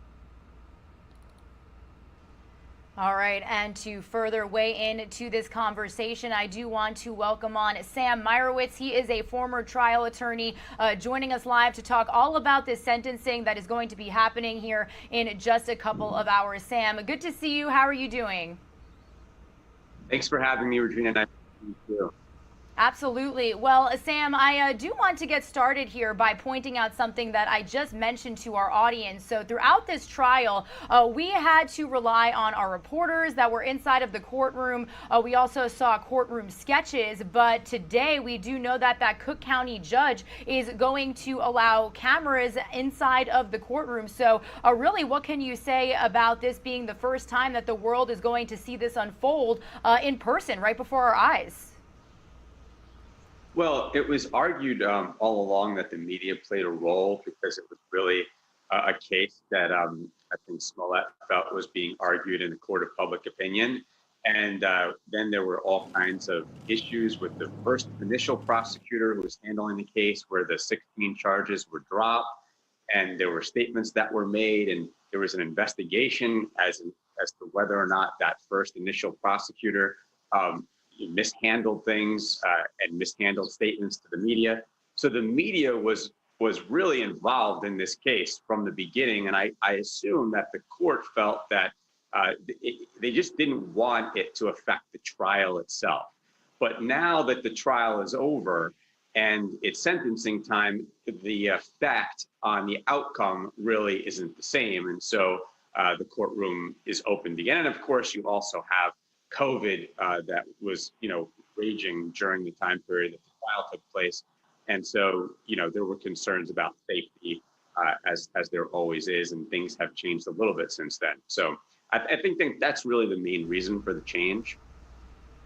And, you know, Sam, for our viewers who are just kind of getting up to speed on this entire situation, can you break down how many counts was Smollett convicted on, and what are we looking at for possible sentences today? Sure. Well, there were 6 counts. All of the counts were relating to different misstatements or lies that were stated to different police officers at different times. He got convicted of 5 of the 6 counts. Each of the counts carry a 1 to 3 year possible sentence term. But one of the main things we're going to find out today is if any jail time is actually going to be ordered by the court. And it is the judge's discretion to make that decision. And I know that you wanted to talk a little bit about some of the supporters and some of the things that various people are saying about whether he should or shouldn't go to prison for these crimes. And, you know, Sam, for, you know, talking about the structure of the hearing, what are we looking at today? What can we expect? I understand that the prosecutors and Smollett's attorneys will actually get a chance to present more witnesses and allow Smollett to make a statement. So that seems to be a big question today as well, is will we hear him speak? You know, it's hard to say if he's going to maintain his innocence, which I think we all suspect that he will.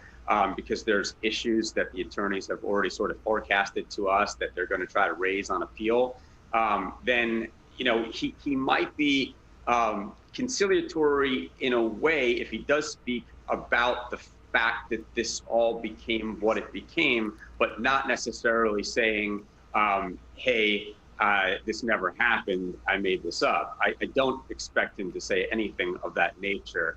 And I think that, you know, the reason why a lot of people are reaching out to NAACP and other organizations and friends and supporters is because they are concerned that he may end up getting some form of prison time, which is not common in a situation like this. I mean, in most of the time with charges like this, where it's nonviolent, you're in a situation where jail is rarely on the table. But in those situations, most often, the folks that are accused of the crime end up retracting fairly quickly their statements, and they don't get to the point where they're tried and convicted. So what makes this a little bit different from most is that, you know, he took it all the way, and then was in the courtroom and testified under oath in front of the judge. And if the judge, after hearing the evidence and having the jury verdict of guilty on 5 of the 6 counts, thinks that he came into the courtroom and lied, that's part of the reason why I think a lot of folks are concerned that this may be different than the typical case that involved these type of charges. On the other hand, one of the things that NAACP is pointing out is, hey, look, it's not fair to treat somebody of color differently than others who have committed the same crime. So don't go and, insist that he goes to jail when others don't necessarily get that same type of punishment. So there's a lot going on here. Race is certainly an issue and a factor. And, that's one of these are all the issues that are being looked at. Yeah, and Sam, that's a great point that you make, talking about the rarity of this case, because that's something I learned doing some research on this as well, that defendants convicted of lying to police is actually one of the least serious felonies in Illinois, and that they rarely go to prison. But like you said, this is different because of how much he went through to prove himself. Now, Smollett's lead attorney is expected to present a motion to dismiss the conviction, but judges really rarely grant such motions. Am I right? Yeah, they rarely do. The strength of a jury verdict is pretty strong. I know that there are probably going to be some issues that they're going to raise on appeal. We've heard about potential Batson challenges relating to the makeup of the jury.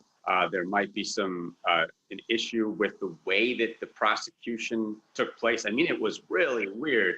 You don't typically see a situation where somebody's, they go through the grand jury and there's a 16 count indictment, and then all of a sudden it just gets dismissed, and then a new indictment comes out with a different prosecutor after the first one recuses herself, and then goes forward on this 6 count indictment. So there were some issues that folks have raised as to the legitimacy of the process.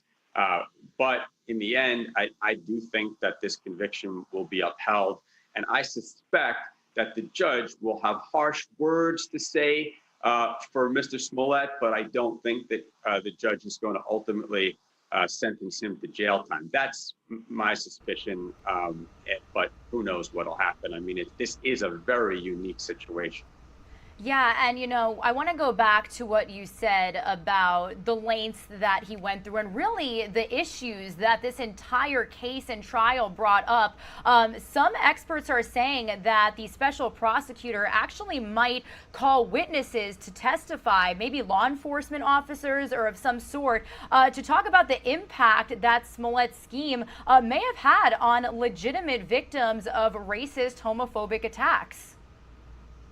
Yeah, well, there's a lot going on there as well. A lot of people feel that if you're going to lie about something like that, it affects the credibility of every victim that comes forward with a hate crime. And so there really is an impact. I mean, people say that this is a victimless crime, but in the way that you're describing, there could be victims to lying about something like this because it affects other people who are actually victims of hate crimes.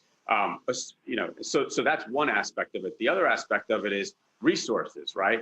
So you have a police department that went on basically a manhunt and went through a tremendous amount of work. They're claiming that they spent $130,000 or more in resources. And so one of the aspects of this sentencing could be restitution, where Smollett is required to pay back a certain amount of money relating to the cost to the city to put police resources on the case.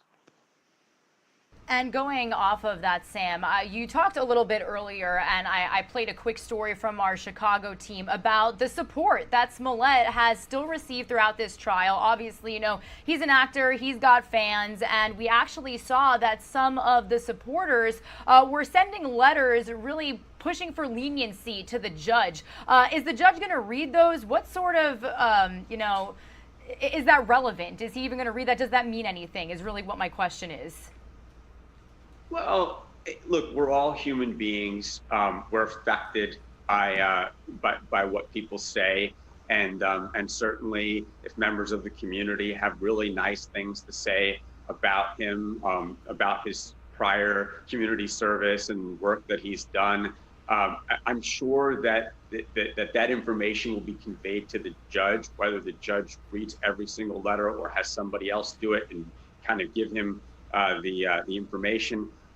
It's taken into consideration. Whether or not it changes the ultimate sentence, I don't believe that it will, but it's certainly something that kind of rounds out the picture of a human being. I mean, they're also going to look at prior record. I understand that there was I think a driving under the influence from years ago. I don't expect that to really play a role in something like this in the same way that probably these letters won't necessarily change the decision. I think everything that the judge is going to base the decision on is, in terms of whether jail time or not, is going to be based upon, the crime itself and how it played out and whether or not it's appropriate.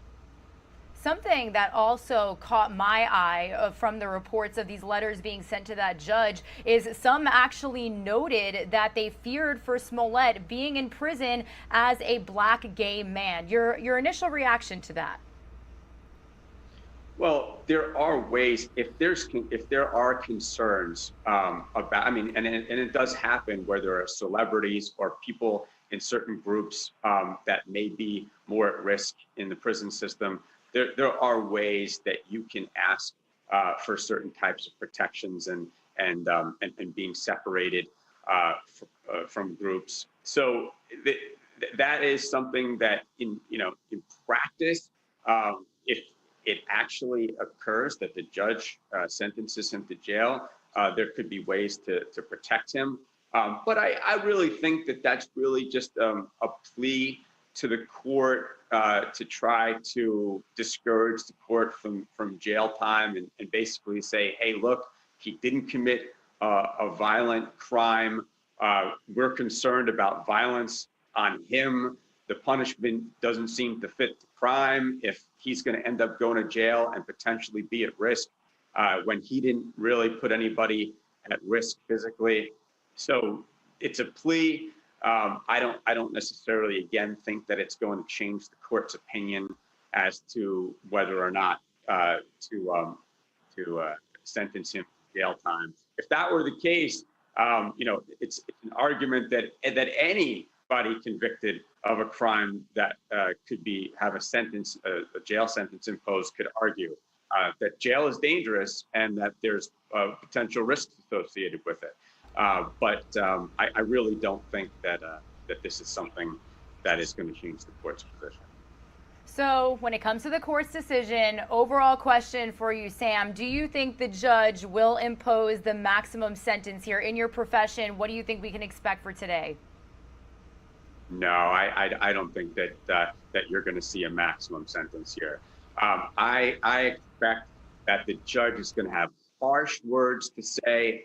The judge is going to tell Jussie Smollett how he has abused the court system and the police department and how it's inappropriate and all the different things that make us, if he committed this crime, that make it a horrible thing for the system, for true victims. So I think that the judge is going to really come down hard verbally, but I don't think that the judge is going to sentence him to jail time. I suspect that community service or probation will be on the table. Restitution, I could totally see restitution being on the table, but I don't see a hefty jail sentence. And if it was a jail sentence at all, I suspect it'll be a short-term jail sentence, really more as a lesson to send a message to people, since this is now a very public platform, that you can't do something like this, that it's and you're going to be punished if you do.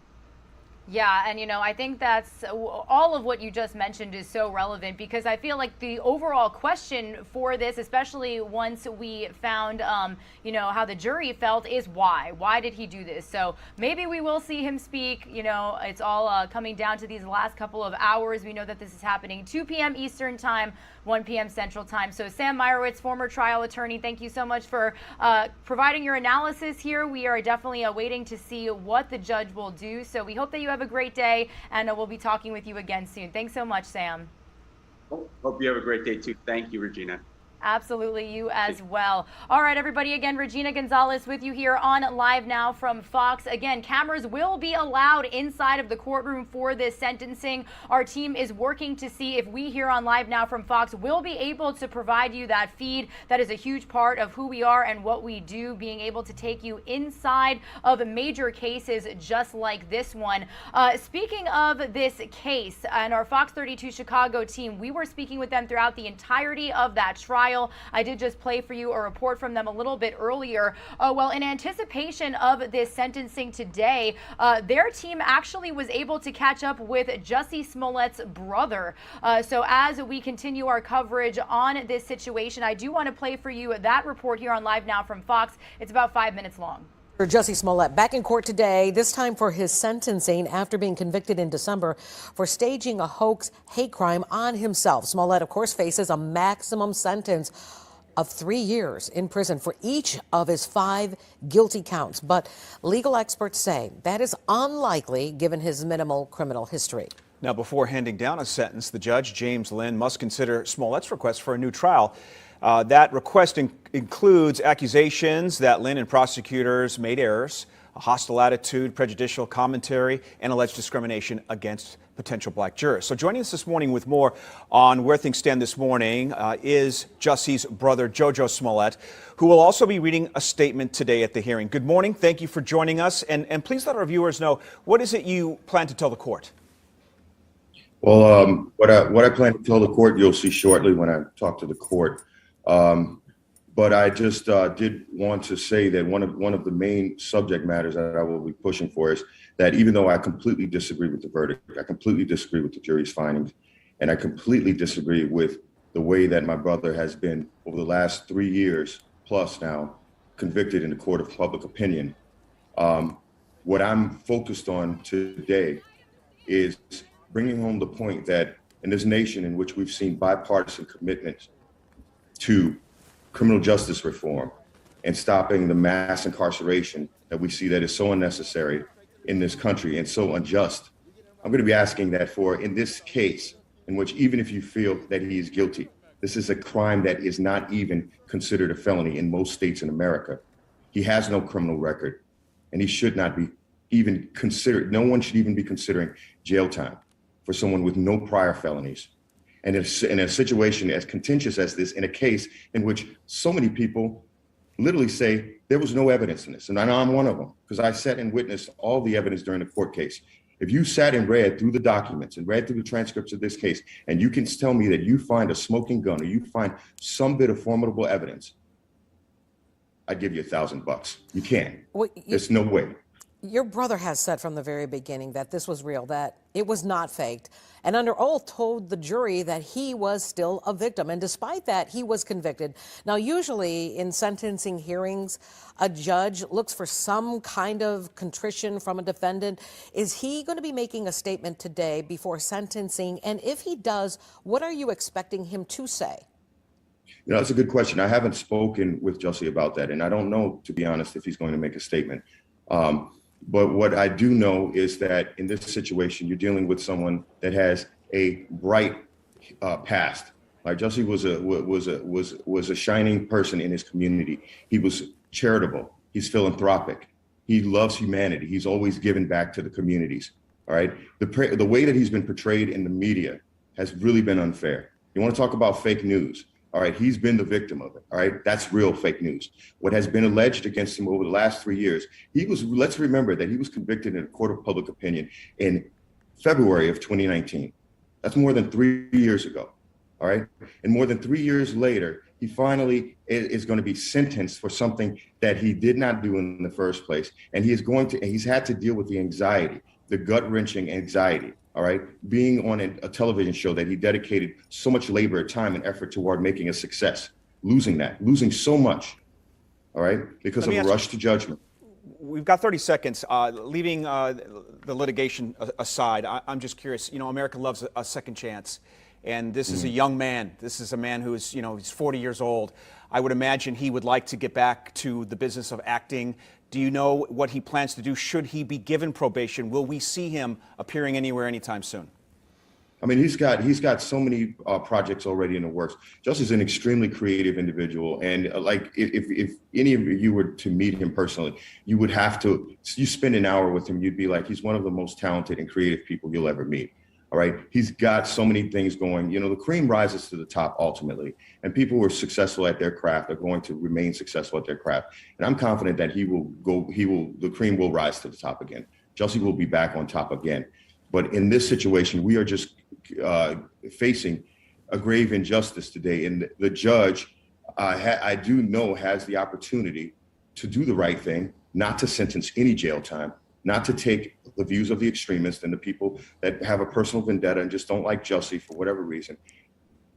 Put all that aside and focus on the legal precedent. Most low-level cases and most low-level felonies like this are not delivered with stiff sentences and no jail time, especially in 2022 when we're all expressing a desire for criminal justice reform. Jojo Smollett, I want to thank you for your time today to talk to us about your brother's case, and we will see you in court later on today, as we will be there as well. Thank you for your time this morning, though. Thank you so much. All right, that was a segment from our very own Fox 32 Chicago team speaking with Jussie Smollett's brother ahead of the sentencing. Again, that is expected to happen later this afternoon, and our team is working to see if we can get you that feed because the judge is going to be allowing some TV cameras inside of the courtroom. Some of you are going to see a quick 2-minute commercial break. When you return, we are going to shift our focus back to the Russian invasion into Ukraine entering day 15, and we're also going to be talking about how it is impacting us here at home. We did just learn within the last couple of hours that the Consumer Index report is showing inflation rising 7.9% in February, a new 40-year high. So after this break, we're going to be joined by Fox Business contributor Edward Lawrence to talk all about that report, how this is going to affect Americans, and what some economists have to say, also the White House's response. So stay with us.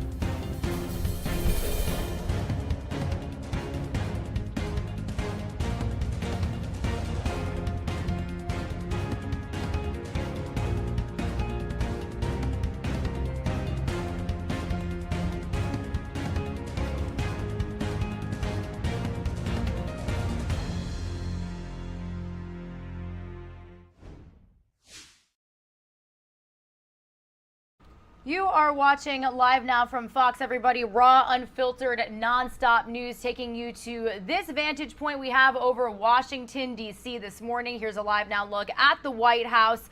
We are continuing to follow how the Russian invasion into the Ukraine is impacting us here at home in the United States. So we are actually going to stay in Washington, D.C. as we've learned just within the last couple of hours that inflation hit a fresh 40-year high in February, rising 7.9%, largely driven by higher gas prices. I'm sure all of you have been feeling some pain at the pump, especially within the last couple of days. So to continue this conversation, I do want to head out right in front of the White House. That is where Fox Business White House correspondent Edward Lawrence is joining us live to talk all about it. So Edward, good morning to you. We did get this report coming into us here just a couple of hours ago. So can you kind of break down these numbers for our viewers here? Sure, yeah, this was not a very good report when you're talking about inflation. You mentioned 7.9% year over year for inflation that we're seeing. That's a 40-year high. That is far outpacing the wage gains that we're seeing. So over the past 12 months, workers in general, wages have been going up 5.1%. So what that means is that, yes, you may be making more in your paycheck, but the stuff you're buying is even more than that. So you're losing ground in your bank account. Now, within that, when you look at all all food inflation year over year is also 7.9%. Now, underneath all food, you have some staples. Milk. Milk has actually gone up 11.2% over the past 12 months. When you look at bread, fruits and vegetables first, up 7.7%. Bread is up 6.5% year over year. Now, we know about gas prices, the extreme push up in gas prices recently, but that has been a steady increase over the past 12 months or so. Fuel oil to heat your home is up 43.6%. It is still winter in a lot of the country. So again, you're looking at that 40-year high. New car prices have been driving this. Used car prices have been driving this inflation. You look at 12.4% year over year for new cars. For used cars, if you're trying to buy one, it's going to be 41.2% more expensive than last year. So again, any way you look at these numbers, these are 40-year highs. These are very bad numbers for inflation and trending in the wrong direction. Regina? Yeah, and Edward, you are standing right out there in front of the White House. Now, we heard President Biden just a couple of days ago announce the ban of Russian oil and energy sources. And he said, due to the invasion over there, we are going to continue to see these high gas prices. He basically, started a warning to Americans. But really, what has the administration's response been like as we see these record high numbers? Yeah, so you can separate two things, the gas prices and you talk about this inflation number.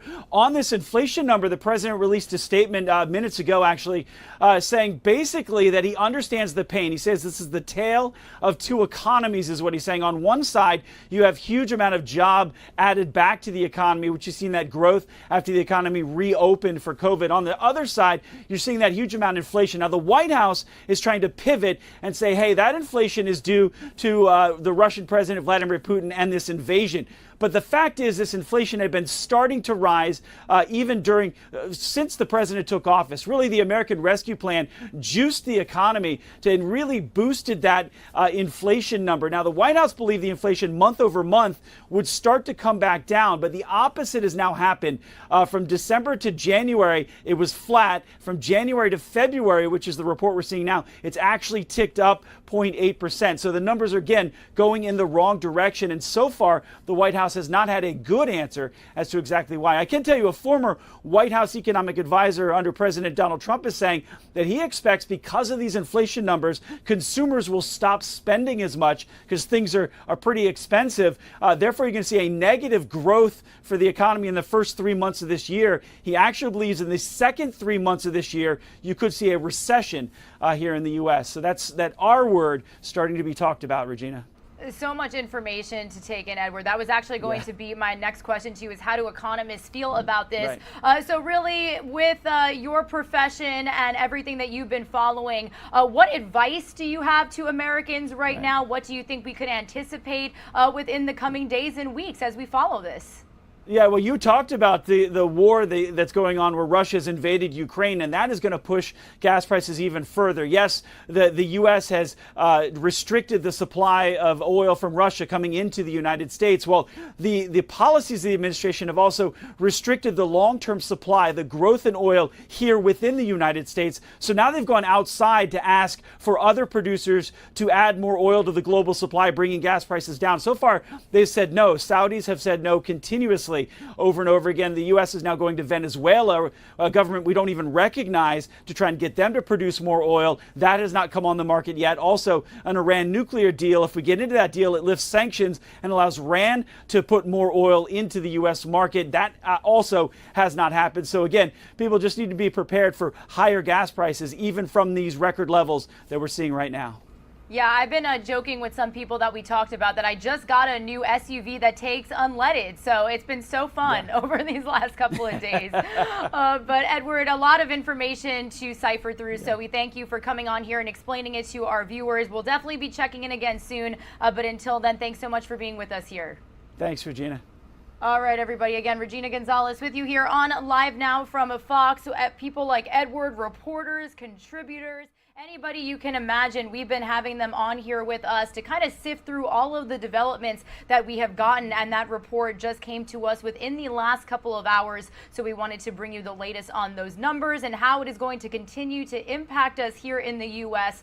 As we continue to follow this invasion from Russia into Ukraine, entering day 15.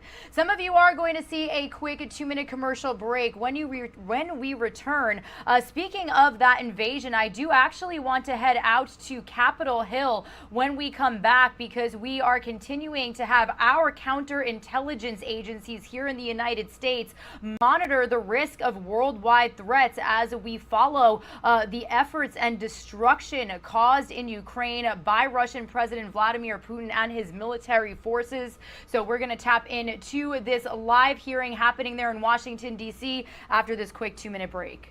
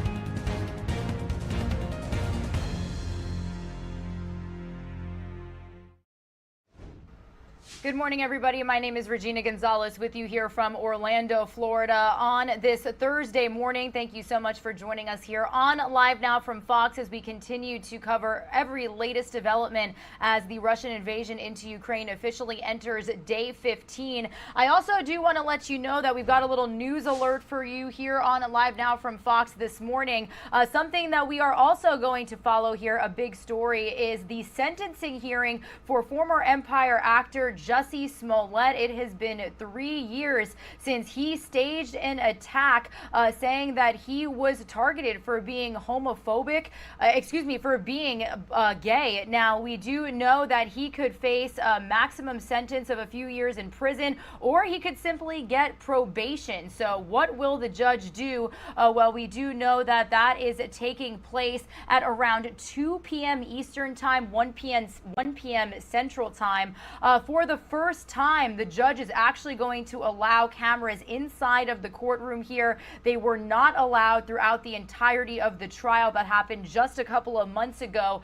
So our team is working to see if whether or not we will be able to stream it for you live, raw, and unfiltered on our show. And if we do, we will certainly bring it to you again around 2 p.m. Eastern Time, 1 p.m. Central Time. Meanwhile, I do want to bring you out to a live now look we have of Kyiv in the Ukraine right now. As you can see, the sun is beginning to set. The Russian invasion entering day 15, and we have seen such brutal images, such gut-wrenching video coming as yesterday Russian forces did bomb a children and maternity hospital. All eyes are on Ukraine right now, and our counterintelligence agencies here in the United States are continuing to monitor the reaction and actions of of Russian President Vladimir Putin. So that is what I want to talk about right now. And to do so, we are actually going to head out live to Capitol Hill right now, where counterintelligence officials here in the United States are talking about potential worldwide threats that could be faced from Russia. Let's listen in live, raw, and unfiltered. And for competition with China. So, just in the last couple of months, we've established a new mission center at the CIA alongside a new mission center on China, an equally important mission center focused on technology issues, to make sure that we're anticipating keeping pace, getting out ahead of the pace of innovation, to deepen partnerships with the private sector, because that's absolutely essential, I think, to our future as we look at competition and technology. We've just created the position of a chief technology officer for the first time at CIA.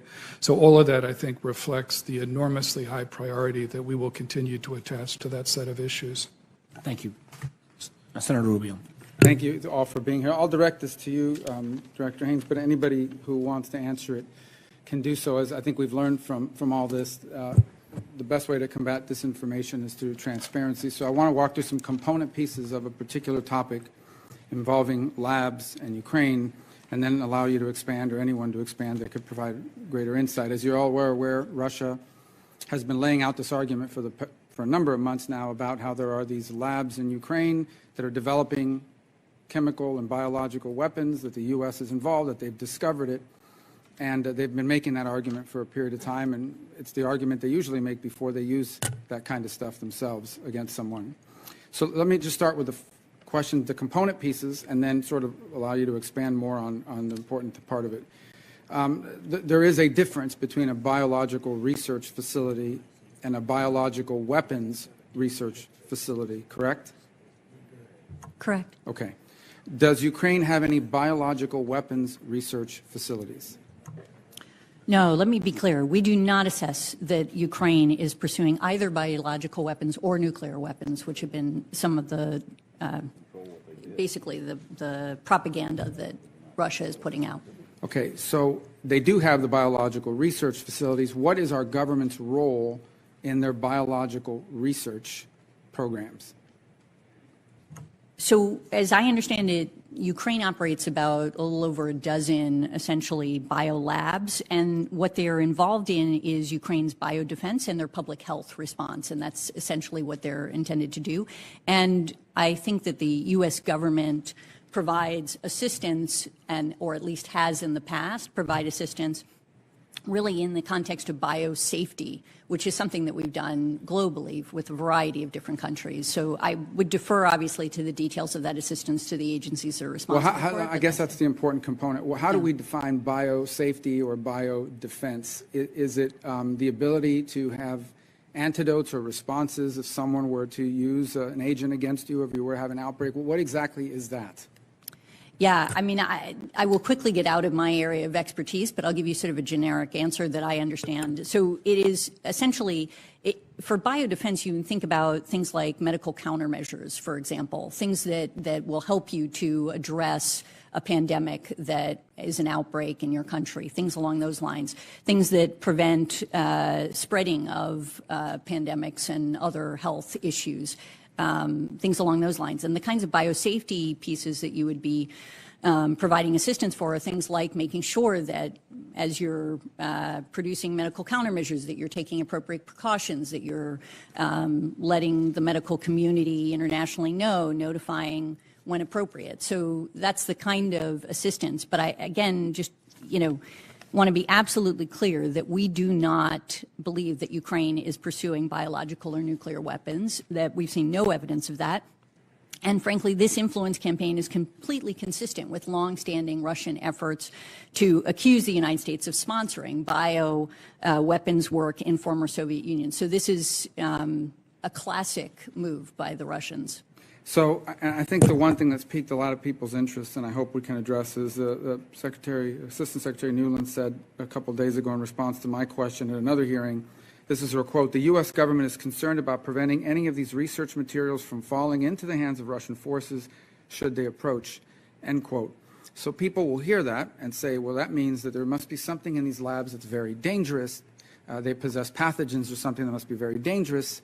look, we're all coming off the trauma of COVID-19, the possibility that there might have been an accident or a leak out of a lab there that we still don't know the answer to. And so it's in that context that people read that statement or hear it and say, okay, sounds to me like they have labs. These labs are working on dangerous things, and if and we're worried that it's going to get out of the laboratory. How should people assess that statement? Why are we so concerned?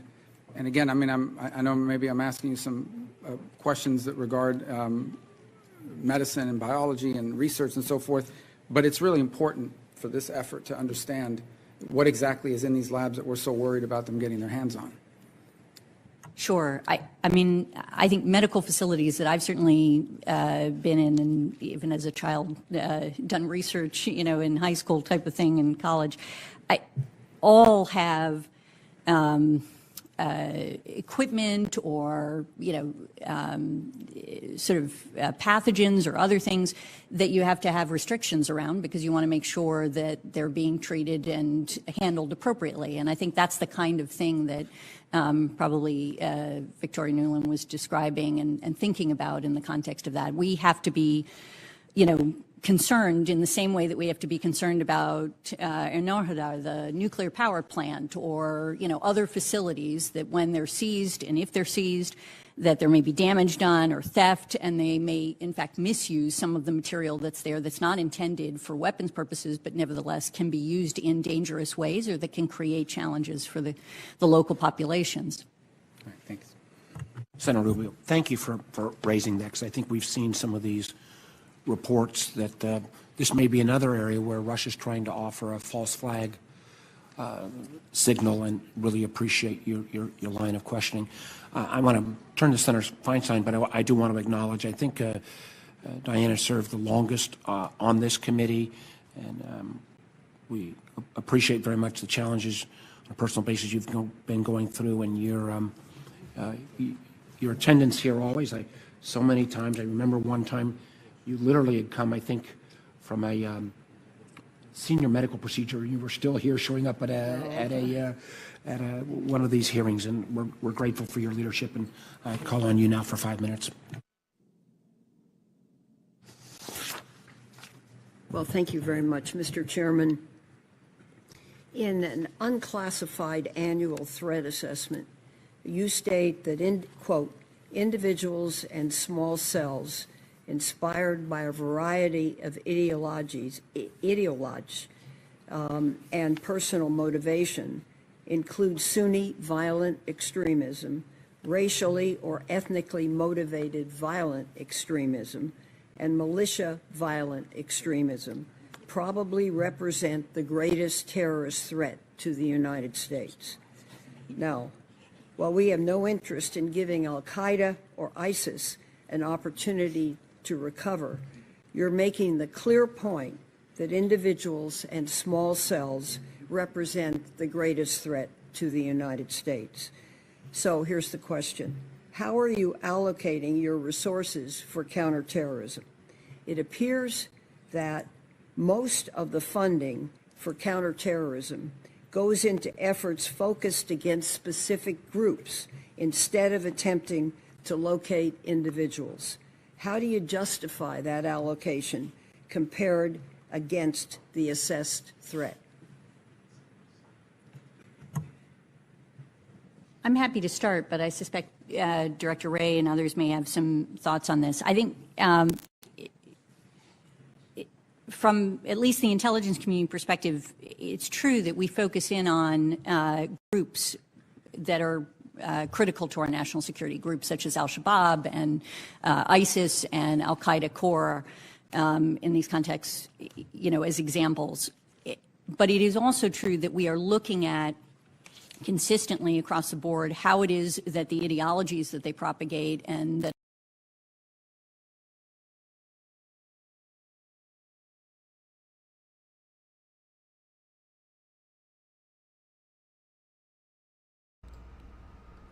All right, everybody. It does appear that we are getting a little bit of a frozen feed from Capitol here on Live Now from Fox. Sometimes the cameras inside of these hearings can get a little finicky. But again, my name is Regina Gonzalez with you here from Orlando, Florida.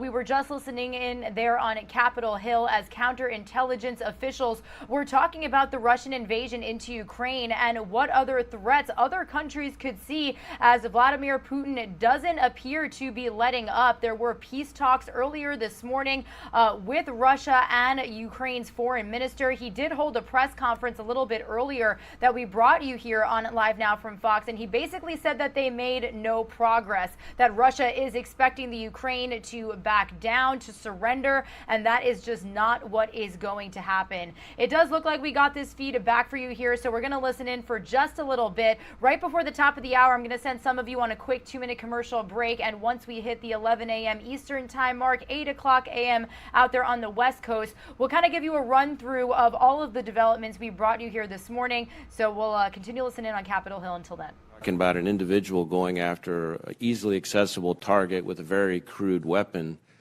which means there's a lot less dots to connect. And so the key is getting the eyes and ears out in the community. And that's why the growth in the Joint Terrorism Task Forces with task force officers from state and local police departments all over the country has been such an important development. Please, I'd like other comments. No, all I would add, Senator, is, even at CIA, even as we focus more and more attention and resources on major power adversaries like China and Russia for all the obvious reasons, we remain sharply focused on the counterterrorism challenge as well. I mean, I think it's notable that in the same month, last month in February, when all of us had to deal with renewed Russian aggression in Ukraine, we played a central role along with our partners in the U.S. military in finding the former emir of ISIS, Haji Abdullah, locating him, and then cooperating with our military partners in a successful operation against him. So we'll remain very sharply focused. If I understand focused. what you're saying, you're changing the allocation of resources to individuals from groups. Is that correct or not? No, what I was suggesting, Senator, is that even as we focus more attention and resources on major power adversaries like China and Russia at CIA, where we're focused on external terrorist threats, we remain sharply focused on the threats posed to the homeland by everyone from ISIS, and I mentioned the successful operation against the former ISIS emir, as well as al-Qaeda and its affiliates like al-Shabaab, like al-Qaeda in the Arabian Peninsula. That was my only point. May we hear from the military, please? Senator, DIA's Defense Counterterrorism Center, DCTC, is focused on foreign terrorist threats. They continue to operate as they have for the last 20 years, focused on organizations, foreign transnational terrorist threats. Thank you. Thank you, Senator. Mr. Chairman. Senator Burr. Thank you, Mr. Chairman. I want to take this opportunity to highlight what's already been pointed out. The success of our intelligence and the analysis of that intelligence product. Your thousands of employees deserve the thanks of this committee, of this Congress, and of the American people. Likewise, President Zelensky and the Ukrainian people have reminded us that democracy does not come without a cost. It has to be protected. This democracy, the independence of Ukraine, demands that democracies around the world respond with everything needed to preserve Ukraine's independence and democracies that are threatened. Likewise, leaders like Putin don't want their people to have the freedoms that we cherish and that we strive to protect.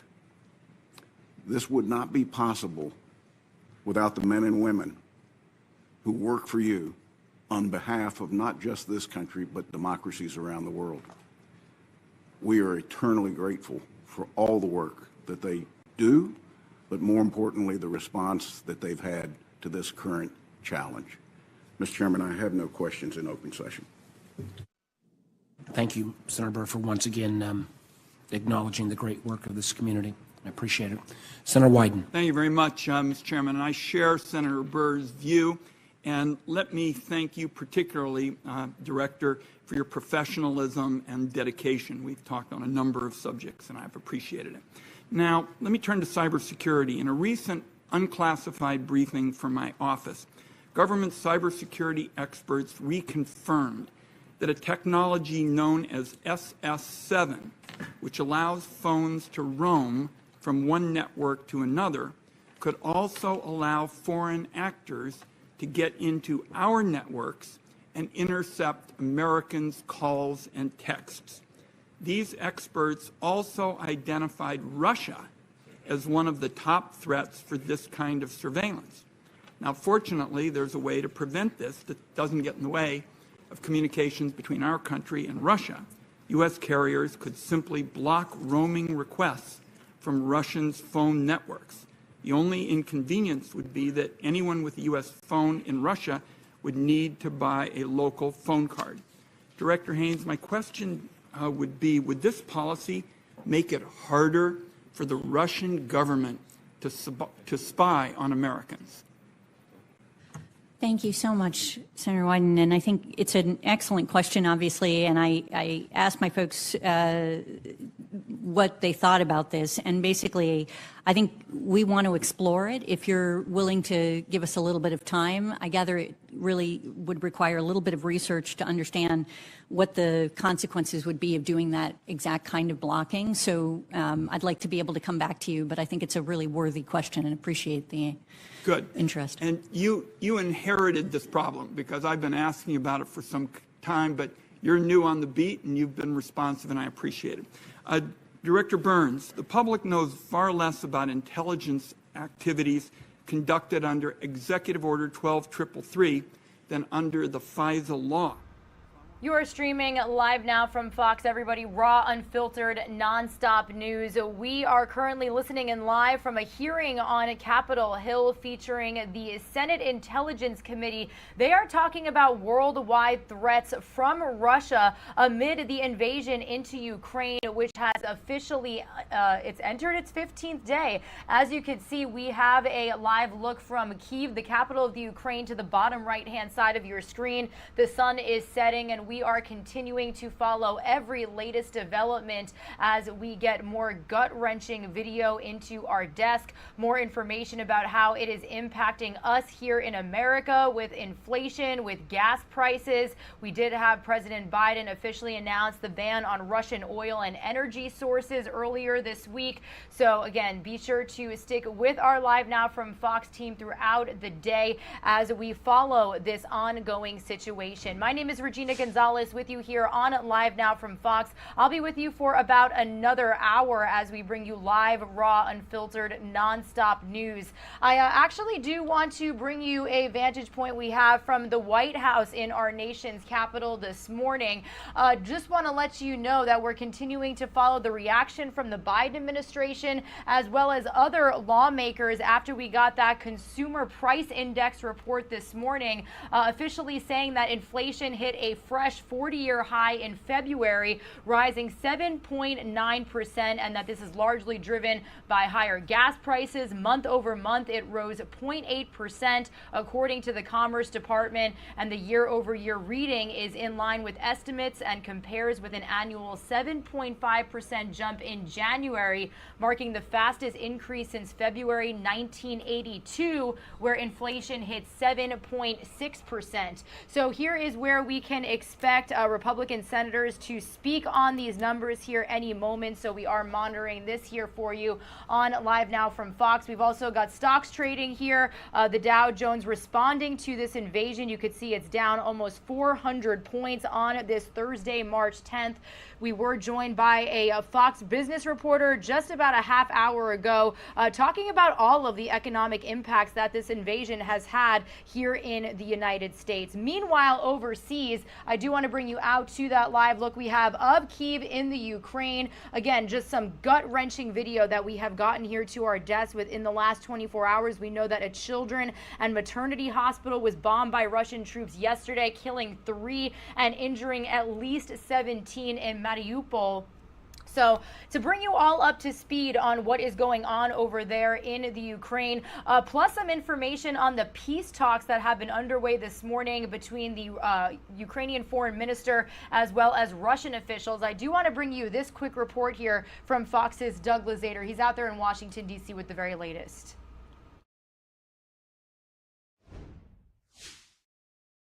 Well, these are the highest level talks that we've seen, but Russian President Vladimir Putin has been ramping up brutal attacks in recent days, and one image seems to capture what may be his ultimate goal.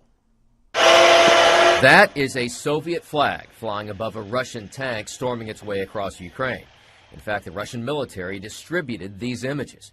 It reinforces speculation that Putin's real goal here is to reassemble the Soviet Union, and Ukraine may just be one step along the way. Russian forces have bombed a maternity hospital, killing at least 3, including a child.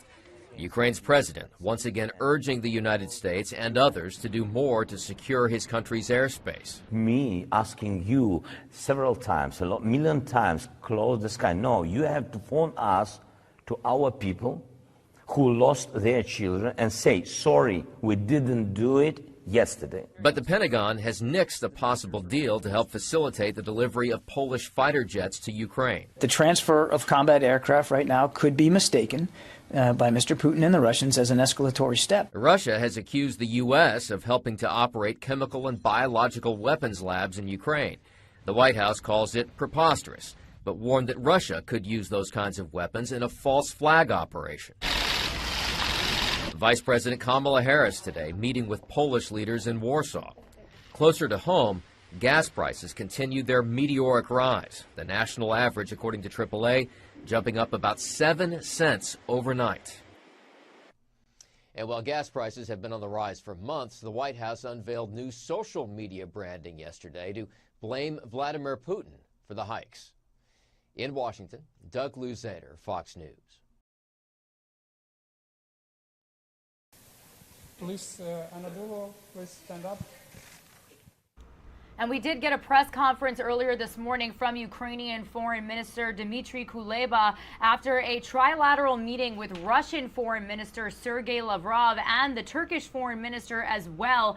He basically went to say that they didn't make any progress. Kuleba said that Russia is looking for Ukraine to surrender, but that is not what's going to happen. He did take questions from the media following that press conference, and those were in English, so we'll get those to you a little bit later here on Live Now from Fox. But as we continue to show you some of the really gut-wrenching video, and I do want to let you know that viewer discretion is advised, we wanted to bring it to you here on Live Now from Fox because it really just gives you such a clear perspective of what is happening out there on the ground in the Ukraine and some of the atrocities that Vladimir Putin's forces have launched on cities, not just in one specific area, but throughout the entire country. So as you just saw some footage from Doug Lazater's story, this is more video after a maternity and children's hospital in Mariupol, Ukraine, was struck by Russian bombs yesterday. Now, the head of the Donetsk Regional Military Administration said the complex contained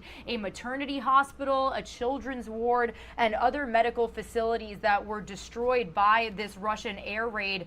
Ukrainian President Volodymyr Zelensky posted this footage showing responders assessing damage and searching through the buildings, and said the hospital took a direct hit. He said people are under the ruins, kids are under the ruins. This is an atrocity. How much more will the world be complicit, ignoring terror? Close the sky immediately, stop the killing immediately. You have the power, but you seem to be losing your humanity. We later learned that 3 people were killed, including a child, with 17 more people injured, including women waiting to give birth, doctors, and more children. And unfortunately, we can report that this was not the only hospital that was bombed yesterday. This is actually some more video coming in from another hospital there This is in Izium, which is south of Kharkiv. Now, the city's deputy mayor posted this video and images showing the reception department of the hospital. He said patients were taken from the rubble as best they could. Probably, according to the Russians, there was another NATO base here. The explosion left the hospital with no electricity, heating, or water. Some sick and seriously injured patients remained in the basement of the hospital awaiting evacuation. The World Health Organization has actually confirmed that 18 attacks on medical facilities have happened since the invasion began 2 weeks ago at this point. Now, as you know, we have been bringing you reports from our correspondents that are out there on the ground in Ukraine.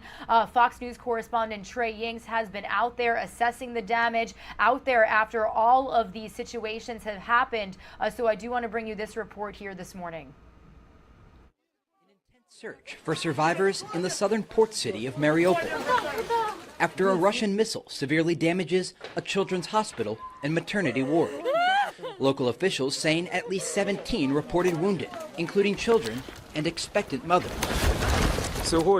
It is a war crime without any justification. It's one of the most heartbreaking incidents yet for a city that has been under constant Russian bombardment for days.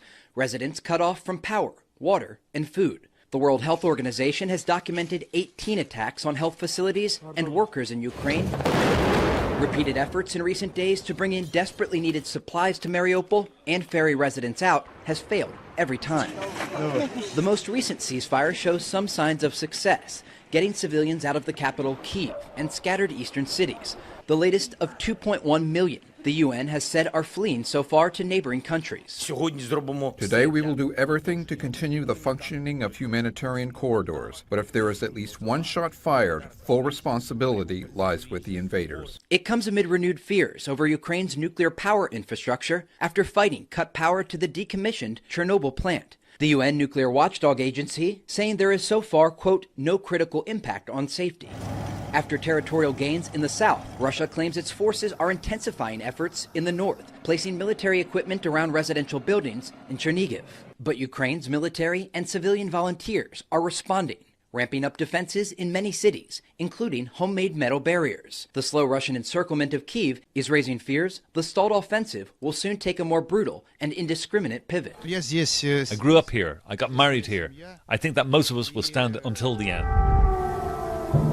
Amid sporadic shelling, residents on Kyiv's outskirts continue rushing toward transportation hubs, seeking escape. But there are shows of resistance and patriotism.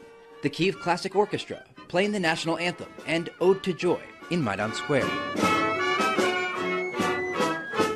There is growing evidence the Russians are committing war crimes in Ukraine. People here are bracing for bloody days ahead. In Kyiv, Trey Yingst, Fox News. Trey Yingst's report really just bringing us more insight, more realizations of what is going on out there. Unfortunately, this is happening all across the country. These are different satellite images that we've gotten to our desk this morning, provided by Maxar Technology, showing buildings before attacks and after to really bring the severity of the destruction of the city of Mariupol to light. That is where that hospital bombing, the children and maternity hospital, I should clarify, happened just yesterday. You could see extensive damage on grocery stores, homes, and shopping malls. And according to Maxar, the collection of imagery did actually not include the aftermath of the attack of that children's hospital. So not even showing you that situation as it unfolded right before these images were captured.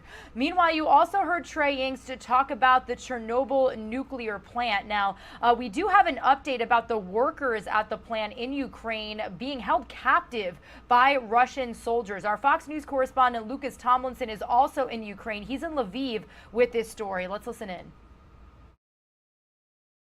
Basically, the power plant is held by people who have no clue about the nuclear security protocols. Chernobyl, site of one of the world's worst nuclear disasters, has been under the control of the Russian army since the first night of the invasion. Natalia's father is one of hundreds being held at gunpoint by Russian soldiers. They get like this porridge once per day, some small portion. If they're lucky, they get some bread as well. But yeah, so basically people are hungry there. She desperately wants a shift change to relieve the hostages and for the Red Cross to be able to deliver food, medicine, and other supplies. While Chernobyl's 3 nuclear reactors were shut down in 2000 and the facility no longer provides energy to Ukraine, it still needs to be maintained as it undergoes a decommissioning process. Ukraine's top diplomat wants Russia to agree to a ceasefire to allow workers to restore power. There is shooting. No one can ensure them that their vehicles will not be fired at, so they can't deliver any aid to the area. Despite the power loss at Chernobyl, the International Atomic Energy Agency says it sees no critical impact on safety. One nuclear expert warns the war still presents a threat. This is unprecedented. We've never had conflict before where large nuclear power plants have been in the path of the fighting. Tonight, families of the hostages pray they don't have to wait much longer. In Lviv, Ukraine, Lucas Tomlinson, Fox News. The strong relationship that U.S. Meanwhile, all morning long, we have been bringing you different live vantage points as Vice President Kamala Harris continues her tour of Eastern Europe today. She made an appearance with Poland's president earlier this morning. We brought you that full press conference here in its entirety on Live Now from Fox. It was there that she announced Ukraine will be receiving more humanitarian aid from the United States. She also emphasized that the U.S.'s commitment to defend territory in the NATO alliance through the deployment of almost 5,000 American troops to Poland, and how the U.S.'s Department of Justice plans to investigate behaviors of Russian individuals. She is expected to hold a number of bilateral meetings throughout the day. Just about an hour ago, she held a humanitarian roundtable with other leaders before she is expected to end her meeting with Canadian Prime Minister Justin Trudeau. She was also pressed a little bit by reporters about the fighter jet situation when it comes to the U.S. rejecting the request of Poland to get the Ukraine fighter jets through a U.S. military base in Germany. They said that there was basically a fine line that needed to be walked on, and whether or not that Russia would see that presentment of the fighter jets as a declaration of war. Now, Poland has seen more than 1 million refugees enter its borders since the war began. She's going to be getting a first-hand look at that humanitarian crisis while she is there. Some of you are going to see a quick 2-minute commercial break now that we've brought you basically all of the developments that we have gotten within the last several hours here this morning. When we return, we are going to head back out to Capitol Hill. We've still got counterintelligence officials here in the United States talking about the worldwide threats that could be seen as Russian President Vladimir Putin doesn't seem to be backing down out there in the Ukraine.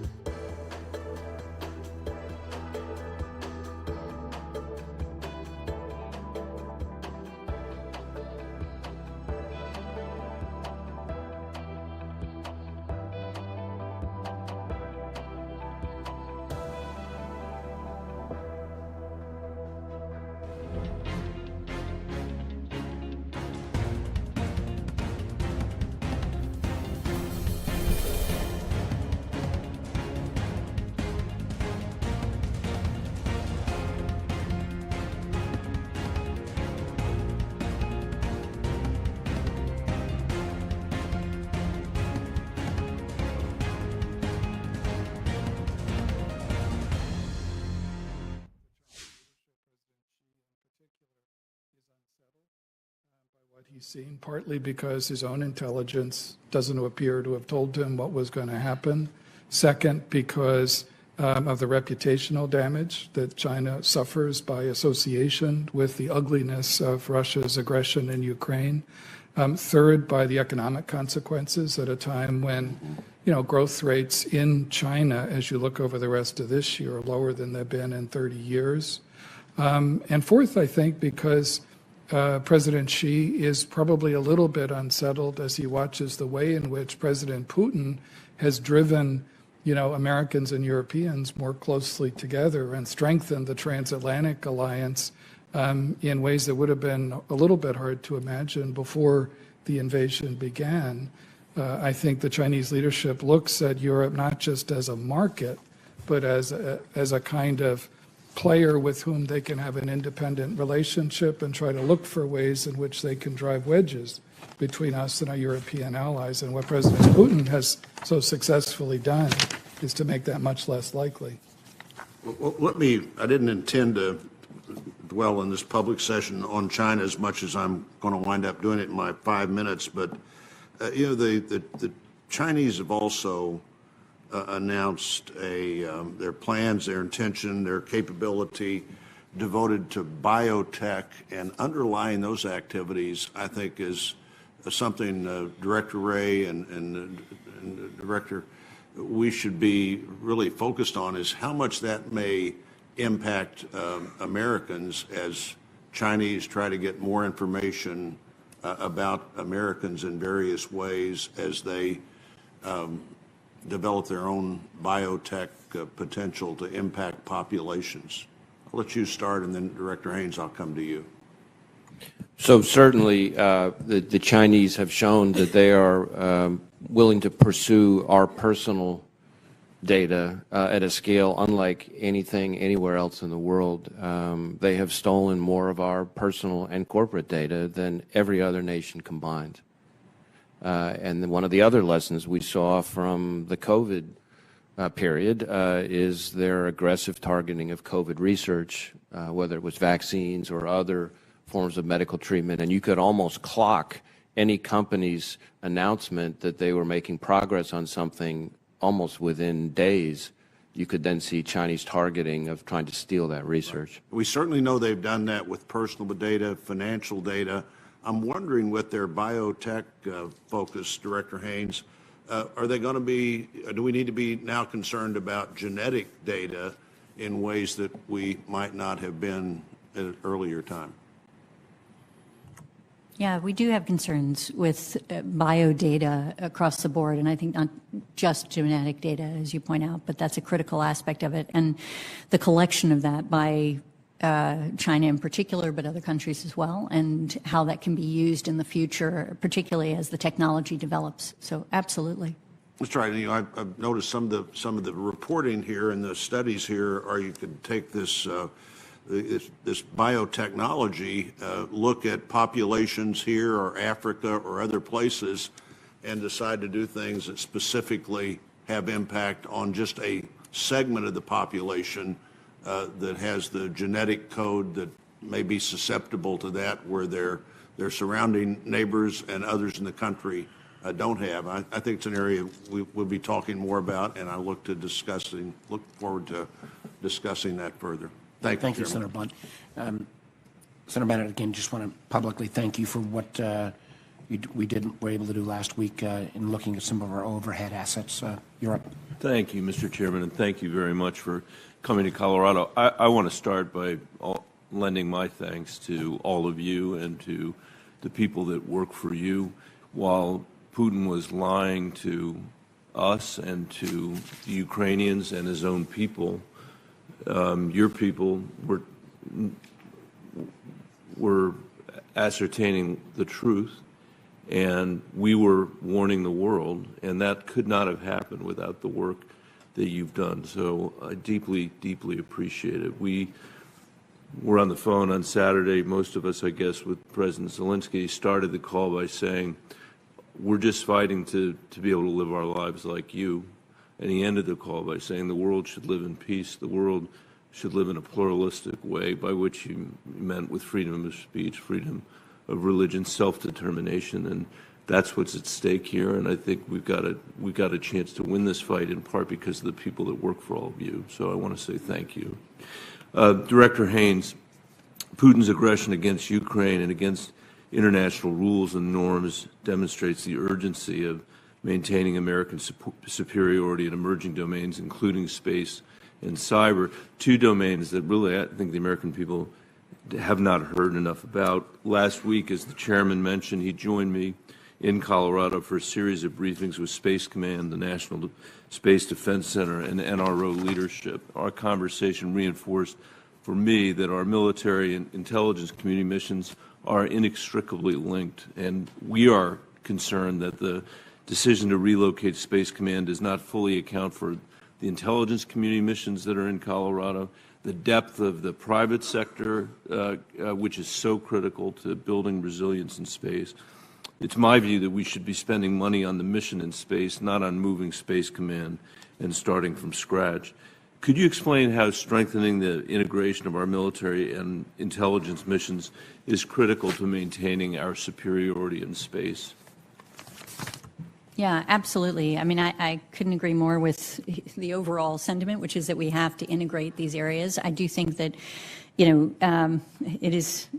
it's a domain in which obviously the Defense Department, but also other parts of the government, such as NASA and so on, are occupying, and it's increasingly crowded with commercial satellites as well. And all of us have to be able to integrate together in order to effectively manage things. But no two entities more, I suppose, than the Department of Defense and the IC in order for us to do our jobs. And as we've been doing, we have a number of mechanisms that we use for that kind of coordination. There's, obviously the Joint Space Warfighter Forum, which, has the U.S. Spacecom commander and the NRO director as sort of co-chairs and leading of that, and that's a kind of an example of DoD and the IC coming together on these issues. And we have a number of other things, Space XCOM, a National Space Defense Center, an integrated protection strategy that are intended to do this.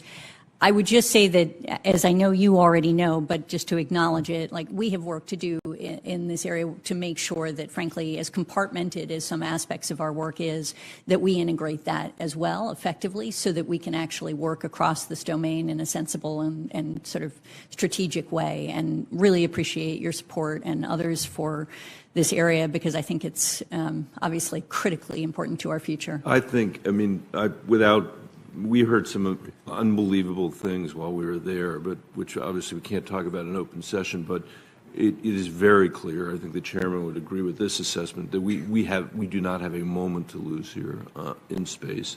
I just have a minute left. Director Burns, could I just ask you to talk a little bit while we're in public session, just give the American people a sense of how Russia is using disinformation across the world, how it's using it in its own country, but also how it's using it across the democracies to try to pit us against one another, divide us from one another. These are things that appear to the American people sometimes to look like just another person's Twitter feed, when in fact the Russians can be behind it. So could you spend a minute on that? Sure. Thanks, Senator. And I'll focus on, the ways in which I think President Putin has worked methodically over the last 2 decades to turn Russian society into a kind of propaganda bubble. I mean, he's used financial pressures, he's used lethal actions. I remember vividly when I was ambassador in Russia, some years ago, going to the funeral of a very courageous independent Russian journalist named Anna Politkovskaya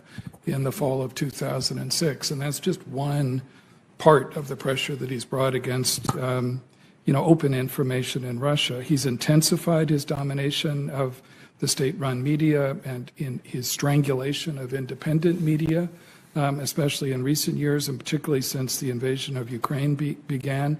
But I guess the last thing I'd say is I don't believe that he's going to be able to seal Russians off entirely from the truth. There are lots of Russians who have VPN accounts, who have access to YouTube to this day, who have access to information. And I don't believe he can wall off indefinitely Russians from the truth, especially as realities begin to puncture that bubble, the realities of killed and wounded, coming home, an increasing number. The realities of the economic consequences for ordinary Russians, as I was discussing before. The realities of, the horrific scenes of hospitals and schools being bombed next door in Ukraine and of civilian casualties there as well. I don't think he can bottle up the truth indefinitely. Thank you. Thank you, Mr. Chairman. Senator Cotton, thank you as well also for your constant willingness to press this committee and, frankly, the IC leadership to make sure, both on the unclassified and classified section, the collaboration between the DoD projects and the IC projects. Senator Cotton. Thank you. Director Haynes, I want to address the administration's fiasco of failing to help Poland transfer its aircraft to Ukraine. The Pentagon spokesman yesterday cited your intelligence community. Quote, the intelligence community has assessed the transfer of MiG-29s to Ukraine may be mistaken as escalatory and could result in significant Russian reaction that might increase the prospects of a military escalation with NATO. The State Department spokesman said essentially the same thing earlier today. Since administration policymakers are justifying their hesitancy to help Poland transfer these aircraft by pointing to your intelligence community, could you tell us what is the basis for this alleged assessment that the transfer of these aircraft would be viewed as escalatory? Thank you, Senator Cotton. So it is our analysts' assessment that the transfer of these airplanes could be perceived as a significant escalation by the Russians. It is, they are obviously an advanced and considerable weapon. I'm sorry. Yeah, so please. I appreciate your analysts and their deep expertise and knowledge about this. Absolutely. I'm asking what specific evidence, information, intelligence do they have that the transfer of these aircrafts, as opposed to anti-aircraft missiles that shoot Russian jets out of the sky, is going to be viewed as escalatory?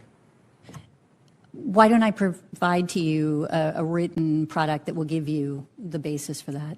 So the Pentagon spokesman also said that this is the same intelligence that they had last year that delayed the transfer of many of those missiles as well, that there's no new intelligence. He said it was the same intelligence he's had last year. Is that the case? No, Senator, I'm not aware of what it is that he was referencing, but this is a recent assessment that was done by the intelligence community. I'm very happy to provide that to you. New assessments. I'm saying, do you have new intelligence? So when analysts, I mean, I know you know this, but obviously they're looking at a body of intelligence, and then they're also providing their own knowledge and experience, and I don't know whether or not there is. So we can address this in a closed setting, but here's my opinion. You don't have new intelligence. This is opinion, and in many cases, this is policymakers who are looking to the intelligence community to provide them cover for their hesitancy. General Barrier, could you explain as an intelligence officer how Vladimir Putin might be A-OK with us transferring missiles that turn their tanks into burning piles of rubbish or shoot their jets out of the sky, yet transferring tactical aircraft is going to be unacceptable? Why is the latter escalatory and the former not escalatory? Senator Cotton, thank you. I will take a stab at that in open session here. I think when you look at anti-tank weapons and air defense, shoulder-fired kinds of weapons, there is a range of escalation. And I think in our view, that escalation ladder doesn't get checked higher with those weapons versus something like combat aircraft. I got to say, I don't think there's a lot of common sense between this distinction, and a lot of farmers in Arkansas wouldn't understand it either. That's a challenging space to manage, and the analysts, I think, are just trying to provide their best assessment. A direct conflict with the United States, end quote.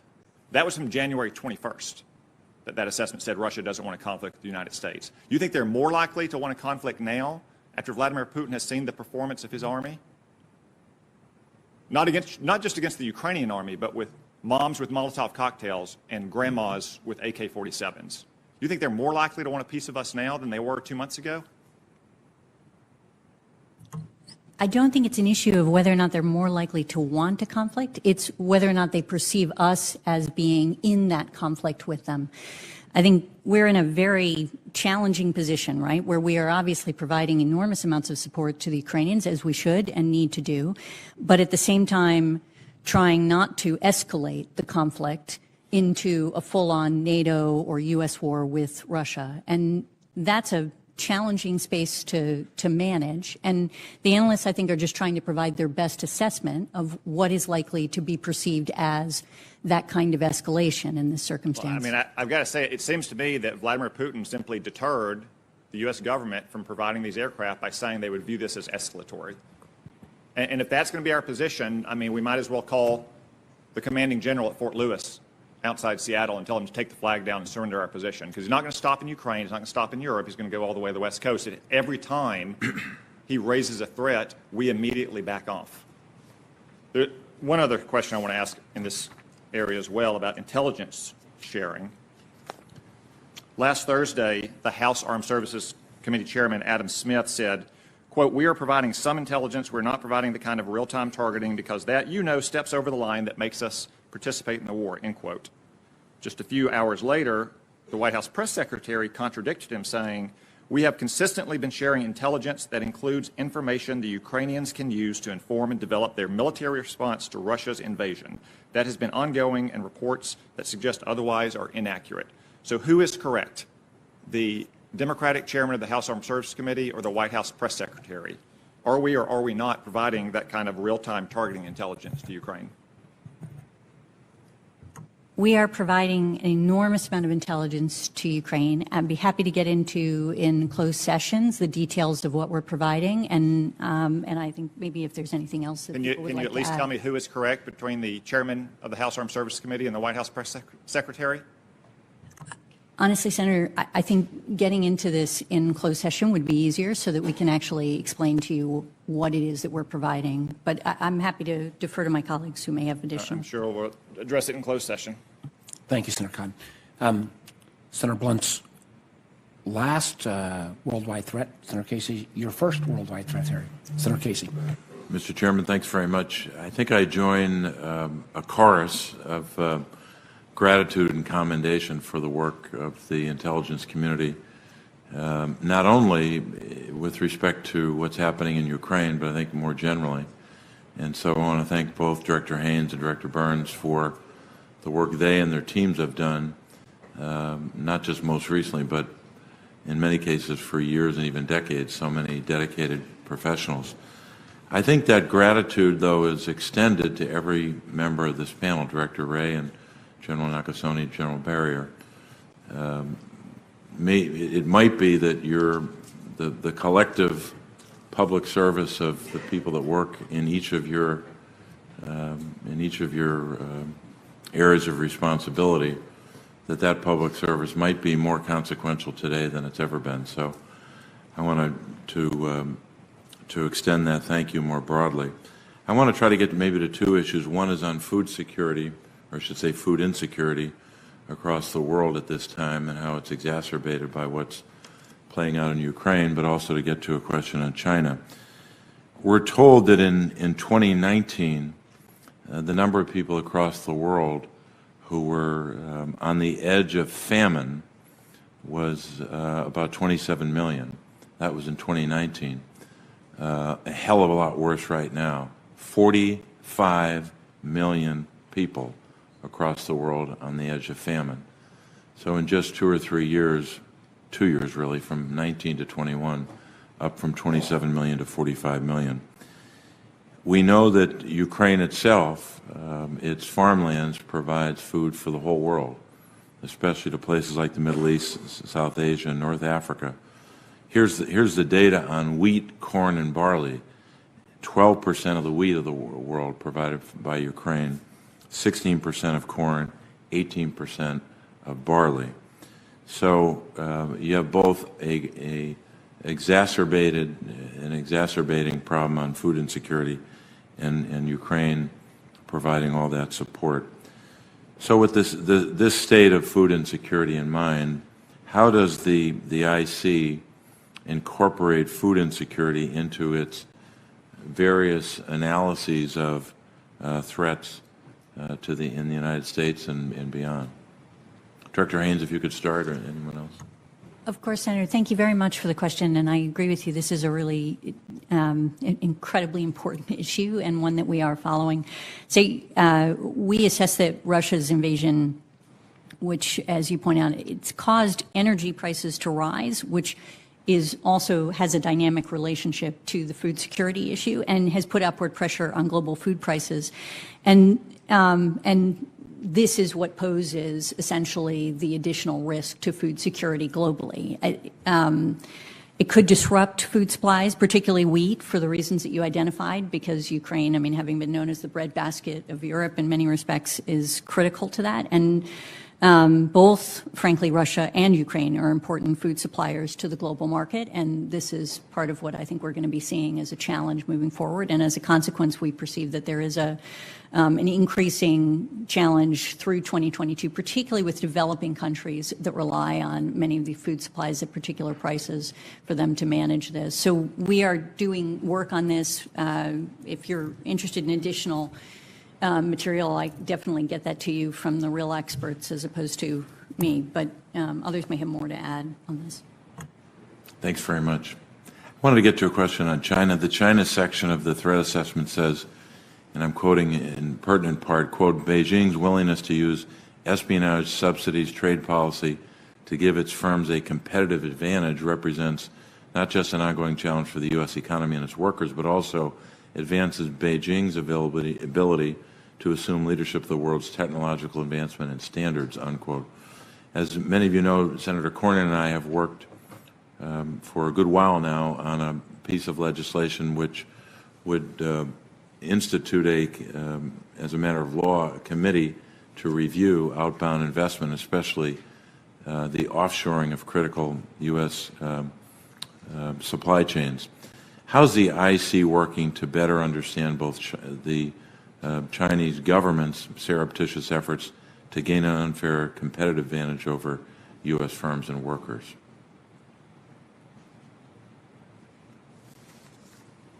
I'll start, and others should weigh in. I mean, I think we are obviously following this very closely, and we recognize that, frankly, Beijing targets U.S. private sector companies in a variety of ways. Cyber is one aspect of it, but it's not the only way in which they do it. And we've observed China targeting company insiders, not just for their access to computer networks, but also because of the opportunity for essentially economic and other espionage in these spaces, and really other individuals that have access to critical technologies, to your point. We've also observed China engage in theft of trade secrets, U.S. export control violations, hacking, ransomware, cyber pieces. All of this leads to grave concerns, obviously, with respect to their capacity to steal from American companies and, and innovation, and to ultimately use that to bolster their capabilities to promote their own technological advancement in areas that are of critical national security interest to us. And we've also seen how they've created an essential legal framework that provides them with access to companies that invest or that move to Beijing in order to allow for that information to be used by the Chinese government and to be, to advance their technological innovation. So let me leave it to others who probably have more to.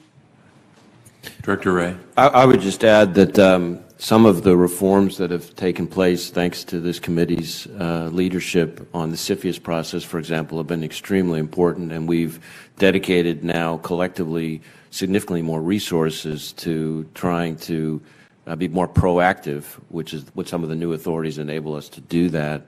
Certainly the FBI, we now have about a 1,300% increase in economic espionage investigations tying back to the Chinese government from, say, a decade ago.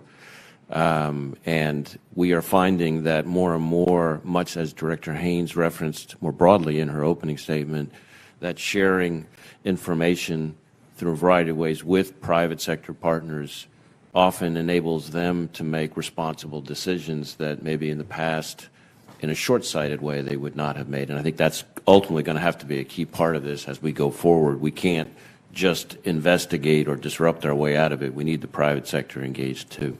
Senator Casey, thank you for your and Senator Cornyn's leadership on this, and I also want to acknowledge Senator Cornyn's leadership on the CFIUS reform a few years back that really has given Director Wray and others the tools they need. Senator Cornyn. Thank you. I want to join my colleagues in thanking you and the people you represent for your service to our country I want to talk about Russian propaganda. We all know that in 2016, there have been extensive work of this committee and the Director of National Intelligence, the intelligence community writ large, on Russian propaganda. But I want to talk not about their role in our elections, but now when it comes to energy.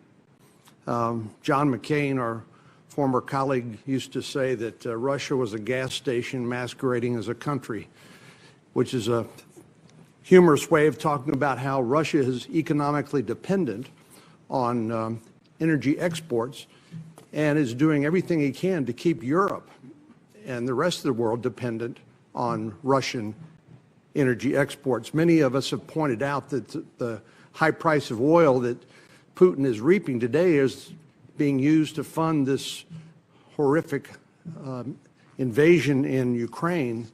And I just want to point out, I think it's the Energy Information Administration predicts that by 2050 that the world will still continue to need fossil fuels. And its role in providing energy to the world will be 4 times what renewables can provide. And this is not meant to denigrate the role of renewables. It plays an important part in our portfolio. But I do worry that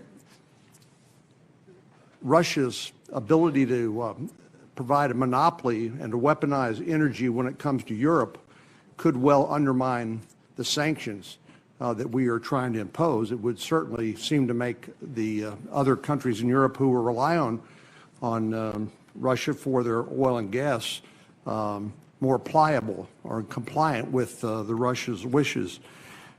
Back in 2017, Director Haynes, the Office of the Director of National Intelligence, the office you now hold, reported on page 8 in Annex A in a document called Assessing Russian Activities and Intentions in Recent Elections.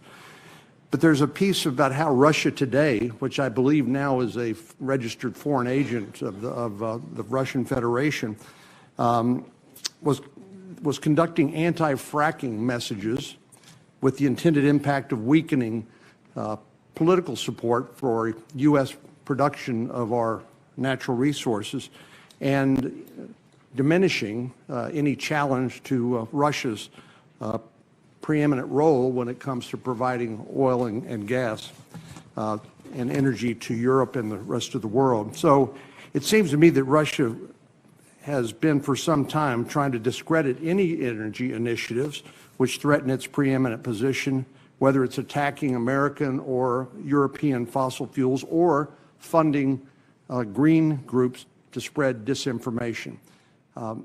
Can you elaborate, Director? You're streaming live now from Fox, everybody. Regina Gonzalez with you here from Orlando, Florida. We have been listening in to the latest Senate Intel Committee hearing as the Russian invasion into Ukraine is officially in day 15. You could hear them talking about Russian propaganda, about the intentions that don't seem to be letting up from Russian President Vladimir Putin. Also talking about the possible threat for cyber attacks from Russia on not just the United States, but other countries across the nation. So lots to unpack here. Also to the upper left-hand side of your screen, you can see the stock exchange here in the U.S. responding to this invasion. We did get that consumer index report just a little bit earlier here this morning, showing that inflation has officially rose to 7.9% in February, an official 40-year high. So lots of information here on Live Now from Fox this morning on how the invasion is impacting us here at home. We're going to continue listening in to this hearing after this quick 2-minute commercial break that I'm about to send some of you on.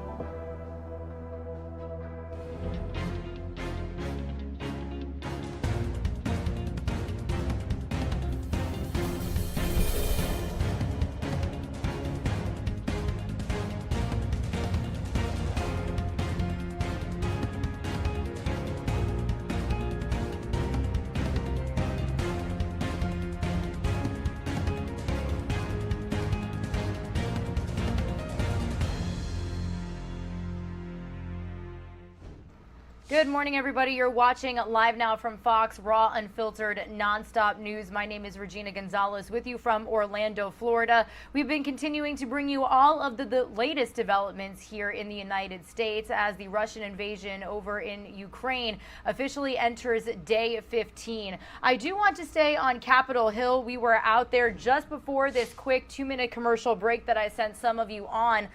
This is a hearing taking place on worldwide threats as we're hearing different testimony from Director of National Intelligence Avril Haines. We're also hearing from the CIA Director William Burns and other lawmakers there talking about every sort of angle you could imagine, the threats that could be seen around the world from Russian President Vladimir Putin, as it seems like he does not intend on backing down. We've seen such gruesome attacks on children's hospitals, civilian neighborhoods, civilians trying to exit the country. We do know that the United Nations has confirmed about 2.3 million refugees have fled the Ukraine.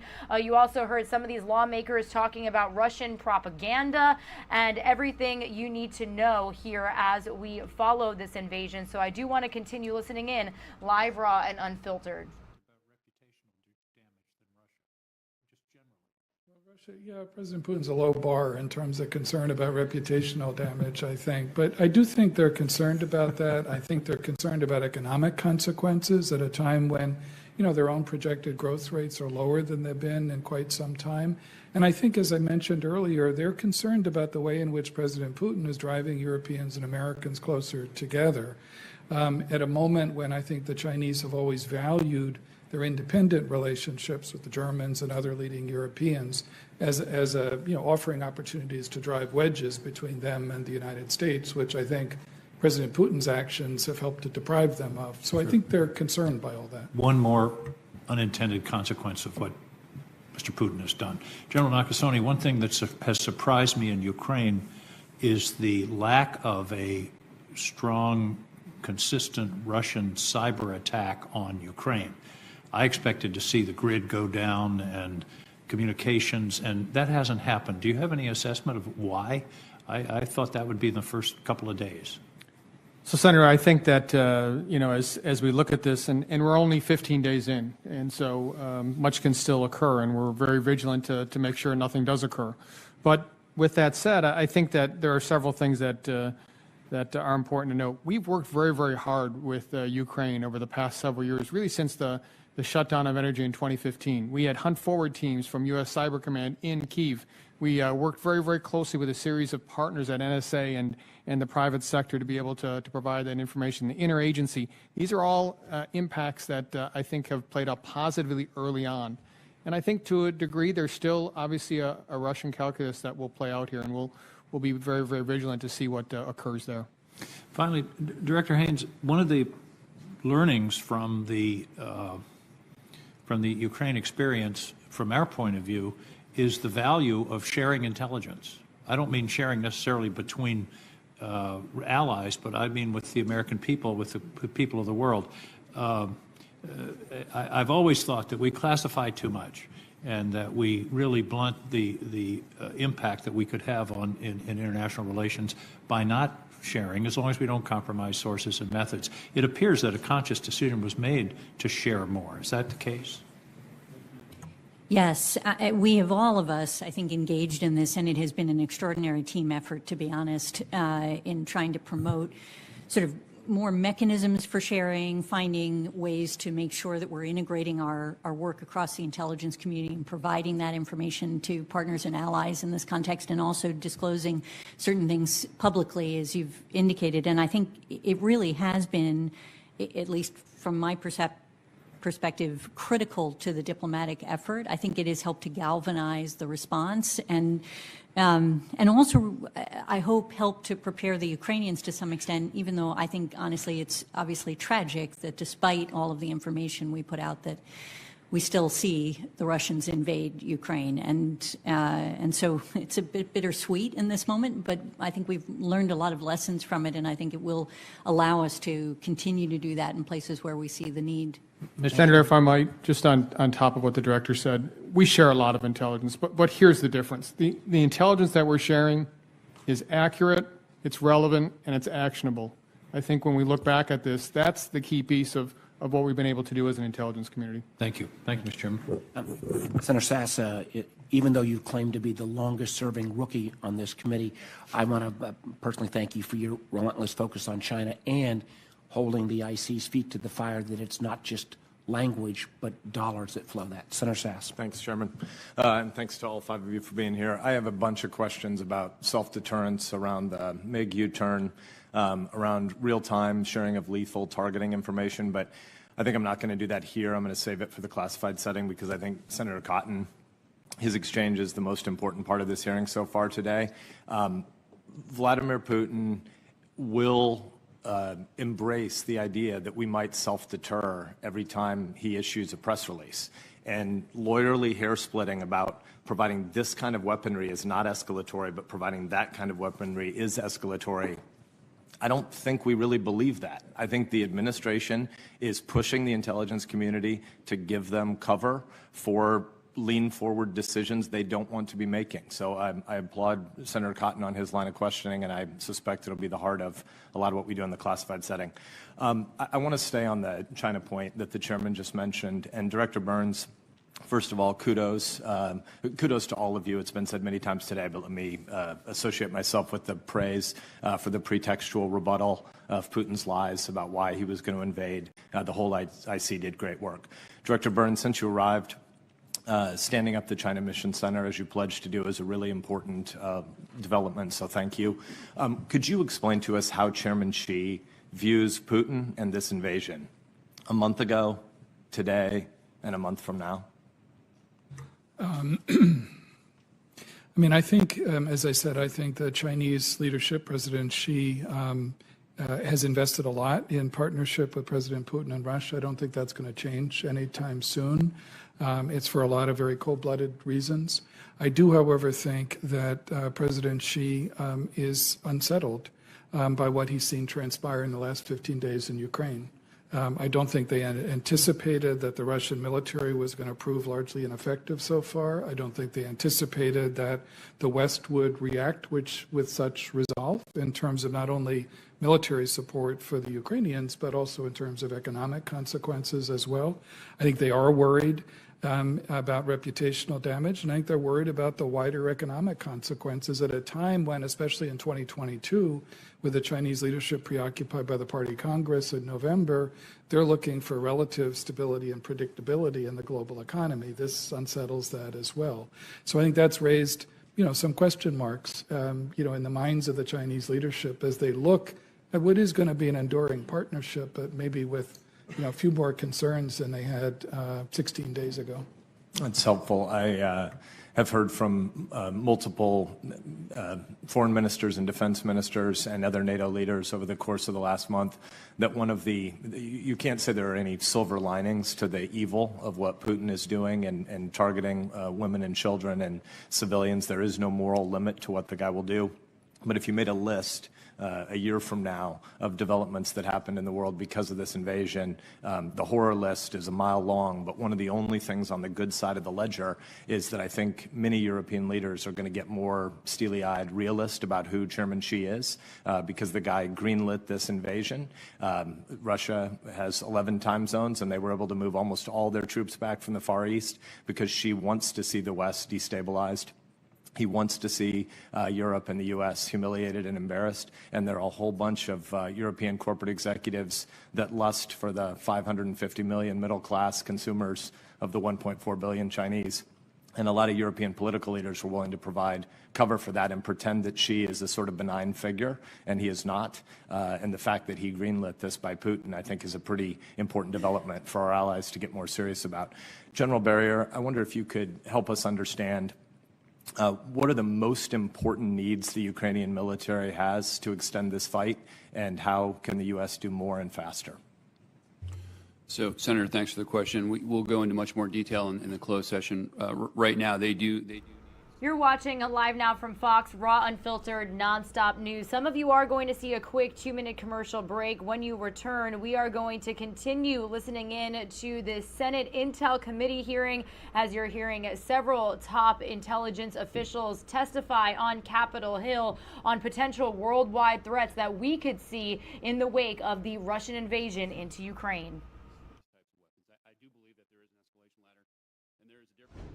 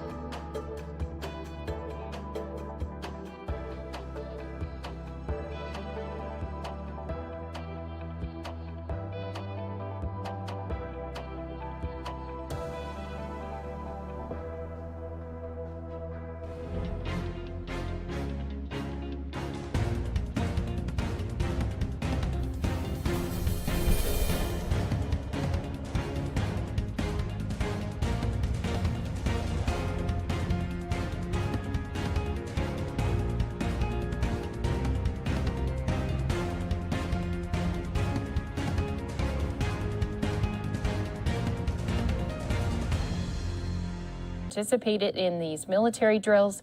It took place in the eastern part of the country. So the drills did start on March 2nd. They're expected to end today.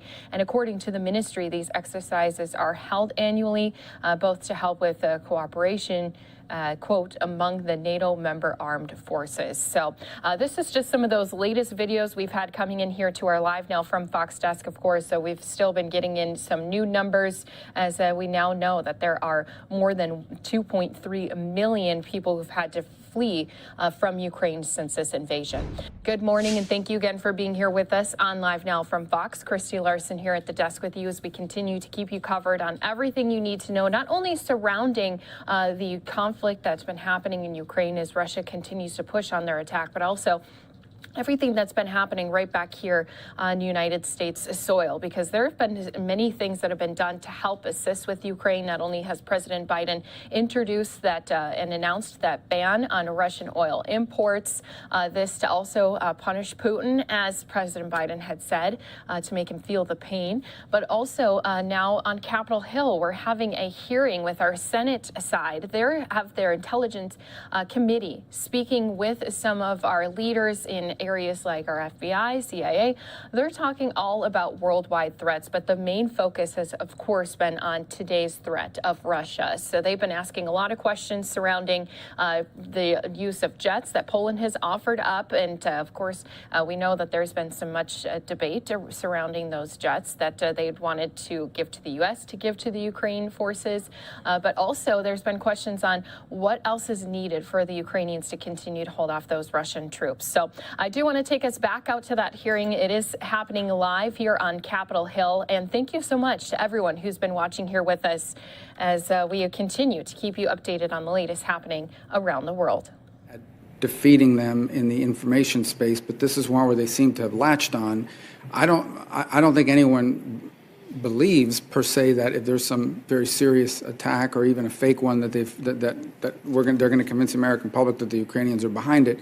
But it's the confusion around it that I worry about debilitating the debate and allowing them to deflect it. I do want to ask you, and you in particular, Director Burns, because you have been involved with Russia issues for a very long time. So I think as much as anyone involved today in this issue, you've had an opportunity to watch Vladimir Putin through the years, I suppose. And this whole thing about they're having negotiations or parent negotiations today in Turkey with the foreign ministers. It's my view that he uses negotiations as just another tool in his toolbox. What is your view of why he continues to agree to these talks and put these talks forward if we know they're not resulting in anything? And in fact, he's violating whatever they even nominally agree to. Well, I mean, I think, Senator, yours is a fair assumption that these sometimes are just used tactically as well. You know, I think the core issue here is that President Putin does not have a sustainable end game in Ukraine right now. So the question is he simply going to continue to double down and grind down the Ukrainian military and the Ukrainian population, or at some point, does he recognize that reality, that he doesn't have a sustainable end game, and look for ways to end the bloodshed, to cut his losses, and to, you know, reaffirm the sovereignty and territorial integrity of Ukraine.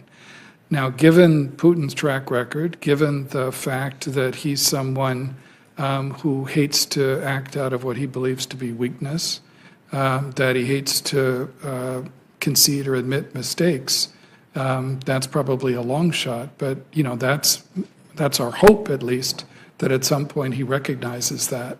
Because absent that, you know, off-ramps become just rhetoric. Thank you for raising the bio issue, Senator Rubio. Senator King. General Barrier, we see these horrendous pictures of apartment blocks being hit, hospitals being hit in Ukraine. My question is, what's hitting them? The use of the term bombing is very common, but my impression is it's mostly missiles and artillery. Is it bombing from aircraft or missiles and artillery? It is a combination of mostly missiles, artillery, multiple rocket launchers. There are some precision guided munitions that are being dropped from aircraft, but that number is small. So the talk about a no-fly zone wouldn't really impact what's causing the damage currently. Is that correct? Well, the Air Force is having a tough time flying in Ukraine right now. They're conducting surveillance and reconnaissance. They're using their assets to do a bunch of different things. And quite honestly, a no-fly zone is a combat operation that requires manned and unmanned aircraft, ISR assets, resources, and on the escalation ladder, that is escalatory. I understand that, but my point is a no-fly zone wouldn't inhibit missiles, rockets, and artillery. That is correct. Thank you. Thank you, Mr. Chairman. Mr. Chairman, thank you. And I'm going to direct this at Director Haynes, and this is really precipitated by Senator Cotton's question on the transfer of aircraft. We gave a green light to Poland to transfer MiGs, the United States, publicly. When Poland came back and said, we'd like to transfer these over to a U.S. facility and have Ukrainian pilots fly from there, all of a sudden, the American line was, we think that would be escalatory. We're all part of the same thing called NATO. And under that agreement, when one of NATO's members' geography is challenged, the rest respond. Now, we can get into whatever we want to in closed session. I, as much as anybody, really respect the analytic product that comes out of the intelligence community. It should be questioned. That's why we have analysts in every area and outside of the intel community. But when the U.S. publicly gives Poland a green light to transfer aircraft and then changes their mind when the aircraft is transferred off of our space, our geography, as a member of NATO as well, and we say that that would make it escalatory, but if Poland transferred it, we didn't consider it to be escalatory, then I draw this conclusion. This is a policy decision. It's a policy decision made by the administration. And I remind all of you at the table, intelligence is never supposed to influence policy. It's the reason that we try desperately, we don't always succeed, but we try desperately not to present you with a policy question, as part of the intelligence community. By the same token, we expect that if intelligence is inappropriately being used to reach a policy decision, that it's the intelligence community that pushes back on that. So I look forward to your explanation, but I remind you that there is a bright line that the intelligence community has always maintained between policy and the advice you give about what the intelligence says.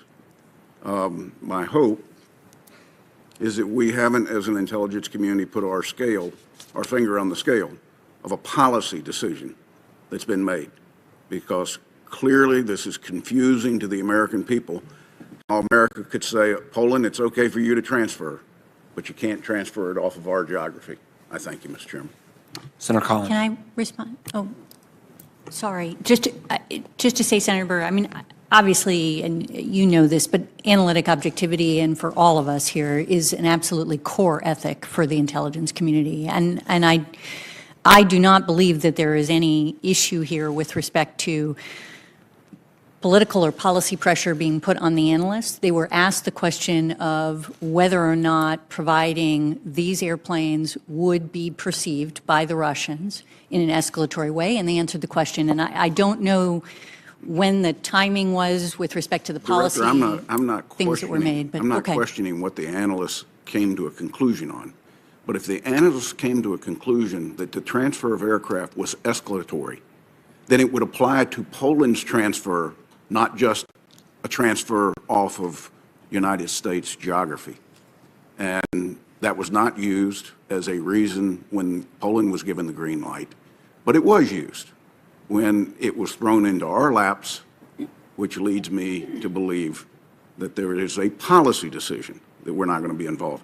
I only throw it out there to you for the thought process of going through it. We can get into it in closed session. Okay. Thank you, Mr. Chairman. Senator Collins. Director Haynes, I want to switch to Iran. Your predecessors at every single worldwide threat hearing since 2016 have labeled Iran as the foremost state sponsor of terrorism. Is that your assessment as well? Yes, Senator Collins, there's no question that Iran continues to support terrorism. There's widespread speculation that in exchange for a new nuclear agreement with Iran, that the administration is considering lifting sanctions on Iranian organizations or individuals, including those that are tied directly to Iran's terrorist activity. And there's one speculation that the administration may go so far as to rescind the foreign terrorist organization designation of Iran's primary arm to foment terror in the region, the IRGC. Now, I'm not going to ask you whether sanctions should be lifted or not, recognizing that is a policy decision, but I do believe that it's fair to ask you which Iranian entities are actively supporting the regime's malign activity today. So let me pull on that thread a bit. Tony Blair's Institute for Global Change said in a report last year that the IRGC acts as an institutionalized militia and uses its vast resources to spread a mission of jihad through an ideological army of recruits and proxies. So with respect to the IRGC, do you agree that it continues to conduct, support, and facilitate tourism throughout the Middle East? Thank you, Senator. The regime as a whole has supported destabilizing activities throughout the Middle East and continues to be a concern. And IRGC is among entities that that are part of the regime's overall strategy. But I think if you want detail on particular entities, we should provide that to you separately and in writing.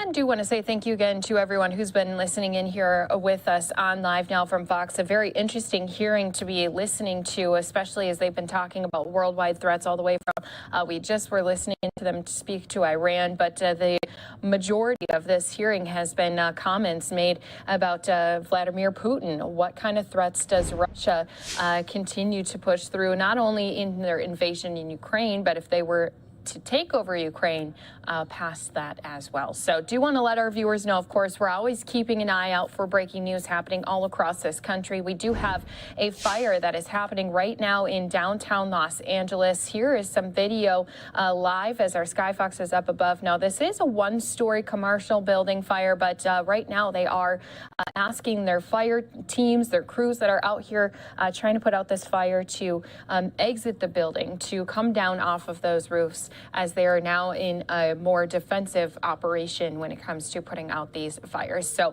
a lot of times when firefighters first arrive on scene, of course, they have to assess the fire before entering into a building, before sending some of their team members on top. But they do have then those teams who will cut holes in the roof.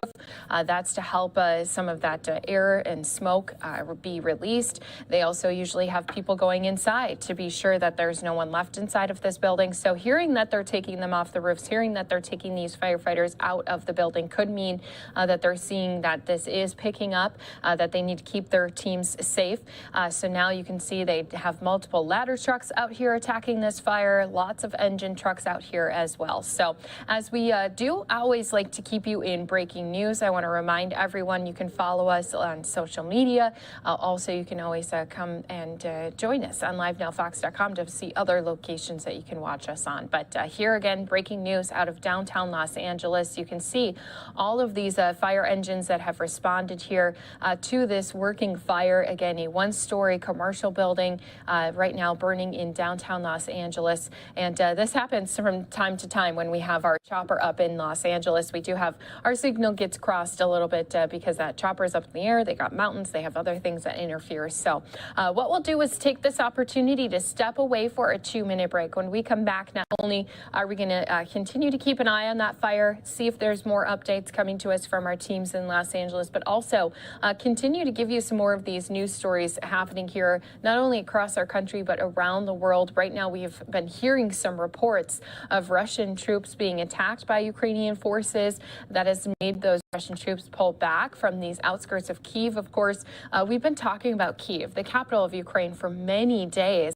Ever since this invasion happened, there was a lot of intelligence that said Kyiv could fall in a matter of days. Of course, that's before they knew how many Russian forces were going to be there fighting. And really, there was a lot of false reports about how strong those Russian troops were, too. So we'll be getting into all of that, plus, of course, more top stories happening right here across our country on Live Now from Fox after we step away for this 2-minute break.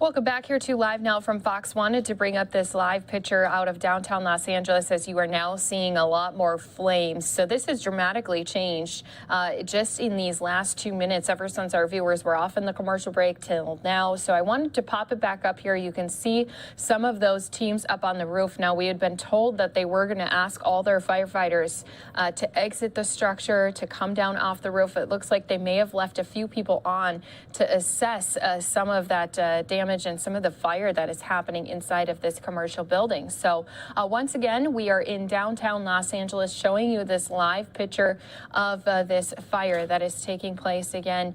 As we are getting this live look, you can see a lot of that smoke rising up. Now, white smoke, usually a good sign that they do at least have some of that water attacking those flames. Usually when we see that thick black smoke, that really can be a sign that the fire is raging inside. So we may actually still have some firefighters who must be dousing this with some water from the inside. Earlier, we also did see multiple ladder trucks and fire engines that had been responding out here. So these crews really trying to put this fire out, of course, keep everyone in the surrounding areas safe. And when you think of a building like this as well, you have to think of it's attached to some other commercial buildings. And so these other properties, they're trying to protect them from that fire damage too. So right now, this live picture is just one of those events that we have happening live or on Unfiltered. So we always like to let our viewers know we're on top of it when we hear of these. Our Fox 11 Los Angeles team had alerted us of this fire that they were sending their chopper out to. Of course, we like to give our viewers those live pictures. But also, while we take our eyes on this fire, while we watch this as these firefighters continue to try to attack this fire, put it out here in downtown Los Angeles, I do want to at least play out another press conference that happened a little earlier here today. We did have senators speaking on Capitol Hill after our inflation report has come out. So what I'll do is put everyone into a double box. That way we can keep an eye on this working fire while also listening into some of our Senate leaders, again, speaking on inflation. The other energy solutions that we're talking about doesn't seem interested. They need to get interested and get interested in a hurry, because their policies are hurting American families, hurting American farmers, and making it harder and more expensive for people to get by in this country. Well, Joe Biden truly is the president of high prices. The American people are seeing it again today. The numbers are out, 7.9% inflation. This is a 40-year high. When I take a look at just about everybody on that side of the dais, most of you have never seen, you're under the age of 40, you haven't ever seen, you have, but you've never seen inflation this high in your lifetime. And wages aren't keeping up. People are having to change the way that they eat, that they drive, and that they live. The decisions they make in their lives are being dramatically impacted by all of this. Gas is over $4 a gallon. And what does Joe Biden say? He said it's all blamed on Russia. Energy prices have been going up dramatically from the day he took office. Sure, today we're $2 a gallon more for gas than we were the day he took office. More of this is on him than on what's happening in Russia. And the Russian component of it is the fact that he has allowed us to become dependent on Russian oil. This is all on Joe Biden. And there are solutions that will make a difference for the families that are suffering. Pelosi's not going to notice this. Schumer's not going to notice it. The people that are going to notice it, young families struggling to get by, seniors, people living on a fixed income, those are the people that are noticing more and more that their dollars are buying less and less. And then to hear the White House talk about the fact that, as the president's spokesperson said yesterday, oh, we're producing at record highs. We are not. In the United States, we're 1.4 million barrels a day less now than we were before the pandemic in terms of oil production. 1.4 million barrels a day fewer barrels of oil. Why is that? This is an administration that has been at war with American energy. The Secretary of Interior has said clearly she wants to keep oil and gas in the ground. The White House talks about some permits that are out there that haven't been used. Well, you know what? When you have a permit, that's only the first area of permission you have to get from the government. You then have to get permission to drill. So the administration said, we're not given any permission to drill. There are over 4,600 permits where they're waiting, asking for permission to drill. It's like you paid rent on a house, or on an apartment, and they say, okay, we've taken your rent money. Oh, but we're not going to give you the key. You can't move in. How are you going to get in there? They're not allowing that. And a lot of people say, well, we're not even if we get permission to drill, we're not going to go in until we can build a pipeline. Oh, the administration said, sorry, we're not going to allow any of those permissions either. There are things we should be doing today to unleash American energy. We have it. We shouldn't be dependent upon Russia. We shouldn't be heading to Iran. We shouldn't be looking to go to Venezuela. We have the resources here in the ground. The administration needs to let us get them out. We're having a hearing right now at the Energy Committee talking about all of these things. And these inflation numbers today just highlight how poorly this administration has mismanaged our American economy, American energy, and have caused record inflations to the level that we're now at a 40-year high. Well, first of all, I want to thank Senator Fisher for getting us together today to talk about really what I consider a national emergency. And I speak from that as the ranking member on agriculture. Last time when I was here, I brought a little chart. Now I've got a bigger chart. Do you want me to hold it? Well, yeah, hold it. yeah. So, and I think this tells the story. This is from February of last year to February of this year. Now, the bars don't look very high, but this little bar here, farm machinery, represents a 28% increase. More than a significant increase. We're talking about animal feed, it's up 36%. Natural gas up 48%, diesel fuel up 54%, and then fertilizer up 171%.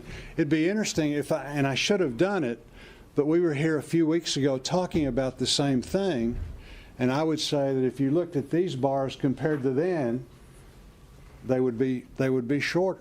Okay, this thing is moving so very fast. So when costs go up on our farmers and ranchers, it's a bad day for rural America.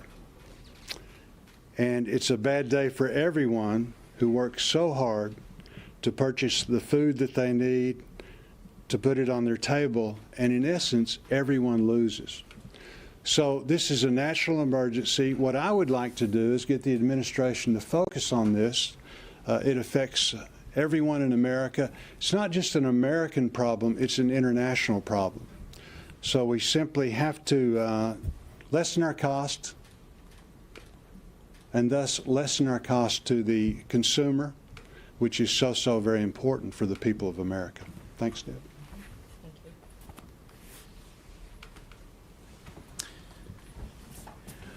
This morning, the Bureau of Labor Statistics confirmed what most of my neighbors in Indiana have known for weeks.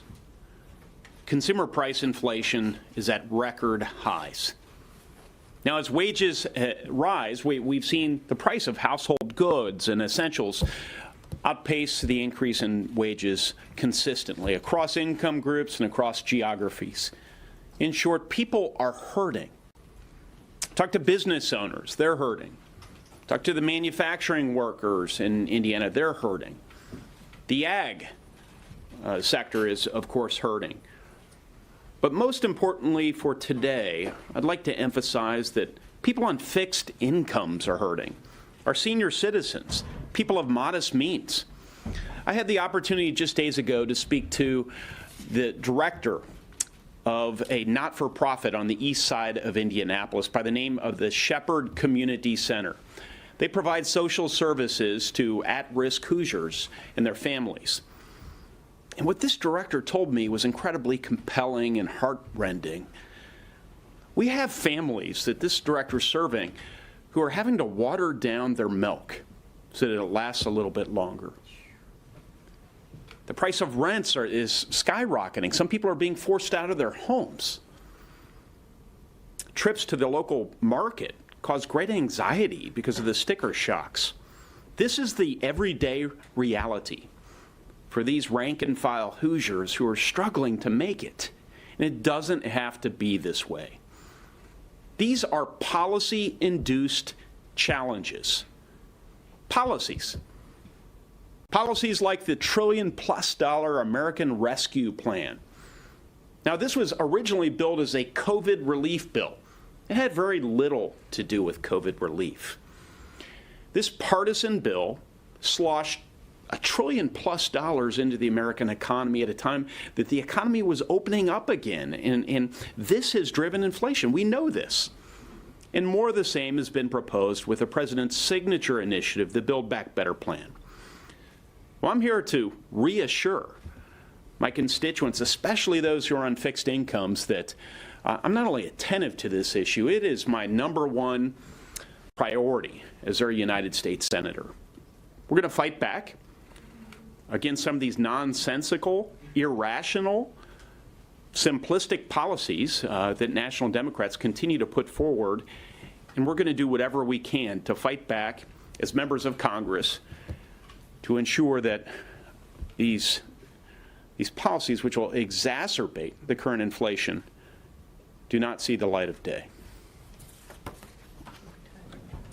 Thank you again to everyone watching here with us on Live Now from Fox. We do have to step away for a 2-minute break. I did want to let everyone know our chopper flying away from that downtown Los Angeles fire, but we will be right back here listening in. Right now, we do have Senator John Hoeven from North Dakota speaking, so we'll be right back in here with his remarks when we return after this 2-minute break.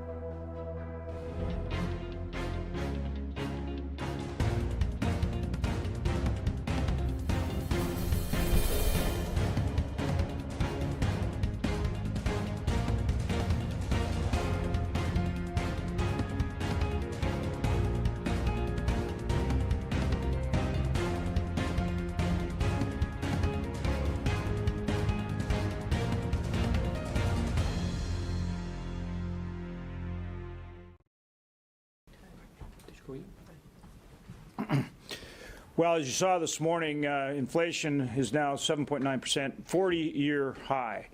Absolutely unbelievable.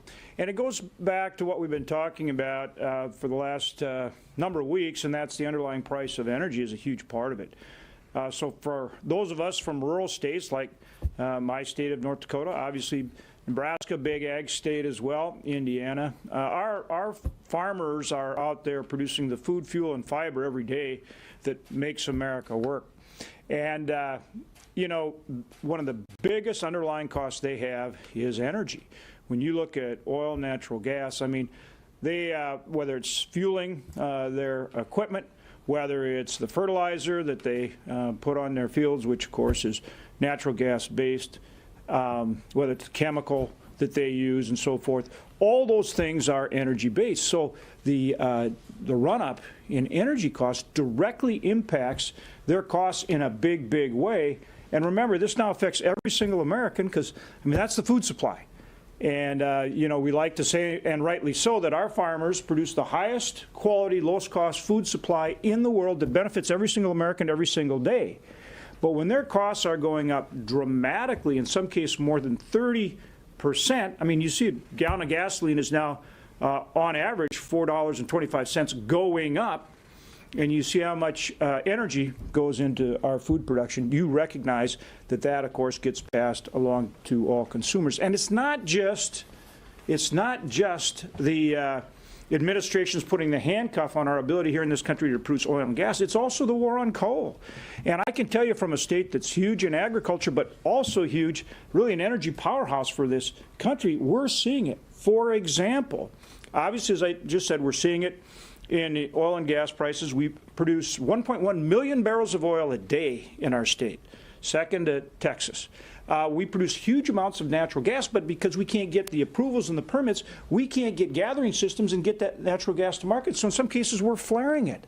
Makes no sense whatsoever. And then even in the case of coal, we have Dakota Gasification Company, huge plant that actually takes coal, converts it to synthetic natural gas, and then uses that to make fertilizer, urea, anhydrous. So we're not buying it from Indonesia or anywhere else. We're producing it right here at home. But those costs that go into energy production, whether it's on coal, oil, or natural gas, all are driving up costs in everything we do. Not just the food supply, but everything we do. And that's why the Biden administration needs to change course. And that's the point we're making, whether it's for energy, whether it's the food supply, for whether it's our consumers here at home trying to stop this growth in inflation, or whether it's working with our allies to support Ukraine. The Biden administration needs to change its policies when it comes to energy production. Thank you. Does anybody have any questions? Go ahead. Yeah.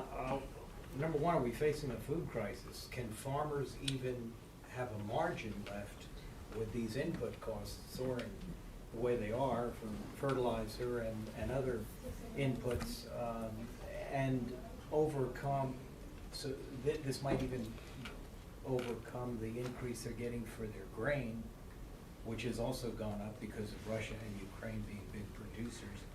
And secondly, as a temporary solution, is the administration saying no to using, for instance, E15 year-round through the summer to offset that 700,000 barrel shortfall because of Russia? Mm-hmm.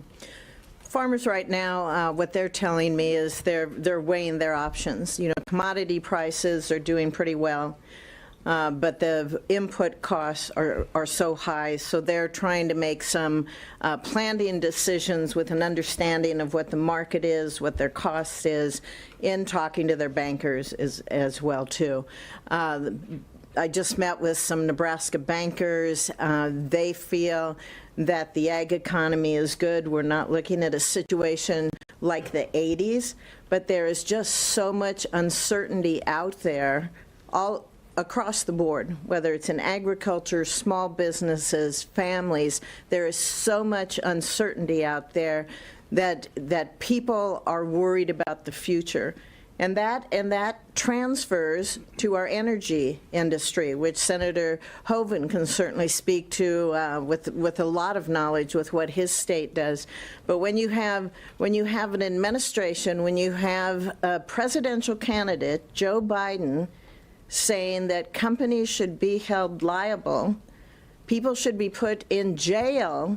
I mean, there's a direct attack on energy producers in this country. Think of the uncertainty for energy producers. They want to be able to get out there and be productive to meet our needs. One thing I hear besides inflation is, why in the world are we buying oil from Russia? That is the number one calls that I get. Why are we buying oil from Russia? And I cannot imagine the outrage that every single elected official here is going to hear if we then switch to buy it from Venezuela and Iran. This is a ridiculous policy. And as an ethanol producing state, we need to look at a clean, renewable energy in ethanol, in biofuels. We're in all of the above. When we're talking energy, that truly means all of the above. And you cannot demonize fossil fuels. You cannot put out misinformation on biofuel and ethanol production and think you can accomplish anything by calming fears, promoting optimism in this country again, which obviously is not coming from the Biden administration. So have they said I would say two have they things. said no to E15, and that could make the difference in the volume in a short amount of time? Yeah, you know, I've had bills that would promote, first of all, the RVOs, to take a look at that, and also year-round sale of E15. It's vitally important. We need to offer consumers choices. That's extremely important. And again, if we truly are talking about an all-of-the-above energy policy, we certainly don't see it in the policies coming from this administration when they demonize certain segments of the American economy and the American energy sector. So I would say, yes, we are going to see disruptions. I mean, right now, I'm talking to farmers and ranchers. They're worried that they are going to be able to get anhydrous and other fertilizer and other inputs. So yes, they are very concerned about that, no question about it. And then you got all the supply chain disruptions too. For example, you know, I'm on legislation that would help with the container issues. You know, obviously we're in situations now where we have containers that come in from the Pacific Rim and they go back empty. So we've got container shipping legislation, along with Senator Thune, Senator Klobuchar, and others. So we've also got to solve these supply chain disruptions, and we can't have regulations like WOTUS coming back. You remember the whole WOTUS issue under the Obama administration? We fixed that under the Trump administration. We get something that respects private property rights, and now the Biden administration pulls that back, and they want to go right back to the Obama version. That hits our farmers four square in terms of what they're trying to do out there. That hits our energy producers. That drives up costs. That restricts our ability to produce more food and more energy. Those are the things that are creating huge problems out there, like I say, not only in terms of supply, but also supply chain disruptions. So yes, we are going to see those things, and we're quite concerned about it. Yes. I have a question about the omnibus bill. So it does have increased funding for multiple different agencies. So and it seems there's enough Republican support to get this through the Senate. What would you say to Americans who are kind of scratching their heads or who are critical, asking, why would you guys be willing to vote for a bill with increased funding for government agencies while we're seeing this record high inflation? What would you say to them? I would say that they have a good point.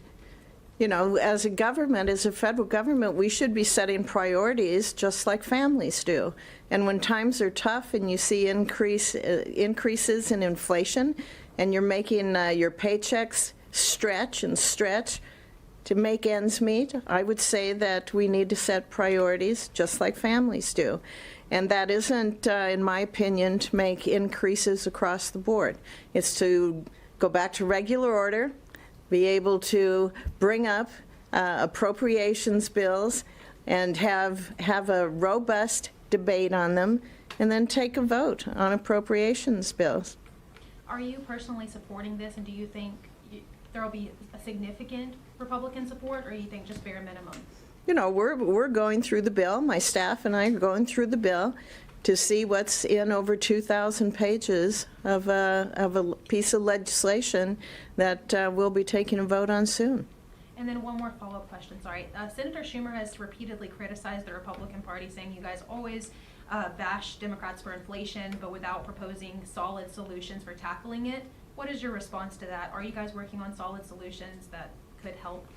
I think you heard today from my colleagues and I up here solid solutions to tackle inflation. When we saw the economy grow and jobs grow under the last administration, it was because of policies that were carried out, whether it's with energy or whether it's looking at regulations. Senator Hoeven brought up WOTUS. That's huge in my state as well. And so I think that we constantly put forth all sorts of different ideas on a variety of issues. We'll continue to do that. And Senator Schumer is doing his job as the Democrat leader. And yes. Piggybacking on her point, I guess, is there any proposal that Republicans have to try to mitigate food costs specifically.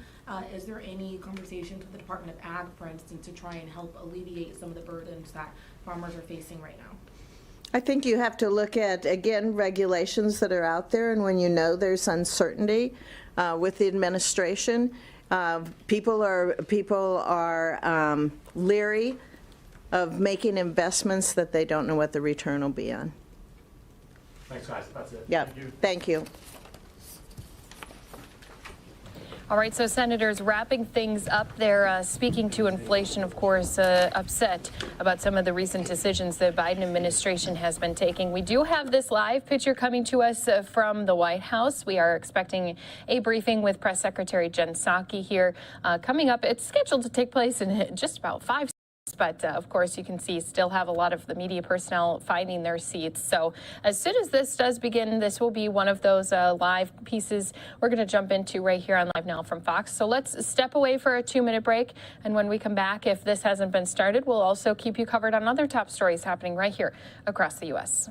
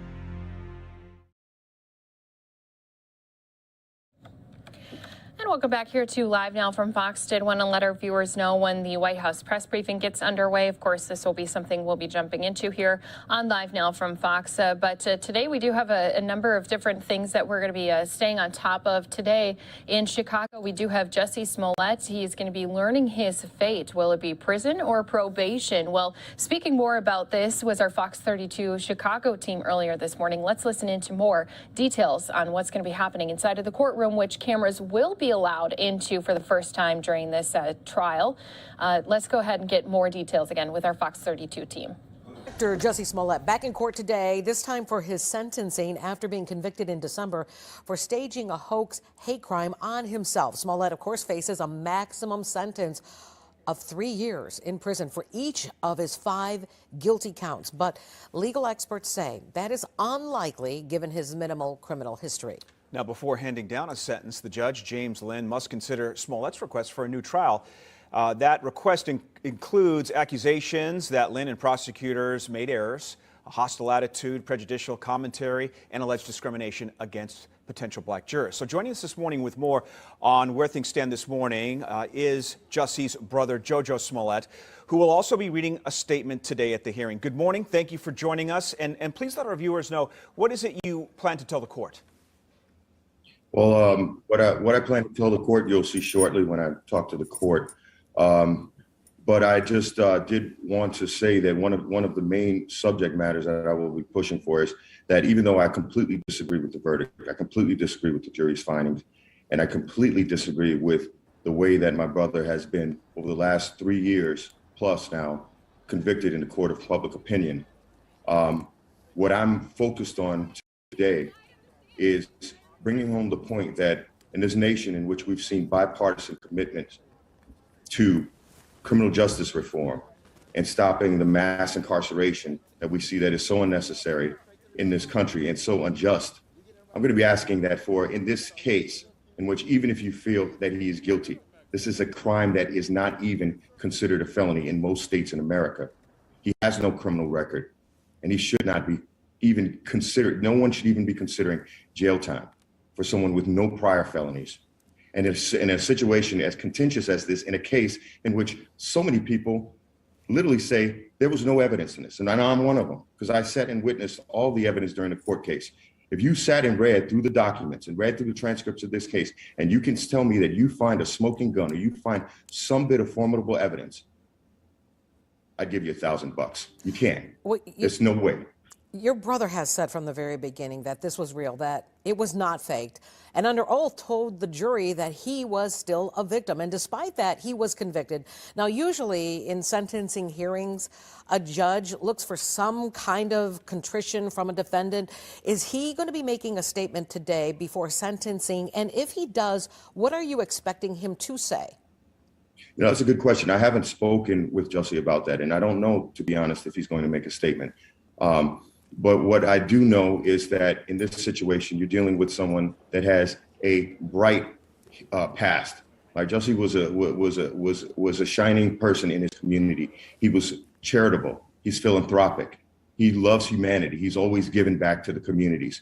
All right. The way that he's been portrayed in the media has really been unfair. You want to talk about fake news? All right, he's been the victim of it. All right, that's real fake news. What has been alleged against him over the last 3 years, let's remember that he was convicted in a court of public opinion in February of 2019. That's more than 3 years ago.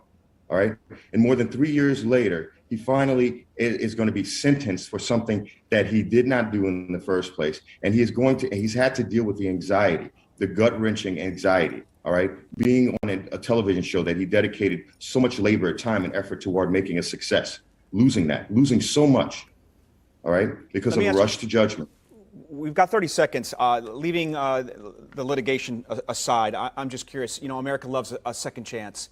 And this is a young man. This is a man who's, you know, he's 40 years old. I would imagine he would like to get back to the business of acting. Do you know what he plans to do should he be given probation? Will we see him appearing anywhere anytime soon? I mean, he's got so many projects already in the works. Jussie's an extremely creative individual, and like if any of you were to meet him personally, you spend an hour with him, you'd be like, he's one of the most talented and creative people you'll ever meet. All right. He's got so many things going. You know, the cream rises to the top ultimately, and people who are successful at their craft are going to remain successful at their craft. And I'm confident that the cream will rise to the top again. Jussie will be back on top again.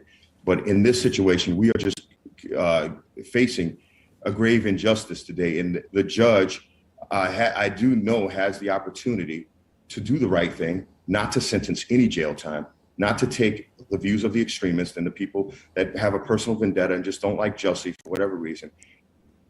Put all that aside and focus on the legal precedent. Most low-level cases, most low-level felonies like this are not delivered with stiff sentences and no jail time, especially in 2022 when we're all expressing a desire for criminal justice reform.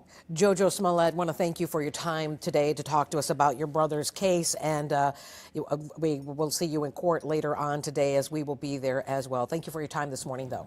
Thank you so much. I appreciate it. Dr. Jussie Smollett. And we will also be there in the courtroom with those camera crews that are being allowed in. Again, the judge ruling that for the first time in this trial, they will be allowed to put that out publicly. So we will be in that. This is scheduled to take place at 1 p.m. Central Time. So for everyone who's joining us on the East Coast, that's 2 p.m. for you. For those of you on the West Coast, that's 11 a.m. All right, we are going to step away for a final 2-minute break of this hour. When we come back, we do have all of our media in place. Looks like our press briefing is ready to begin here at the White House. Hopefully we'll have that live for you when you return after this short break.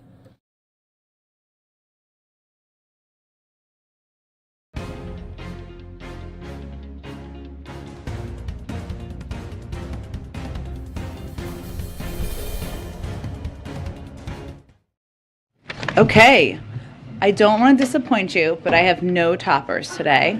Sorry to disappoint all of you. Darlene, would you like to kick us off? Yes, ma'am. Thank you. I wanted to follow up on your tweet yesterday about being on the lookout for Russia to use chemical or biological weapons in Ukraine and possibly creating flag operations to use them. What is the evidence to back that up beyond what you said in the tweet that it's a pattern from Russia? Is there more to this than it just being a pattern for them? Well, they have a large biological and chemical weapons program.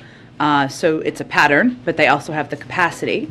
Well, I'm not going to get into specific intelligence. We look at all of those factors. And we also know, and one of the main issue that prompted my Twitter thread yesterday was that Russia has a history also of inventing outright lies like this, which is the suggestion that the United States has a chemical and biological weapons program, or Ukraine does, that they're operating.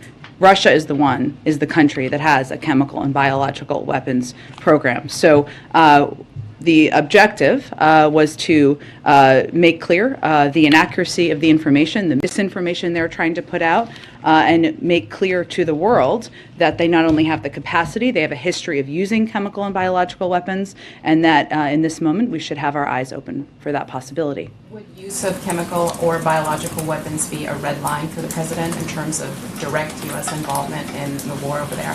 We are directly involved. We are providing $1 billion in security assistance. We are the largest provider of that. We are providing humanitarian. With the U.S. military going and engaging in Ukraine and fighting a war against Russia, we don't have any intention to do that. Go ahead. Oh, go ahead, Darlene. Go ahead. Last one. One other one. The Defense Intelligence Agency, the director told Congress today that his agency underestimated the Ukrainian military's preparedness and will to fight. Is that the assessment? Does the White House share that assessment?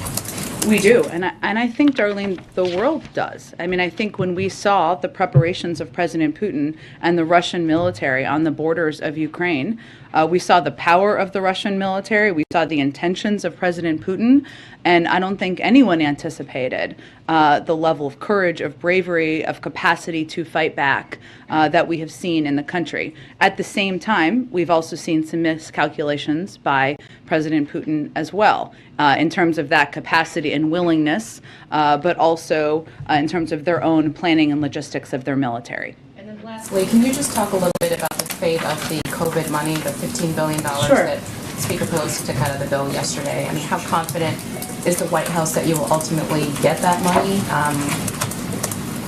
Absolutely. Oh, we do. Or, yeah. Okay. I just wanted to let you continue.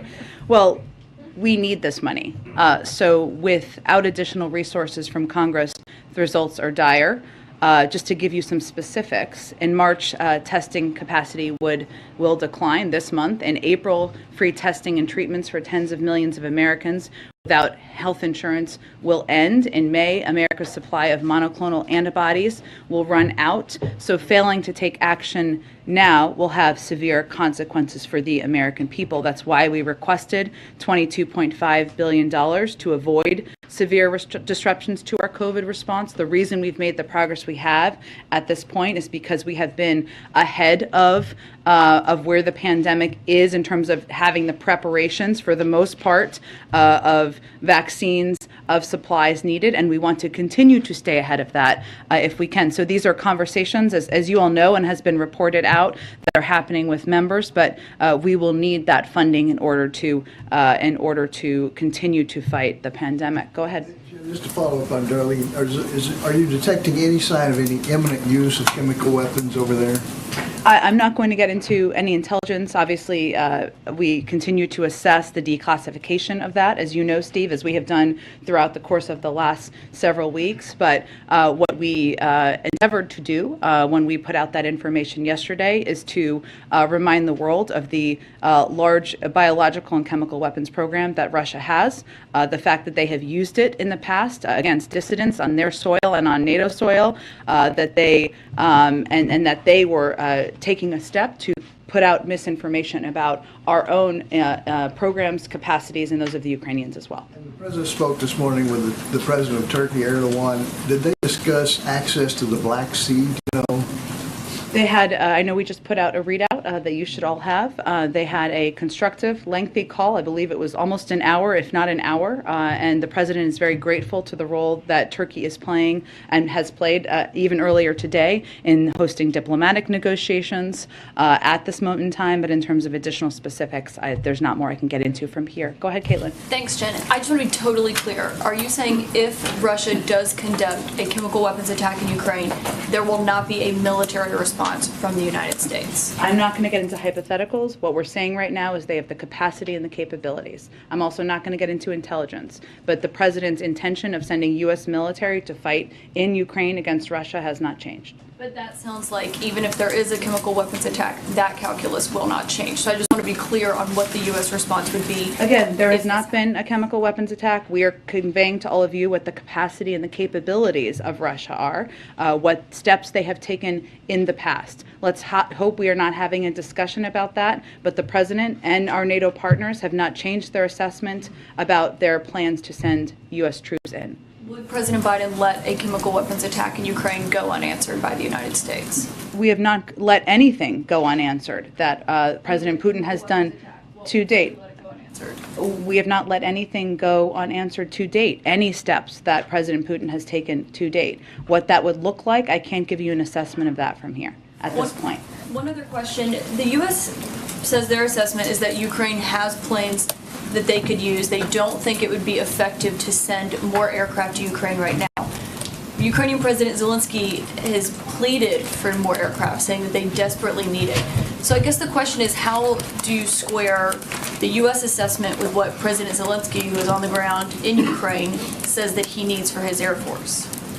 Well, I would say first, the U.S. military is one of the best militaries in the world. What we're basing our assessment on is both our intelligence assessment and the assessment of our military experts, who have been, of course, in touch with their counterparts in Ukraine and our NATO allies and partners. And what they assessed was that adding aircraft to the inventory is not likely to significantly change the effectiveness of the Ukrainian Air Force relative to Russian capabilities. The Ukrainian Air Force has several squadrons of fully mission-capable aircraft, and although Russian air capabilities are significant, their effectiveness has been limited due to Ukrainian strategic, operational, and tactical ground-based air defense systems, surface-to-air missiles, and manpads. And so the other detail is, how are we going to continue to provide assistance that is helpful to them and most effective and most useful to them in this moment? And the assessment of our military has been that continuing to provide defensive assistance and materials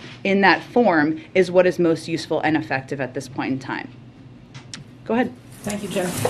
Just to follow up on the COVID aid bill, you said that conversations are going on, but if this bill has the dire consequences that you just described, where else can you go to get money for testing and treatment? Is there money in other parts of the government? I mean, if there's not going to be a standalone bill that gives you it, what are you going to do? You need additional supplemental assistance.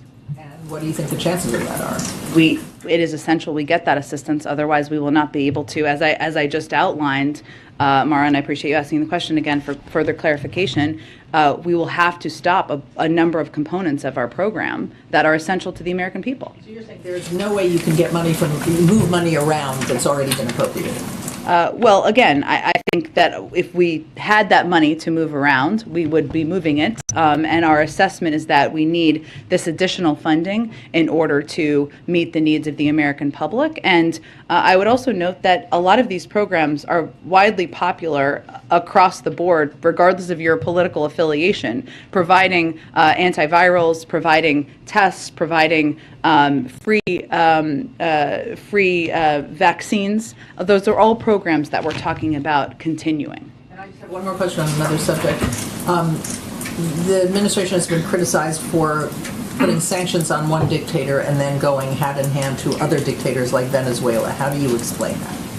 Well, I think our engagement with Maduro, who we don't recognize, as you know, as the leader of Venezuela, but who is detaining American citizens, was to bring American citizens home. That was our first priority in those engagements. There is not, so as you're all assessing, there are a range of topics that we discussed.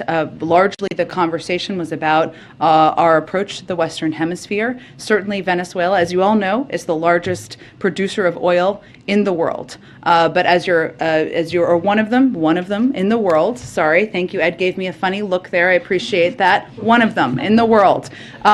But part of our conversation was focused about a range of issues, including encouraging them, of course, to be engaging in steps toward peace. As you may have seen, Maduro has announced his intention to be a part of the talks with the opposition in Mexico. But as you are assessing how to spend your energies in this time of a lot of news in the world, I would not focus a lot of them on conversations about the future of the United States importing oil at this point in time. Go ahead. From Venezuela. Go ahead. Question on the economy. The inflation numbers that we received today show consumers paying almost 8% more than a year ago, and this was before Russia's invasion of Ukraine. So how much higher does the administration expect prices to climb? Well, as you know, a large driver of these inflationary numbers from the last, these monthly numbers, were from energy prices, and we have seen the increase, happen as a result of Russia's invasion of Ukraine. So while we're looking at year over year, and there were year over year numbers that came out about a month ago as well, there are still predictions and projections from the Federal Reserve and outside economists about inflation moderating towards the end of the year. Obviously, they make those assessments on a regular basis. But in terms of prices going up, we do anticipate that gas prices and energy prices will go up. That is something that the president has conveyed very clearly to the American public. We also believe it will be temporary and not long-lasting. And what our focus is on now is doing everything we can to mitigate and reduce those prices and ensure there isn't a longer-term impact. So I can't make new projections for you from here other than to convey that, yes, it is accurate that the invasion by President Putin into Ukraine has impacted global inflation in the United States because of the impact it's had on energy prices, and that is a significant contributor to inflation, the inflationary numbers we saw come out today. You said this is temporary. You've noted before that inflation is going to wane or is expected to wane by the end of the year. Is that still your belief? That continues to be the projection of the Federal Reserve, of outside economists, and we really rely on them for their projections.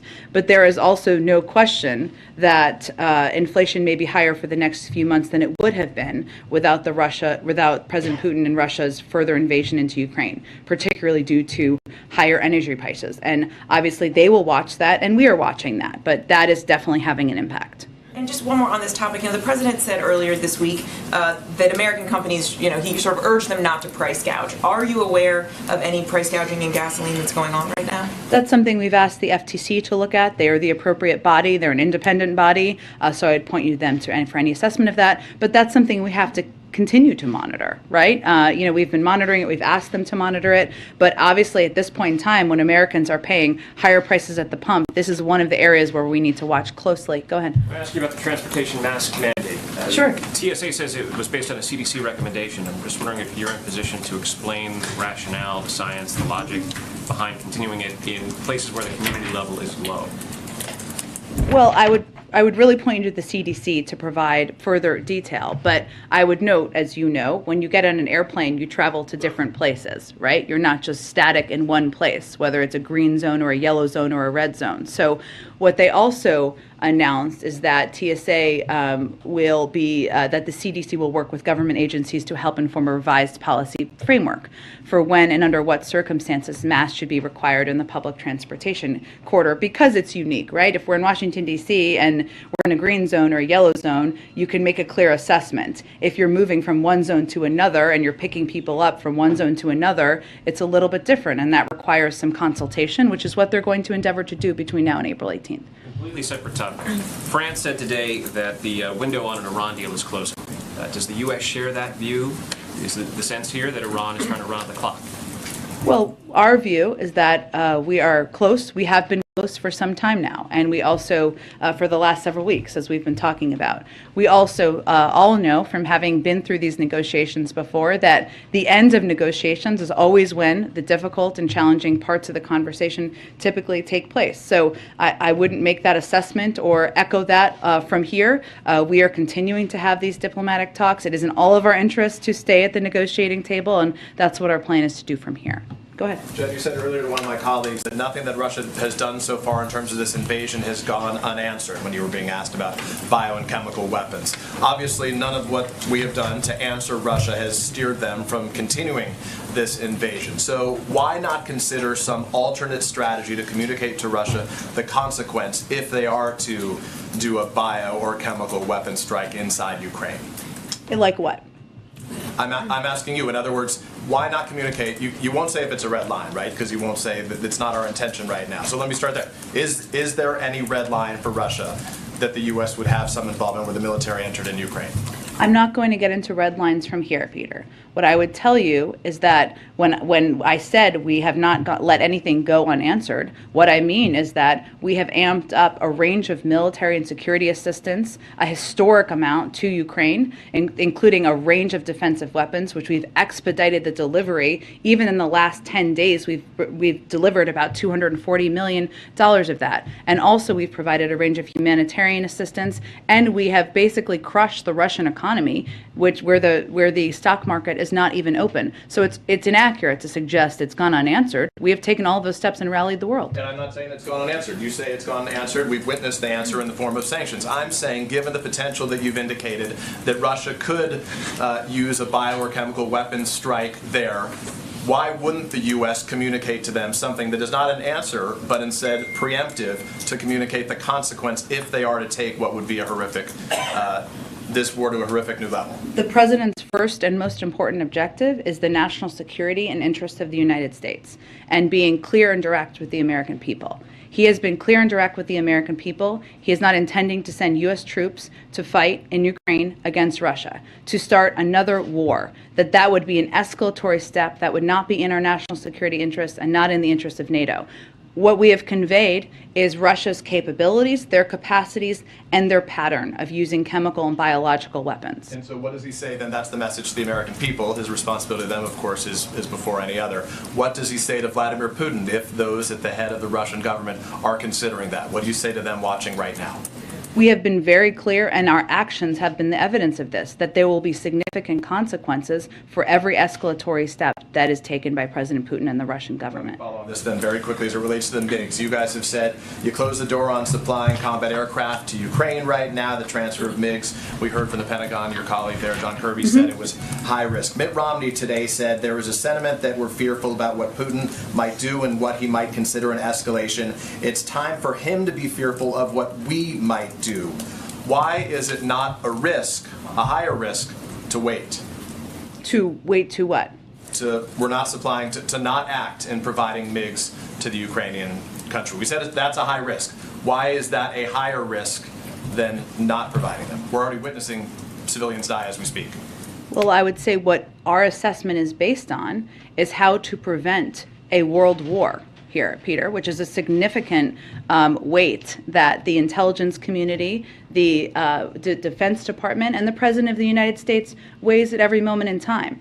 And they weigh, and I would note that that there was also, I thought, a very interesting comment that was made that is important, I think, for people to understand how we look at this, which is that there's an escalation ladder, right? And there's a difference between an anti-tank weapon, a shoulder-fired missile, an aircraft, and a fighter jet that could cross a border and actually conduct operations on Russian soil. So how we assess things is what kind of assistance can we provide that will be the most impactful, if humanly most impactful in protecting, defending, providing assistance to the Ukrainian people as they are fighting courageously and boldly. We are also trying to prevent ourselves from taking steps that would be further escalatory. I don't think we have held back in any capacity in providing assistance, having the backs of the Ukrainians, but we are not going to do things that we think are not in the interest of the United States or our NATO allies, and that is where the bar is for us. Go ahead. Thank you, Jen. We just heard you say again that you think inflation is going to be temporary. We've heard you say that it was going to be temporary since last spring. So how long do you guys think temporary is? Well, again, Peter, I think what we do is we rely on the assessments of the Federal Reserve and of outside economic analysts who give an assessment of how long it will last. The expectations and their assessment at this point continues to be that it will moderate by the end of the year. There's also no question that when a foreign dictator invades a foreign country, and when that foreign dictator is the head of a country that is the third largest supplier of oil in the world, that is going to have an impact, and it is. And so to that point, inflation goes up today. The president's statement blames the Putin price hike. Are you guys just going to start blaming Putin for everything until the midterms? Well, we've seen the price of gas go up at least 75 cents since President Putin lined up troops on the border of Ukraine. And last month, the statement didn't mention the Putin price hike. It mentioned inflation because of the pandemic. Why is that? Well, Peter, last 2 years, there was a global pandemic. Everyone who's global economists have all agreed that that has been the biggest contributor to date of inflation because of the impact on the supply chain. Obviously, global events impact the economy, the global economy, as well as global inflation. And the price hikes as a result that have escalated over the course of time of President Putin's further invasion of the impact on the global oil markets are, of course, having an impact. President Biden has hosted electric vehicle stakeholders here at the White House. Would he host oil and gas producers, the people who are the most affected by the Putin price hike? Well, the oil and gas, I have nothing to preview or predict for you in terms of him hosting oil company executives. Is he open to that? I don't have anything planned on the schedule for that front, but I will tell you that the president has been clear that he believes they have the tools they need, 9,000 unused permits. They have the capacity they need to go get more oil here in the United States, and he'd encourage them to do that. Go ahead. Just one more about electric vehicles. You guys are pushing electric vehicles today. This is a president who always talks about the power of our example. Mm-hmm. Does he own an electric vehicle? Presidents of the United States don't do a lot of driving. He's posted videos where he's revving the engine of his Corvette in Wilmington. He owns cars. And he also has driven electric vehicles as president, as to give a model to the rest of the country. Does he own one? I think the president's record on this is clear, Peter. Presidents of the United States, current and when they are no longer, typically are not doing a lot of driving. Go ahead. The Vice President expressed support for a war crimes investigation into Russia. Why at this point isn't the United States comfortable just directly labeling the bombing of a maternity hospital as a war crime? Well, first let me say, the bombing of a maternity hospital is horrific, it's barbaric. I don't think anybody who saw that could not have been emotionally deeply impacted. There's a legal review process that the United States undergoes to make considerations of labeling something as a war crime. That is the ongoing process that we're pursuing at this point in time. It's ongoing. Obviously, if Russia is intentionally targeting civilians, that would be a war crime, but we need to go through the legal assessment and review in order to make a formal conclusion. One more. The journal is reporting that Saudi Prince Mohammed bin Salman declined a request to speak with President Biden recently. Early in his term, the White House said the president would conduct diplomacy with the Saudis through the king rather than through MBS. Why has that policy changed? That report is inaccurate, so let me start there. The president did speak with the Saudi king just a few weeks ago, several weeks ago. It's all running together at this point in time. There were no rebuff calls, period. But when he spoke with King Salman on February 9th, they talked about, and the readout made this clear, a range of issues and global issues that we can continue to work together on, including deterring Iranian-enabled attacks against civilian targets in Saudi Arabia, supporting UN-backed efforts to end the war in Yemen, ensuring the stability of global energy supplies. And the president's focus is really on our relationship moving forward, where we can work together, how we can work together on economic and national security here at home, and he looks forward to that continuing. Does it remain the policy that he will only be conducting diplomacy through the king? Well, he is his appropriate counterpart, but again, there are different leaders who attend different global events from a range of countries, including Saudi Arabia. So if the Crown Prince had been at any of the global events that the president had recently attended, I'm sure he would have engaged with him, but he was not. Go ahead. Thanks, Jen. Senator Manchin said today that he supported the Republican plan to move forward with 4 out of 5 Fed nominees. I know that you're going to say that Republicans on the Banking Committee should just get back to work and allow the entire slate to go forward, but the president also said during the State of the Union that these nominees were crucial to the fight against inflation, and we saw today, obviously, that's still a pressing concern. So I was wondering if you could walk me through why you wouldn't take what Senator Manchin called a win, get 4 of your 5 nominees. Is it because Sarah Palin Raskin herself is crucial to this fight in inflation? Is it that you're worried about a slippery slope in the Senate? Like, why not take the 4 out of 5? I know you give a little bit of a preview of what I might say there, but one, we don't have any change in our approach or policy here. The committee should hold an up or down vote on all 5 nominees. It is important to note that it is not a lack of votes on the committee to move these nominees forward. It is a lack of willingness of Republicans to show up to the committee to actually vote, even against this slate of nominees. That is where we have a core issue here. So we also would agree with the statements from Republicans in the Senate, like Senator Grassley, who have said that senators should not degrade their advice and consent responsibilities and should show up and do the jobs the American people pay them to do. And our hope is that Banking Committee members will show up and do their jobs and vote or not support these nominees, but allow it to move forward by meeting a quorum. But I guess my question is, why is that core issue more important than the broader fight against inflation for you guys? What is the philosophical thing that you guys are saying it's more important than getting 4 Fed nominees on the board in a time of heightened inflation? We believe all 5 nominees are eminently qualified and should be given an opportunity to be voted through the committee, where we absolutely have the votes. Republicans are just not showing up to get quorum for that vote to move forward. All right. On inflation. All right, guys, so we've been listening in here to the White House press briefing. Of course, a lot of matters being pressed upon Jen Psaki there as they talk about inflation, the rise of those gas prices, as well as the latest with the Russia invasion of Ukraine. This now into day number 15 as Putin continues with their attack. But I do want to let our viewers know we are going to be switching gears here a little bit. We're going to go out to a 2-minute break. On the other side, when we come back, there's been so many people who've been waiting for this trial to be inside of that courtroom, Chicago courtroom. Jussie Smollett going to be receiving his sentencing today. We'll give you more details on that again coming up on the other side of this break.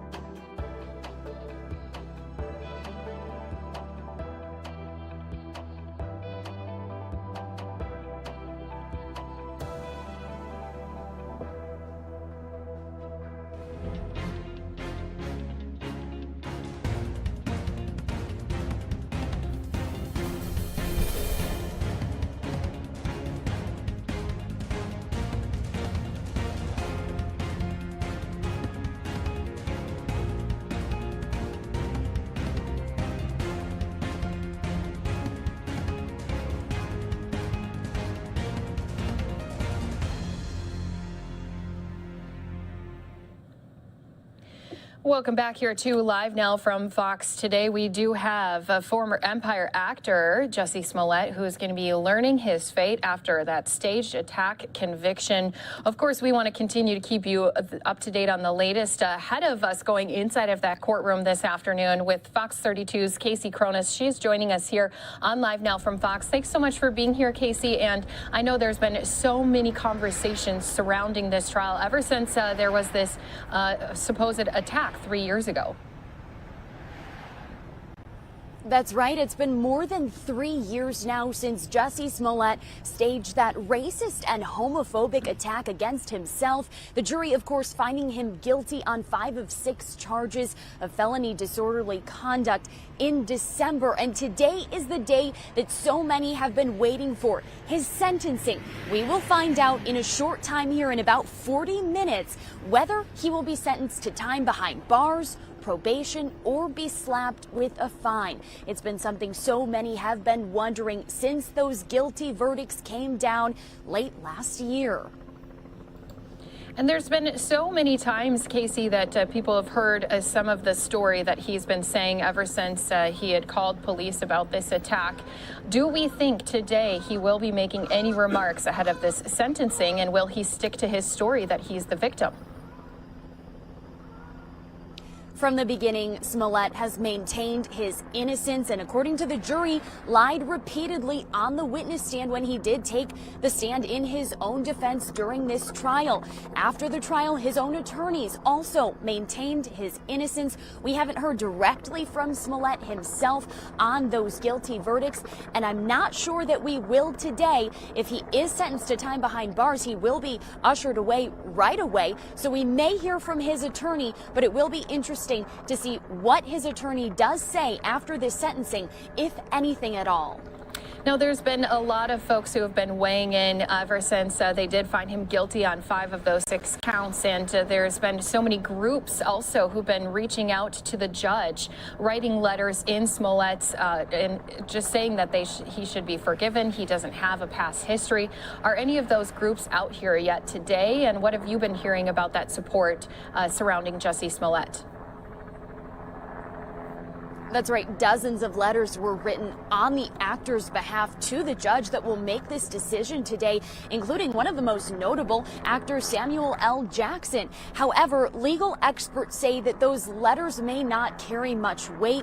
What will carry weight is what already transpired, and that's that Smollett got on the witness stand and, again, according to the jury, lied repeatedly under oath. We haven't seen any of those groups who wrote those letters out here today, but they may already have made their way inside the building. We have not yet seen Smollett pull up during the trial. He did like to kind of make an entrance, if you will, pulling up in an all-black SUV with his entourage, some family members, his publicists. We haven't seen him arrive just yet, but there are tons of cameras outside the courthouse waiting for that moment that he arrives. And one thing to note, today there will be a camera inside the courtroom. Unlike during the trial, there will be a camera, all eyes on Smollett, when that sentencing comes down in about 30 to 40 minutes.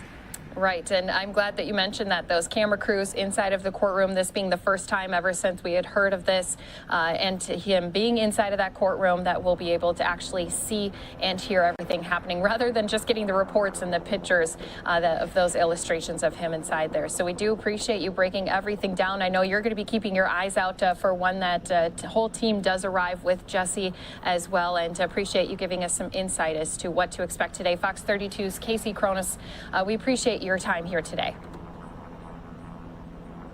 Thank you.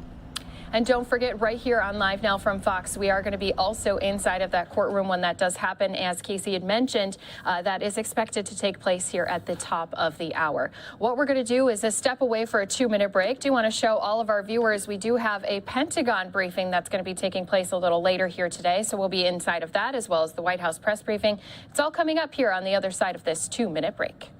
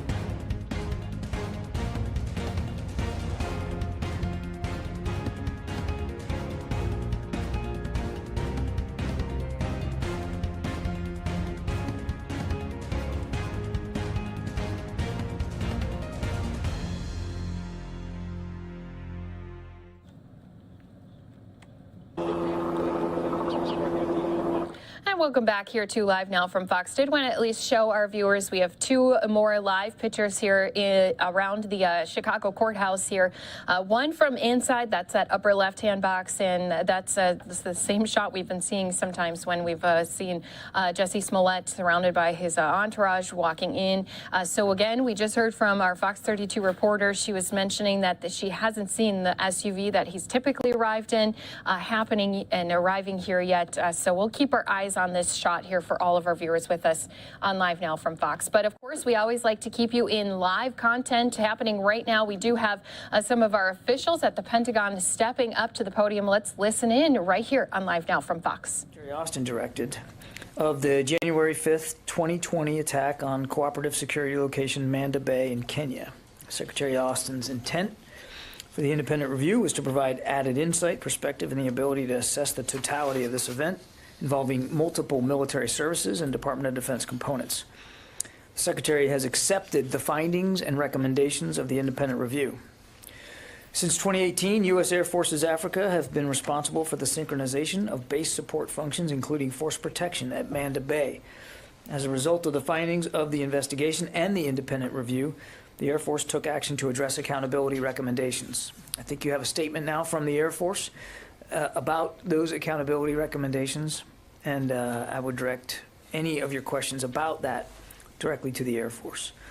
Today, we're going to start with remarks from General Stephen Townsend, Commander U.S. Africa Command, and General Paul Funk, Commander U.S. Army Training and Doctrine Command, who led the independent review. We also have Lieutenant General Stephen Basham, Deputy Commander U.S. Air Forces Africa, joining us virtually to brief on the investigation. And in the room, Major General Tom Wilcox. Tom, right? Is that right? Yes, sir. Tom Wilcox from the independent review team, as well as Brigadier General Roy Collins, Director of Air Force Security Forces. Finally, one point as we move through the presentation today, we want to make sure that it's clear how much we appreciate our partnership with Kenya, and will continue to work closely with them in the fight against al-Shabaab and other terrorist organizations. The briefers will take questions at the end of the entire presentation, so we'll get through each presentation, and then when that's all done, I will stay up here and I will moderate the Q&A. I think all told we got about an hour to work our way through that, so I won't delay any more. We'll tee up the video of General Townsend. Good afternoon. I'm General Steve Townsend, the commander of U.S. Africa Command, also known as AFRICOM. We're here today to formally brief the results of the investigation I directed into the January 5th, 2020 attack by al-Shabaab on Cooperative Security Location, or CSL, Manda Bay, Kenya, that claimed the lives of a U.S. soldier and 2 U.S. contractors and injured 2 other U.S. service members, a U.S. contractor, and a Kenyan soldier. We honor the bravery and ultimate sacrifice of U.S. Army Specialist Henry J. Mayfield, Jr., Mr. Bruce Triplett, and Mr. Dustin Harrison. They are heroes. It is a solemn duty to provide their families and the American people with answers about what happened that day. There are no words that can take away from their loss. You will also hear about the results of the Secretary of Defense directed independent review of our investigation, which was conducted by U.S. Army General Paul Funk. U.S. AFRICOM took our investigation seriously and has taken extensive steps since the attack to make CSL Manda Bay and all of our operating locations across Africa more secure. I found the investigation team's work to be comprehensive, credible, and thorough. The independent review conducted by General Funk and his team validated that extensive work. All recommendations from the U.S. AFRICOM investigation have been implemented, some in the hours and days immediately after the attack, and others over the following months. We are also well along in implementing the recommendations from the independent review. At 5:20 a.m. on January 5th, 2020, a ruthless and determined enemy force of approximately 30 to 40 al-Shabaab fighters conducted a complex attack against U.S. forces and assets at Manda Bay, Kenya. In a few short minutes, the attacking enemy inflicted casualties and destroyed 7 contracted light aircraft and other property before they were effectively engaged by U.S. and Kenyan forces and forced to withdraw with a loss of at least 6 enemy killed. The investigation determined the proximate cause of the loss of lives and materiel was the attack by a mass force of determined, disciplined, and well-resourced al-Shabaab fighters. The investigation also identified 4 broad factors that contributed to the outcome of the attack and the resultant losses. First, an inadequate focus on potential threats and force protection at multiple levels. For a number of successive years, there was complacent leadership and command and control at the tactical level and poor oversight at the operational level. Second, there was an inadequate understanding of the true threat to the base at Manda Bay that had been perpetuated by years of local threat assessments. There were also shortcomings identified in the resourcing, sharing, and dissemination of intelligence. Third, there were deficiencies in the organization, preparation, and training of security forces, which contributed to inadequate defensive plans. Fourth, there were problems with mission command, including poor unity of command at the tactical level and flawed staff processes that failed to account for the growth of CSL Manda Bay from a training base to a counterterrorism support and air base. As I said in March 2020, we were not as prepared at Manda Bay as we needed to be. Security on a key part of the base proved inadequate, with a security force that was insufficiently prepared for their mission. U.S. AFRICOM has implemented a series of measures to address the shortfalls uncovered during this investigation and the independent review. These include adjustments to training, operations, threat assessments, leadership, and force protection practices. We are grateful to our Kenyan Defense Force partners who responded quickly and bravely to help fight off the terrorists who attacked Magogoni Airfield. The quick thinking, swift action, and bravery of U.S. Marines and airmen, first responders, in concert with the Kenyan Armed Forces, was critical to containing and ultimately repelling this attack. Service in parts of Africa can be challenging, even dangerous at times. The threat from al-Shabaab remains dangerous and real. Al-Shabaab is the largest and most lethal arm of al-Qaeda, an enemy America knows all too well for its ambitions and appetite for destruction. What we do with our African and international partners to counter violent extremism in Africa is more important than ever. We hold a responsibility to Specialist Mayfield, Mr. Triplett, and Mr. Harrison to work every day to learn from this tragic event and to keep an attack like this from happening again. I will personally remember these 3 brave Americans and their families.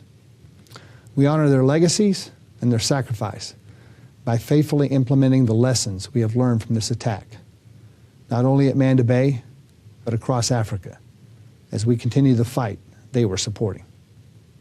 With that, I'll turn it over to the team who will provide you with a more detailed brief and take your questions.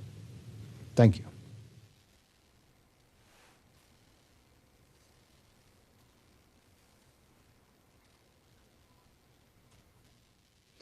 Good afternoon. I'm General Paul Funk, the commander of the United States Army's Training and Doctrine Command. I am grateful for the opportunity to speak with you today, and I thank you all for being here. As you just heard from General Steve Townsend, United States Africa Command conducted an extensive investigation into every aspect of the January 5th, 2020 attack on Cooperative Security Location, Manda Bay, Kenya, and the resultant deaths of 3 patriots who were in the valiant service to our nation. On behalf of the entire United States Army, I want to extend our heartfelt condolences to the families of Specialist Henry Mitch Mayfield Jr., Mr. Dustin Harrison, and Mr. Bruce Triplett. These brave Americans will never be forgotten. In fact, we are all here today to ensure we know what went right that day, what went wrong, and what we must learn and improve upon to ensure their deaths were not in vain. So let me talk a little bit about the process we used to do just that. In March of last year, the Secretary of Defense directed the U.S. Army appoint a 4-star general to conduct an independent review of the U.S. AFRICOM investigation to ensure the department had a complete look at the causes of the attack. The Secretary of the Army appointed me to execute that review, and I, with the support of our sister services, assembled a panel of 11 senior officers and non-commissioned officers from across the Department of the Defense with experience in deployed environments, command, force protection, training, and intelligence. Collectively, the panel had 412 years of military service, over 53 years of combat service, and approximately 107 years in command billets. Their expertise and knowledge were critical throughout the review process. The Secretary of Defense tasked the independent review to assess the entire U.S. AFRICOM investigation, to include if the pre-deployment training and the assignment process for the U.S. persons assigned to Manda Bay were appropriate for the mission. The Secretary of the Army then added additional focus areas by directing the independent review to address whether the actions or inactions of leaders and staff contributed to a poor understanding of the threat and an inadequate force protection posture, whether the findings from the original investigation of no criminal negligence or other misconduct by the U.S. personnel were consistent with the evidence, and whether further investigation was warranted concerning potential organizational and institutional issues.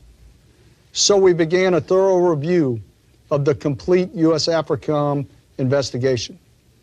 I should note my independent review benefited from a vast amount of additional information that was not available during the original investigation, such as a U.S. Air Force's Africa investigation that had already begun, documents from the Federal Bureau of Investigation and the U.S. Air Force's Office of Special Investigations, as well as multiple responses U.S. AFRICOM provided in response to our queries.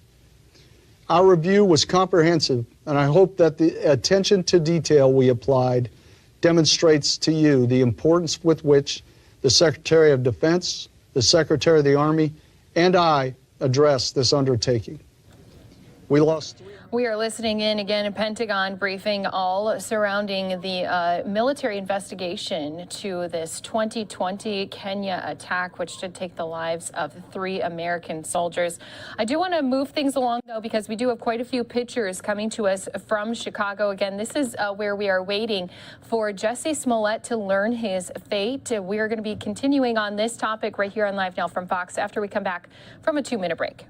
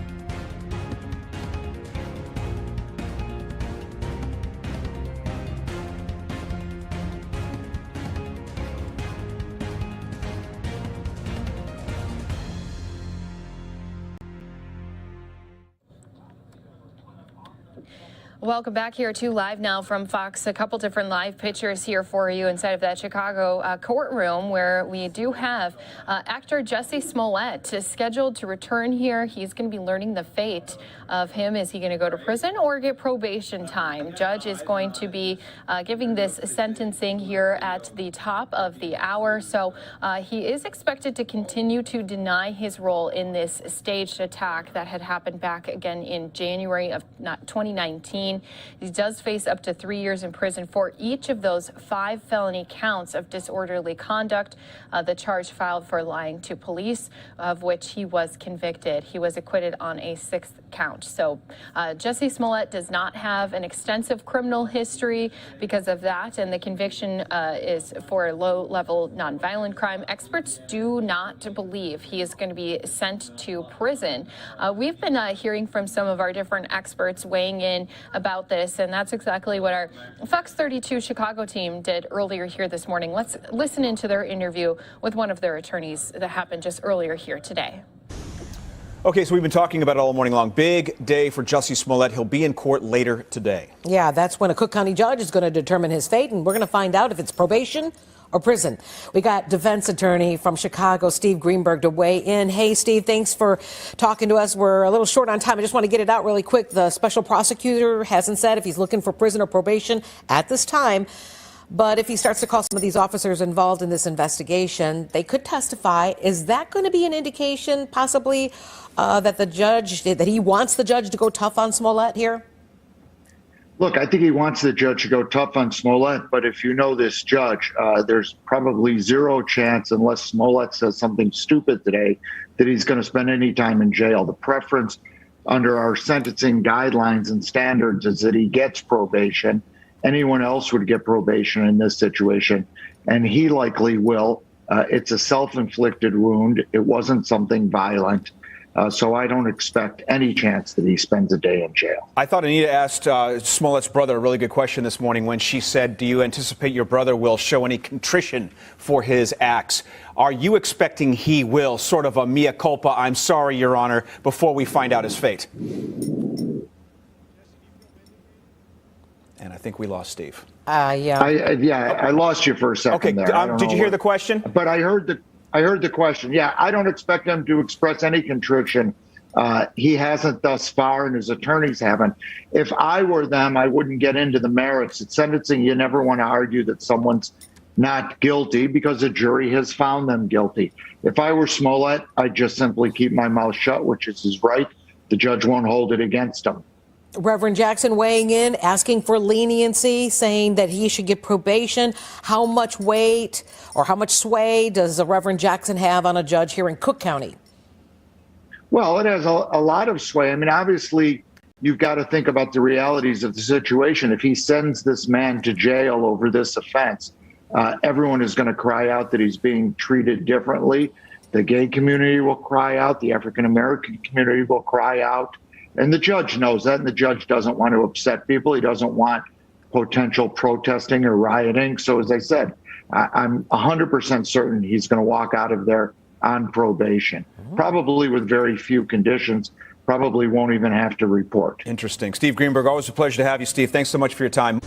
And thank you to our Fox 32 Chicago team. They've been keeping on top of this story, especially since it is happening right there in Chicago. But as they were talking about, Smollett does not have an extensive criminal history, and the conviction is for a low-level nonviolent crime. So experts, as we just heard, have been saying that they don't expect him to be sent to prison. Now, the actor could be ordered to serve up to a year in county jail. That is if the judge chooses so, or placed on probation and ordered to perform some sort of community service. So the sheer size and scope of the police investigation was a major part of the trial. It's a key part in a $130,000 pending lawsuit that the city has filed against Smollett to recover the cost of police overtime.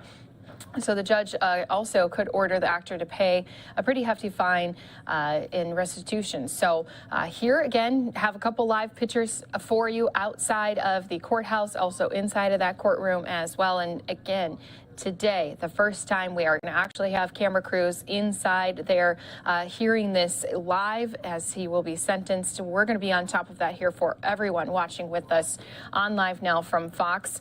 Let's go ahead, step away for our last 2-minute break of this hour. When we return, we're going to stay in this coverage as, again, Jussie Smollett to learn his fate here on Thursday.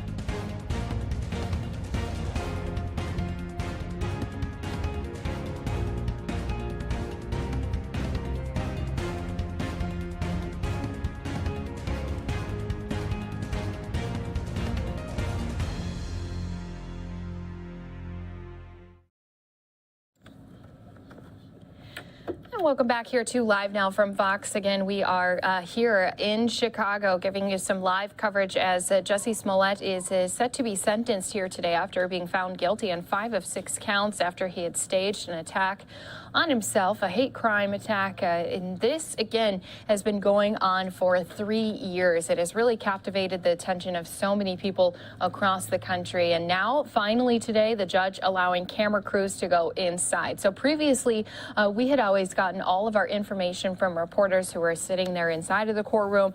We had illustrations, drawings, and only video of him going in and out of these courtrooms. But finally here today, we'll be inside of that courtroom when everything is unfolding. Now, a couple big questions have been considered here today. Is Jussie Smollett going to take the stand? Is he going to have any final comments? Is he going to stick to his story that he's been saying ever since this had happened, saying that he is the victim of these crimes? So that is something that was asked of his brother, Jojo Smollett, and he said he didn't talk with his brother, knowing if he would step up to the stand and say anything here.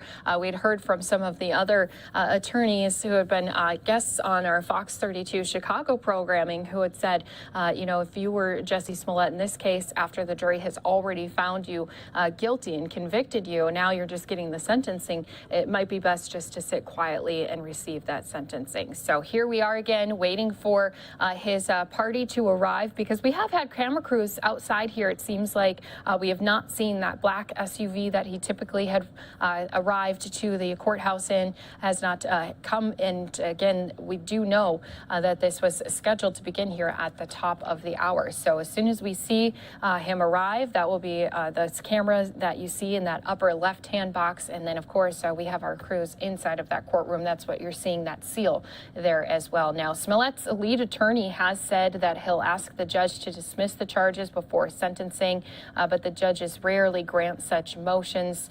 This could mean it's the final chapter in a criminal case subject to appeal that made international headlines when Smollett, he is black, he is gay. He had reported to police that 2 men wearing ski masks had beat him and hurled racial and homophobic slurs at him. on Chicago Street and had ran off.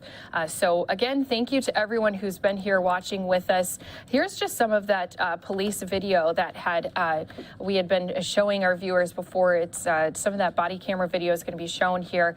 He also had a rope tied around his neck, and so we've been trying to stay on top of this story ever since it happened. What we want to do is, since of course so many people have been interested in this, we have our live pictures coming in here to our LiveNOW from Fox desk of inside the courtroom. Things haven't begun quite yet. We want to bring in our own legal experts. So we have attorney Ben Taylor, who is joining us here on LiveNOW from Fox, as he's done a number of times. So we do appreciate you, Ben, weighing in here once again. I know so many people have been following this story since it has been happening over these past 3 years. What are your thoughts going into today's sentencing? Should Jussie say any final comments, although he has been sticking to his same story that he is a victim? At sentencing, the judge wants to hear from the defendant. So I think he definitely should say something. He might not have to say too much, because I know his attorneys want to do an appeal or try to get the case dismissed. So of course you won't hear him say anything that he's guilty, but judges always want to hear from the person who is the defendant, who is being faced with sentencing. If he goes in there all arrogant and doesn't really say much, the judge could try to give him some jail or prison time. But if he wants probation, if he wants the case dismissed or want a lesser amount of time, he needs to show at least some remorse for this. But the difficulty is he's been claiming his innocence throughout this whole trial, throughout this whole process. So if you're claiming your innocence, anything you say can and will be used against you. So the tough part here is he might not say a word because he doesn't want to ruin his chance of getting an appeal or getting dismissal in the future by saying something, and then the judge starts asking him questions and he puts his foot in his mouth by saying something wrong. I'm sure that's something that his own legal experts have also kind of been guiding him on, as far as what to expect today, what should be happening here today. We've actually heard from a number of different organizations who have reached out to the judge ahead of this sentencing, people like Black Lives Matter. We also had Reverend Jackson. So does this, in this case, help or does it hurt Jussie Smollett? Does the judge take any of these letters and these people who've been reaching out to them under consideration when making this sentencing decision? Yes, the judge's job is to listen to all evidence, even people who write letters to the judge. So the judge is supposed to read the letters. Anybody who comes in today that we see speak on behalf of Jussie Smollett or against Jussie Smollett, the judge is supposed to take into everything. So all these letters and people speaking out does weigh in on how the judge will sentence Jussie Smollett today. Ultimately, the judge is supposed to use the law and the facts, and the fact that he was found guilty by a jury, the judge is going to sentence him to something. We know that. The ultimate question is, what will the judge sentence him to, and what will be heard in the courtroom will influence the judge whether or not to give Jussie Smollett probation or even some jail time. Well, and that's the next thing I wanted to touch on, Ben, was probation or prison. Of course, there are 5 counts that he has been found guilty on. But in cases like this, you know, there was no violence. It was only a case where he had said he had been attacked. So if it was similar situation with someone maybe who isn't under that media spotlight, since he is a former Empire actor, would they be sentenced to prison time or would they just be put on probation? A lot of times what the judge will do is look at your criminal history. And our understanding is that Jussie Smollett doesn't really have any criminal history. If he had prior felonies and prior misdemeanors, the judge will be more likely to give him jail or prison time. Here, I would be surprised if the judge gives him probation. I mean, that's what probably will happen here because of his lack of criminal history. But the judge weighs in all of the evidence, all of the person's criminal history, and here our understanding is hardly any criminal history, so probation will probably be the most likely key here. Unless the judge just gets mad, here's something that they don't like, then the judge might give a small amount of jail. And as we continue just waiting for Jussie